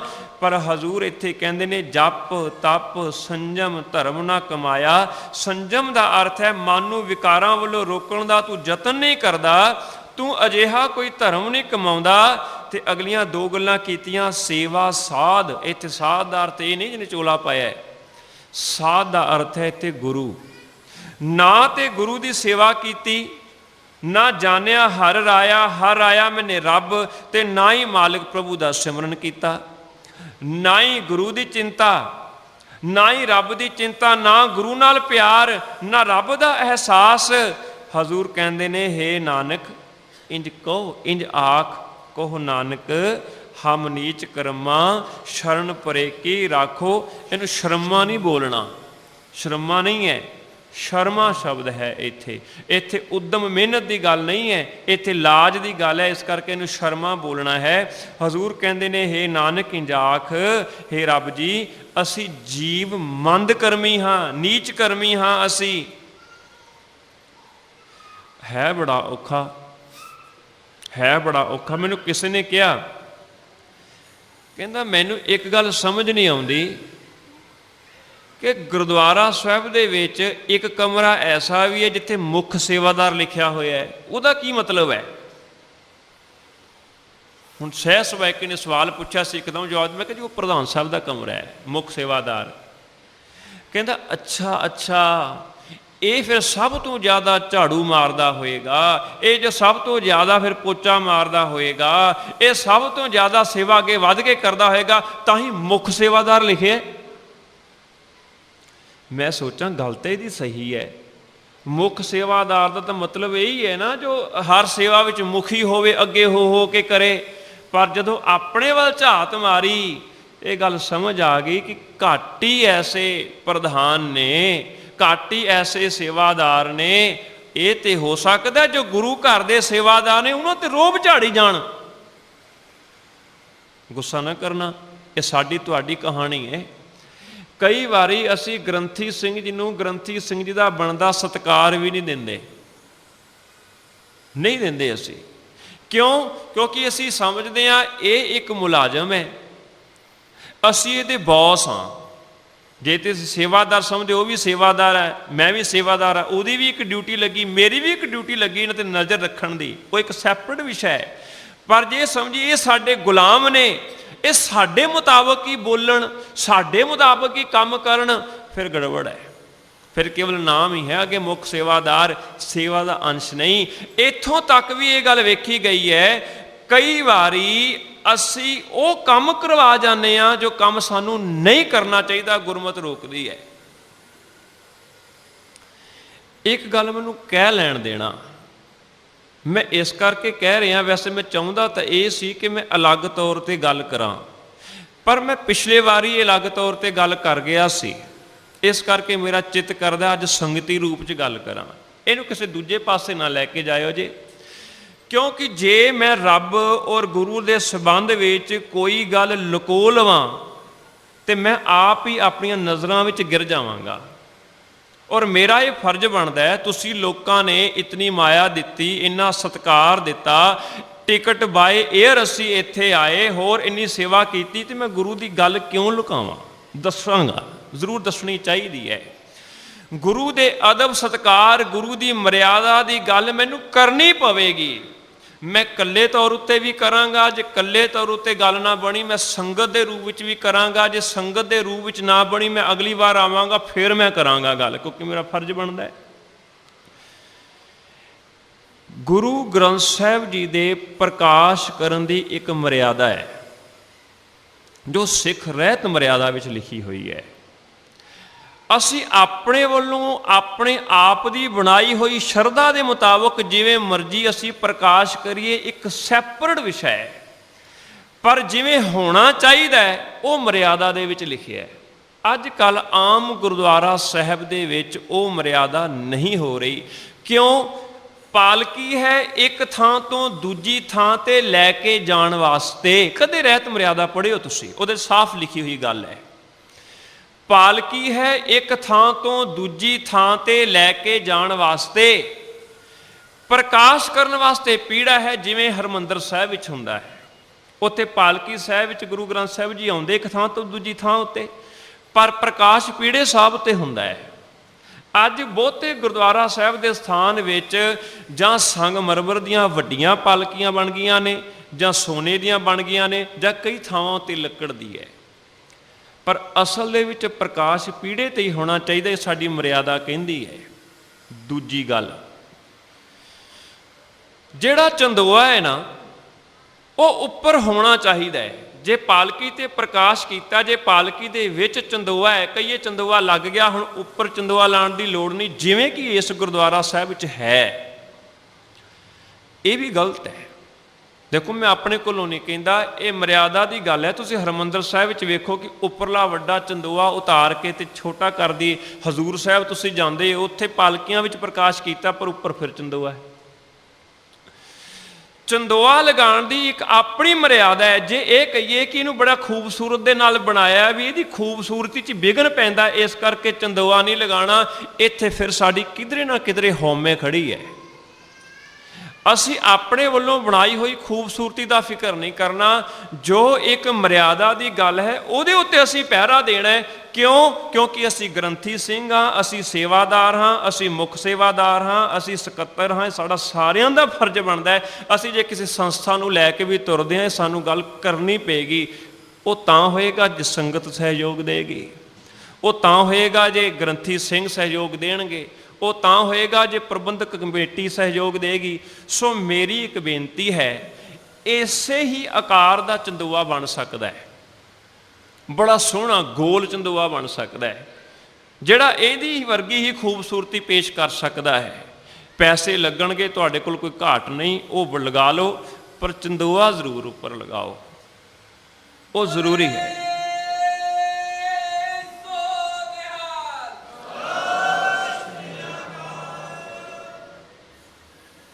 ਆਪਾਂ ਜਕਾਰੇ ਤੇ ਬਹੁਤ ਲਾ ਲੈਂਦੇ ਆ। ਗੱਲ ਉਦੋਂ ਜਕਾਰਾ ਲਾਇਓ ਜਦੋਂ ਗੱਲ ਹੋ ਜਾਣੀ ਚਾਹੀਦੀ ਮਰਿਆਦਾ ਅਨੁਸਾਰ ਸਾਰੀ। ਗੱਲ ਇਹ ਹੈ ਕਿ ਅਸੀਂ ਪਿਆਰ ਨਾਲ ਇਹ ਗੱਲ ਕਰਨੀ ਹੈ, ਪਿਆਰ ਨਾਲ ਇਹ ਗੱਲ ਕਰਨੀ ਹੈ, ਔਰ ਇਹ ਤਾਂ ਕਰਨੀ ਹੈ ਕਿਉਂਕਿ ਇਹਦੇ ਵਿੱਚ ਗੁਰੂ ਸਾਹਿਬ ਦਾ ਸਤਿਕਾਰ ਹੈ, ਤਾਂ ਅਸੀਂ ਕਰਨੀ ਹੈ।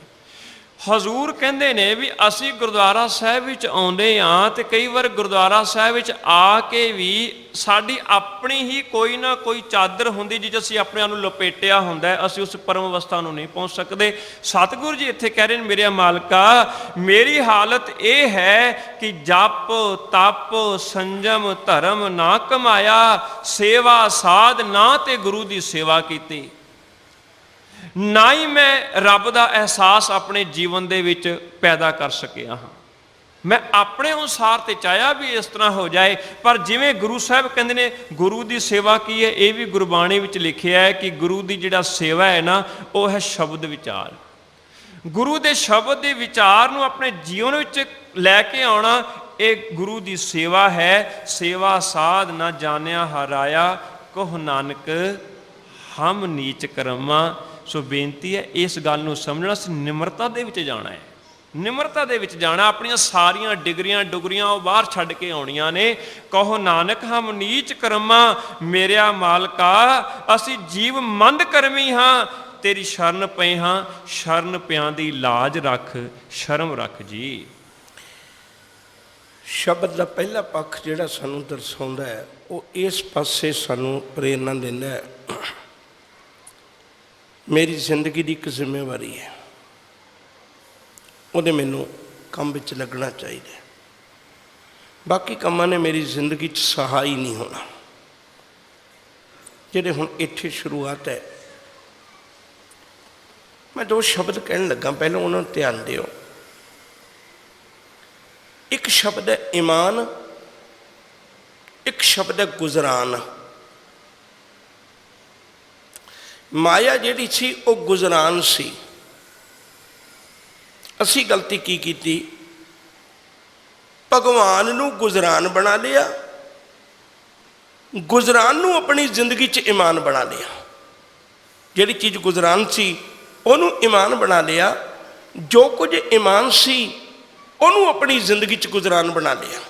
ਤੁਸੀਂ ਕਦੇ ਖਿਆਲ ਕਰਕੇ ਦੇਖਿਓ, ਮਾਇਆ ਦੀ ਖਾਤਰ ਤੁਸੀਂ ਮੇਰੇ ਕੋਲੋਂ ਕੁਝ ਵੀ ਕਰਵਾ ਲਓ, ਮੈਂ ਕਰਨ ਨੂੰ ਤਿਆਰ ਹਾਂ, ਕਿਉਂਕਿ ਮੈਂ ਉਹਨੂੰ ਭਗਵਾਨ ਮੰਨੀ ਬੈਠਾ, ਈਮਾਨ ਮੰਨੀ ਬੈਠਾ। ਪਰ ਦੂਜੇ ਪਾਸੇ ਜਿਹੜਾ ਮੇਰਾ ਭਗਵਾਨ ਸੀ, ਈਮਾਨ ਸੀ, ਉਹਨੂੰ ਮੈਂ ਗੁਜ਼ਰਾਨ ਬਣਾ ਲਿਆ।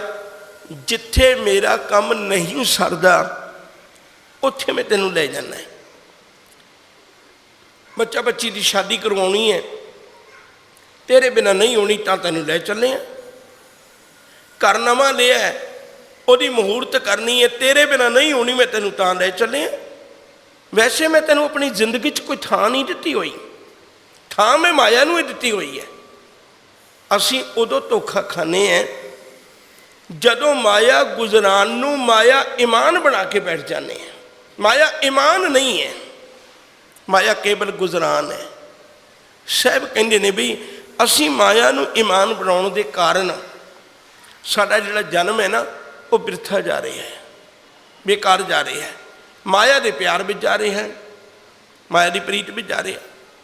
ਸਾਡਾ ਫਰਜ਼ ਬਣਦਾ ਹੈ ਅਸੀਂ ਉਸ ਆੜ ਵਿੱਚ ਲੱਗੀਏ, ਜਿਸ ਆੜ ਦੇ ਲੱਗਿਆਂ ਮੇਰੇ ਜੀਵਨ ਦੀ ਬੇੜੀ, ਮੇਰਾ ਜੀਵਨ ਮਾਲਕ ਦੀਆਂ ਨਜ਼ਰਾਂ ਵਿੱਚ ਪ੍ਰਵਾਨ ਹੋ ਜਾਏ, ਮੈਂ ਆਪਣੇ ਮਨੁੱਖਾਂ ਦੇਹੀ ਦੀ ਜ਼ਿੰਮੇਵਾਰੀ ਨੂੰ ਨਿਭਾ ਸਕਾਂ। ਅਗਲੀ ਗੱਲ ਬੜੀ ਪਿਆਰੀ ਹਜ਼ੂਰ ਨੇ ਬਖਸ਼ਿਸ਼ ਕੀਤੀ ਹੈ। ਕਹਿਣ ਲੱਗੇ ਜਦੋਂ ਇਹ ਕੰਮ ਨਾ ਹੋ ਸਕੇ, ਫਿਰ ਬੰਦੇ ਦੇ ਕੋਲ ਰੱਬ ਨੇ ਇੱਕ ਸਾਧਨ ਦਿੱਤਾ ਵੀ ਤੁਸੀਂ ਅਰਦਾਸ ਕਰ ਸਕਦੇ ਹੋ। ਪਰ ਇਹ ਗੱਲ ਚੇਤਾ ਰੱਖਿਓ, ਅਰਦਾਸ ਦੇ ਸ਼ਬਦ ਬੜੀ ਜਲਦੀ ਪੈਦਾ ਹੋ ਜਾਣਗੇ, ਪਰ ਉਹਨਾਂ ਸ਼ਬਦਾਂ ਵਿੱਚ ਆਪਣੇ ਦਿਲ ਦੀ ਵੇਦਨਾ ਉਦੋਂ ਪ੍ਰਗਟ ਹੋਣੀ ਹੈ। ਉਹਨਾਂ ਸ਼ਬਦਾਂ ਵਿੱਚ ਮੈਂ ਖੁਦ ਅਰਦਾਸ ਵਿੱਚ ਤਾਂ ਸ਼ਾਮਲ ਹੋਣਾ ਹੈ ਜੇ ਮੈਨੂੰ ਮੇਰੀਆਂ ਕਮਜ਼ੋਰੀਆਂ ਦਾ ਪਤਾ ਹੈ। ਜੇ ਮੈਨੂੰ ਮੇਰੀਆਂ ਕਮਜ਼ੋਰੀਆਂ ਦਾ ਨਹੀਂ ਨਾ ਪਤਾ, ਜਿੰਨਾ ਚਿਰ ਮੈਨੂੰ ਮੇਰੀਆਂ ਕਮਜ਼ੋਰੀਆਂ ਦਾ ਨਹੀਂ ਪਤਾ, ਉਹਨਾਂ ਚਿਰ ਮੈਨੂੰ ਮੇਰੇ ਜੀਵਨ ਦੇ ਵਿੱਚ ਅਰਦਾਸ ਪੈਦਾ ਨਹੀਂ ਹੋਣੀ। ਤੇ ਇੱਕ ਗੱਲ ਮੈਂ ਵੀ ਕਹਿ ਦੇਣੀ ਚਾਹੁੰਦਾ, ਜੇ ਕਿਸੇ ਕਮਜ਼ੋਰੀ ਦਾ ਪਤਾ ਲੱਗੇ ਨਾ, ਮਨੁੱਖ ਦਾ ਇੱਕ ਸੁਭਾਅ ਹੈ, ਉਹਦੇ ਤੋਂ ਕ੍ਰੋਧਿਤ ਜਲਦੀ ਹੋ ਜਾਂਦਾ, ਪਰ ਉਹਨੂੰ ਦੂਰ ਕਰਨ ਦੀ ਕੋਸ਼ਿਸ਼ ਨਹੀਂ ਕਰਦਾ। ਆਪਣੇ ਜੀਵਨ ਅੰਦਰ ਜੇ ਕਮਜ਼ੋਰੀਆਂ ਨੇ ਤੇ ਫਿਰ ਮਾਲਕ ਦੇ ਚਰਨਾਂ ਵਿੱਚ ਇੱਕ ਅਰਦਾਸ ਕਰੀਏ, ਇੱਕ ਜੋਦੜੀ ਕਰੀਏ। ਸਤਿਗੁਰੂ ਜੀ, ਜਿਹੜੇ ਧਰਮੀ ਪੁਰਖਾਂ ਦਾ ਜੀਵਨ ਹੁੰਦਾ, ਜਿਹਦੇ ਨਾਲ ਜੀਵਨ ਦੀ ਬੇੜੀ ਪਾਰ ਹੋਣੀ ਹੈ, ਉਹ ਜਿਹਾ ਜਪ, ਉਹ ਜਿਹਾ ਤਪ, ਉਹੀ ਜਿਹੀ ਜ਼ਿੰਦਗੀ ਦੀ ਰਹਿਣੀ ਤੇ ਉਹੀ ਜਿਹੀ ਸੇਵਾ ਮੈਂ ਬਿਲਕੁਲ ਨਹੀਂ ਕਮਾ ਸਕਿਆ। ਤੇ ਹੁਣ ਮੇਰੇ ਕੋਲ ਵਕਤ ਵੀ ਨਹੀਂ ਵੀ ਮੈਂ ਕਮਾ ਸਕਾਂ, ਕਿਉਂਕਿ ਸਮਾਂ ਇੱਕ ਅਜਿਹੀ ਚੀਜ਼ ਹੈ ਜਿਹੜਾ ਰਹੀ ਵਾਸਤੇ ਕੱਤ ਸਮੇਂ ਨੇ ਇੱਕ ਨਾ ਮੰਨੀ, ਫਟਫਟ ਰਹੀ ਤਰੀਕ ਸਮੇਂ ਖਸਕਾਈ ਕੰਨੀ, ਉੱਤੇ ਹੱਥ ਨਹੀਂ ਹੋਣਾ। ਇੱਕ ਵਾਰੀ ਲੰਘ ਗਿਆ ਸੋ ਲੰਘ ਗਿਆ। ਹੁਣ ਮੇਰੇ ਕੋਲ ਵਕਤ ਵੀ ਨਹੀਂ ਵੀ ਮੈਂ ਦੁਬਾਰੇ ਕਰ ਸਕਾਂ। ਹੁਣ ਮੇਰੇ ਕੋਲ ਕੀ ਹੈ? ਹੁਣ ਮੈਂ ਇੱਕ ਜੋਦੜੀ ਹੋਰ ਕਰਨ ਲੱਗਿਆ। ਉਹ ਇਹ ਕਰਨ ਲੱਗਿਆ, ਮੈਂ ਤਾਂ ਇੱਕ ਨੀਚ ਕੰਮ ਕਰਨ ਵਾਲਾ ਉਹ ਦਾਤਿਆ, ਪਰ ਮੈਂ ਤੇਰੇ ਚਰਨਾਂ ਵਿੱਚ ਇਹ ਭਰੋਸਾ ਰੱਖ ਕੇ ਆਇਆ, ਜੋ ਸ਼ਰਨ ਆਵੇ। ਇਹ ਭਰੋਸਾ ਰੱਖ ਕੇ ਆਇਆ ਵੀ ਜਿਹੜੇ ਤੇਰੀ ਸ਼ਰਨ ਵਿੱਚ ਆ ਜਾਂਦੇ ਨੇ, ਤੂੰ ਉਹਨਾਂ ਨੂੰ ਗਲਵੱਕੜੀ ਚ ਲੈ ਲੈਣਾ।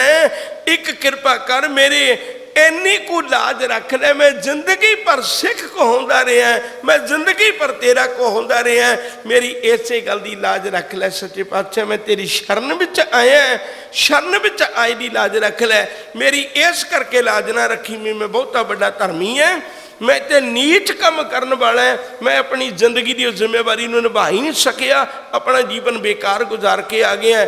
ਫਿਰ ਵੀ ਮੈਂ ਇਹ ਸੋਚ ਕੇ ਆਇਆ ਵੀ ਤੇਰੇ ਦਰ ਤੇ ਉਹਨਾਂ ਨੂੰ ਵੀ ਥਾਂ ਮਿਲ ਜਾਂਦੀ ਹੈ ਜਿਹੜੇ ਕਹਿੰਦੇ ਨੇ ਹਮ ਅਵਗੁਣ ਭਰੇ ਇੱਕ ਗੁਣ ਨਹੀਂ। ਅੰਮ੍ਰਿਤ ਛਾੜ ਵਿਖੇ ਵਿਖਾਹੀ, ਮਾਇਆ ਮੋਹ ਭਰਮ ਪੈ ਭੂਲੇ, ਸੁਤ ਧਾਰਾ ਸਿਉ ਪ੍ਰੀਤ ਲਗਾਈ। ਇੱਕ ਉੱਤਮ ਪੰਥ ਸੁਣਿਓ ਗੁਰ ਸੰਗਤ, ਤਿਹ ਮਿਲੰਤ ਜਮ ਤਰਾਸ ਮਟਾਈ। ਇੱਕ ਅਰਦਾਸ ਭਾਟ ਕੀਰਤ ਕੀ, ਗੁਰੂ ਰਾਮਦਾਸ ਰੱਖੋ ਸ਼ਰਨਾਈ। ਗੁਰੂ ਕਿਰਪਾ ਕਰੇ, ਬਖਸ਼ਿਸ਼ ਕਰੇ, ਸਾਡੇ ਤੇ ਰਹਿਮਤ ਕਰੇ ਤੇ ਅਸੀਂ ਉਹੇ ਜਿਹੇ ਜੀਵਨ ਦੇ ਧਾਰਨੀ ਹੋ ਸਕੀਏ। 2-4 ਮਿੰਟ ਭਾਈ ਸਾਹਿਬ ਹੋਰਾਂ ਨੇ ਤੁਹਾਡੇ ਨਾਲ ਸਾਂਝ ਪਾਉਣੀ ਹੈ। ਮੈਂ ਆਪਣੇ ਵੱਲੋਂ ਗੱਲ ਸਮਾਪਤ ਕਰਦੇ ਹਾਂ। ਸਤਿਕਾਰਯੋਗ ਪ੍ਰੋਫੈਸਰ ਮਨਿੰਦਰਪਾਲ ਸਿੰਘ ਜੀ ਹੋਰਾਂ ਵੱਲੋਂ, ਦਾਸ ਵੱਲੋਂ ਜਿਤਨੀ ਵੀ ਸੇਵਾ ਨਿਭਾਉਂਦੇ ਹਾਂ, ਕੋਈ ਭੁੱਲ, ਜਿੰਨੀਆਂ ਵੀ ਭੁੱਲਾਂ ਹੋਈਆਂ ਨੇ, ਅਸੀਂ ਉਹਦੀ ਤੁਹਾਡੇ ਕੋਲੋਂ ਖਿਮਾ ਮੰਗਦੇ ਹਾਂ। ਧੰਨ ਗੁਰੂ ਗ੍ਰੰਥ ਸਾਹਿਬ ਮਹਾਰਾਜ ਜੀ ਦਾ ਧੰਨਵਾਦ, ਸੰਗਤ ਦਾ ਧੰਨਵਾਦ, ਪ੍ਰਬੰਧ ਦਾ ਧੰਨਵਾਦ, ਜਿਨ੍ਹਾਂ ਨੇ ਬੜਾ ਸਹਿਯੋਗ ਦਿੱਤਾ ਹੈ, ਸਮੇਂ ਦੀ ਅਵੱਗਿਆ ਕਰਦੇ ਨੇ। ਇਸ ਗੱਲ ਦੀ ਵੀ ਖਿਮਾ ਮੰਗਦੇ ਹਾਂ। ਕਿਤੇ ਕਿਤੇ ਕੱਪੜਾ ਸਾਬਣ ਲਾਉਣ ਦੇ ਬਾਵਜੂਦ ਕਿਤੇ ਕਿਤੇ ਰਗੜ ਕੇ ਧੋ ਦਿੱਤਾ ਹੈ, ਦੁਬਾਰੇ ਰਗੜ ਕੇ ਧੋ ਦਿੱਤਾ ਹੈ। ਉਹ ਰਗੜ ਕੇ ਧੋਣਾ ਸਾਡੀ ਕੋਈ ਈਰਖਾ ਨਹੀਂ ਤੁਹਾਡੇ ਨਾਲ। ਰਗੜ ਕੇ ਧੋਣ ਦਾ ਮਤਲਬ ਵੀ ਉੱਥੋਂ ਦਾਗ ਨਿਕਲ ਜਾਏ। ਕਿਤੇ ਕਿਤੇ ਕੋਈ ਰਗੜਾ ਲੱਗ ਵੀ ਗਿਆ ਹੋਵੇਗਾ ਨਾ, ਤੇ ਉਹਨੂੰ ਬਰਦਾਸ਼ਤ ਕਰਿਓ ਜੇ। ਭਾਈ ਸਾਹਿਬ ਹੋਰਾਂ ਦੇ ਬੋਲ ਸੁਣੀਏ। ਭੁੱਲਾਂ ਨੂੰ ਨਾ ਚਤਾਰਨਾ, ਪਿਆਰ ਨਾਲ ਆਖੋ ਵਾਹਿਗੁਰੂ ਜੀ ਕਾ ਖਾਲਸਾ, ਵਾਹਿਗੁਰੂ ਜੀ ਕੀ ਫਤਿਹ।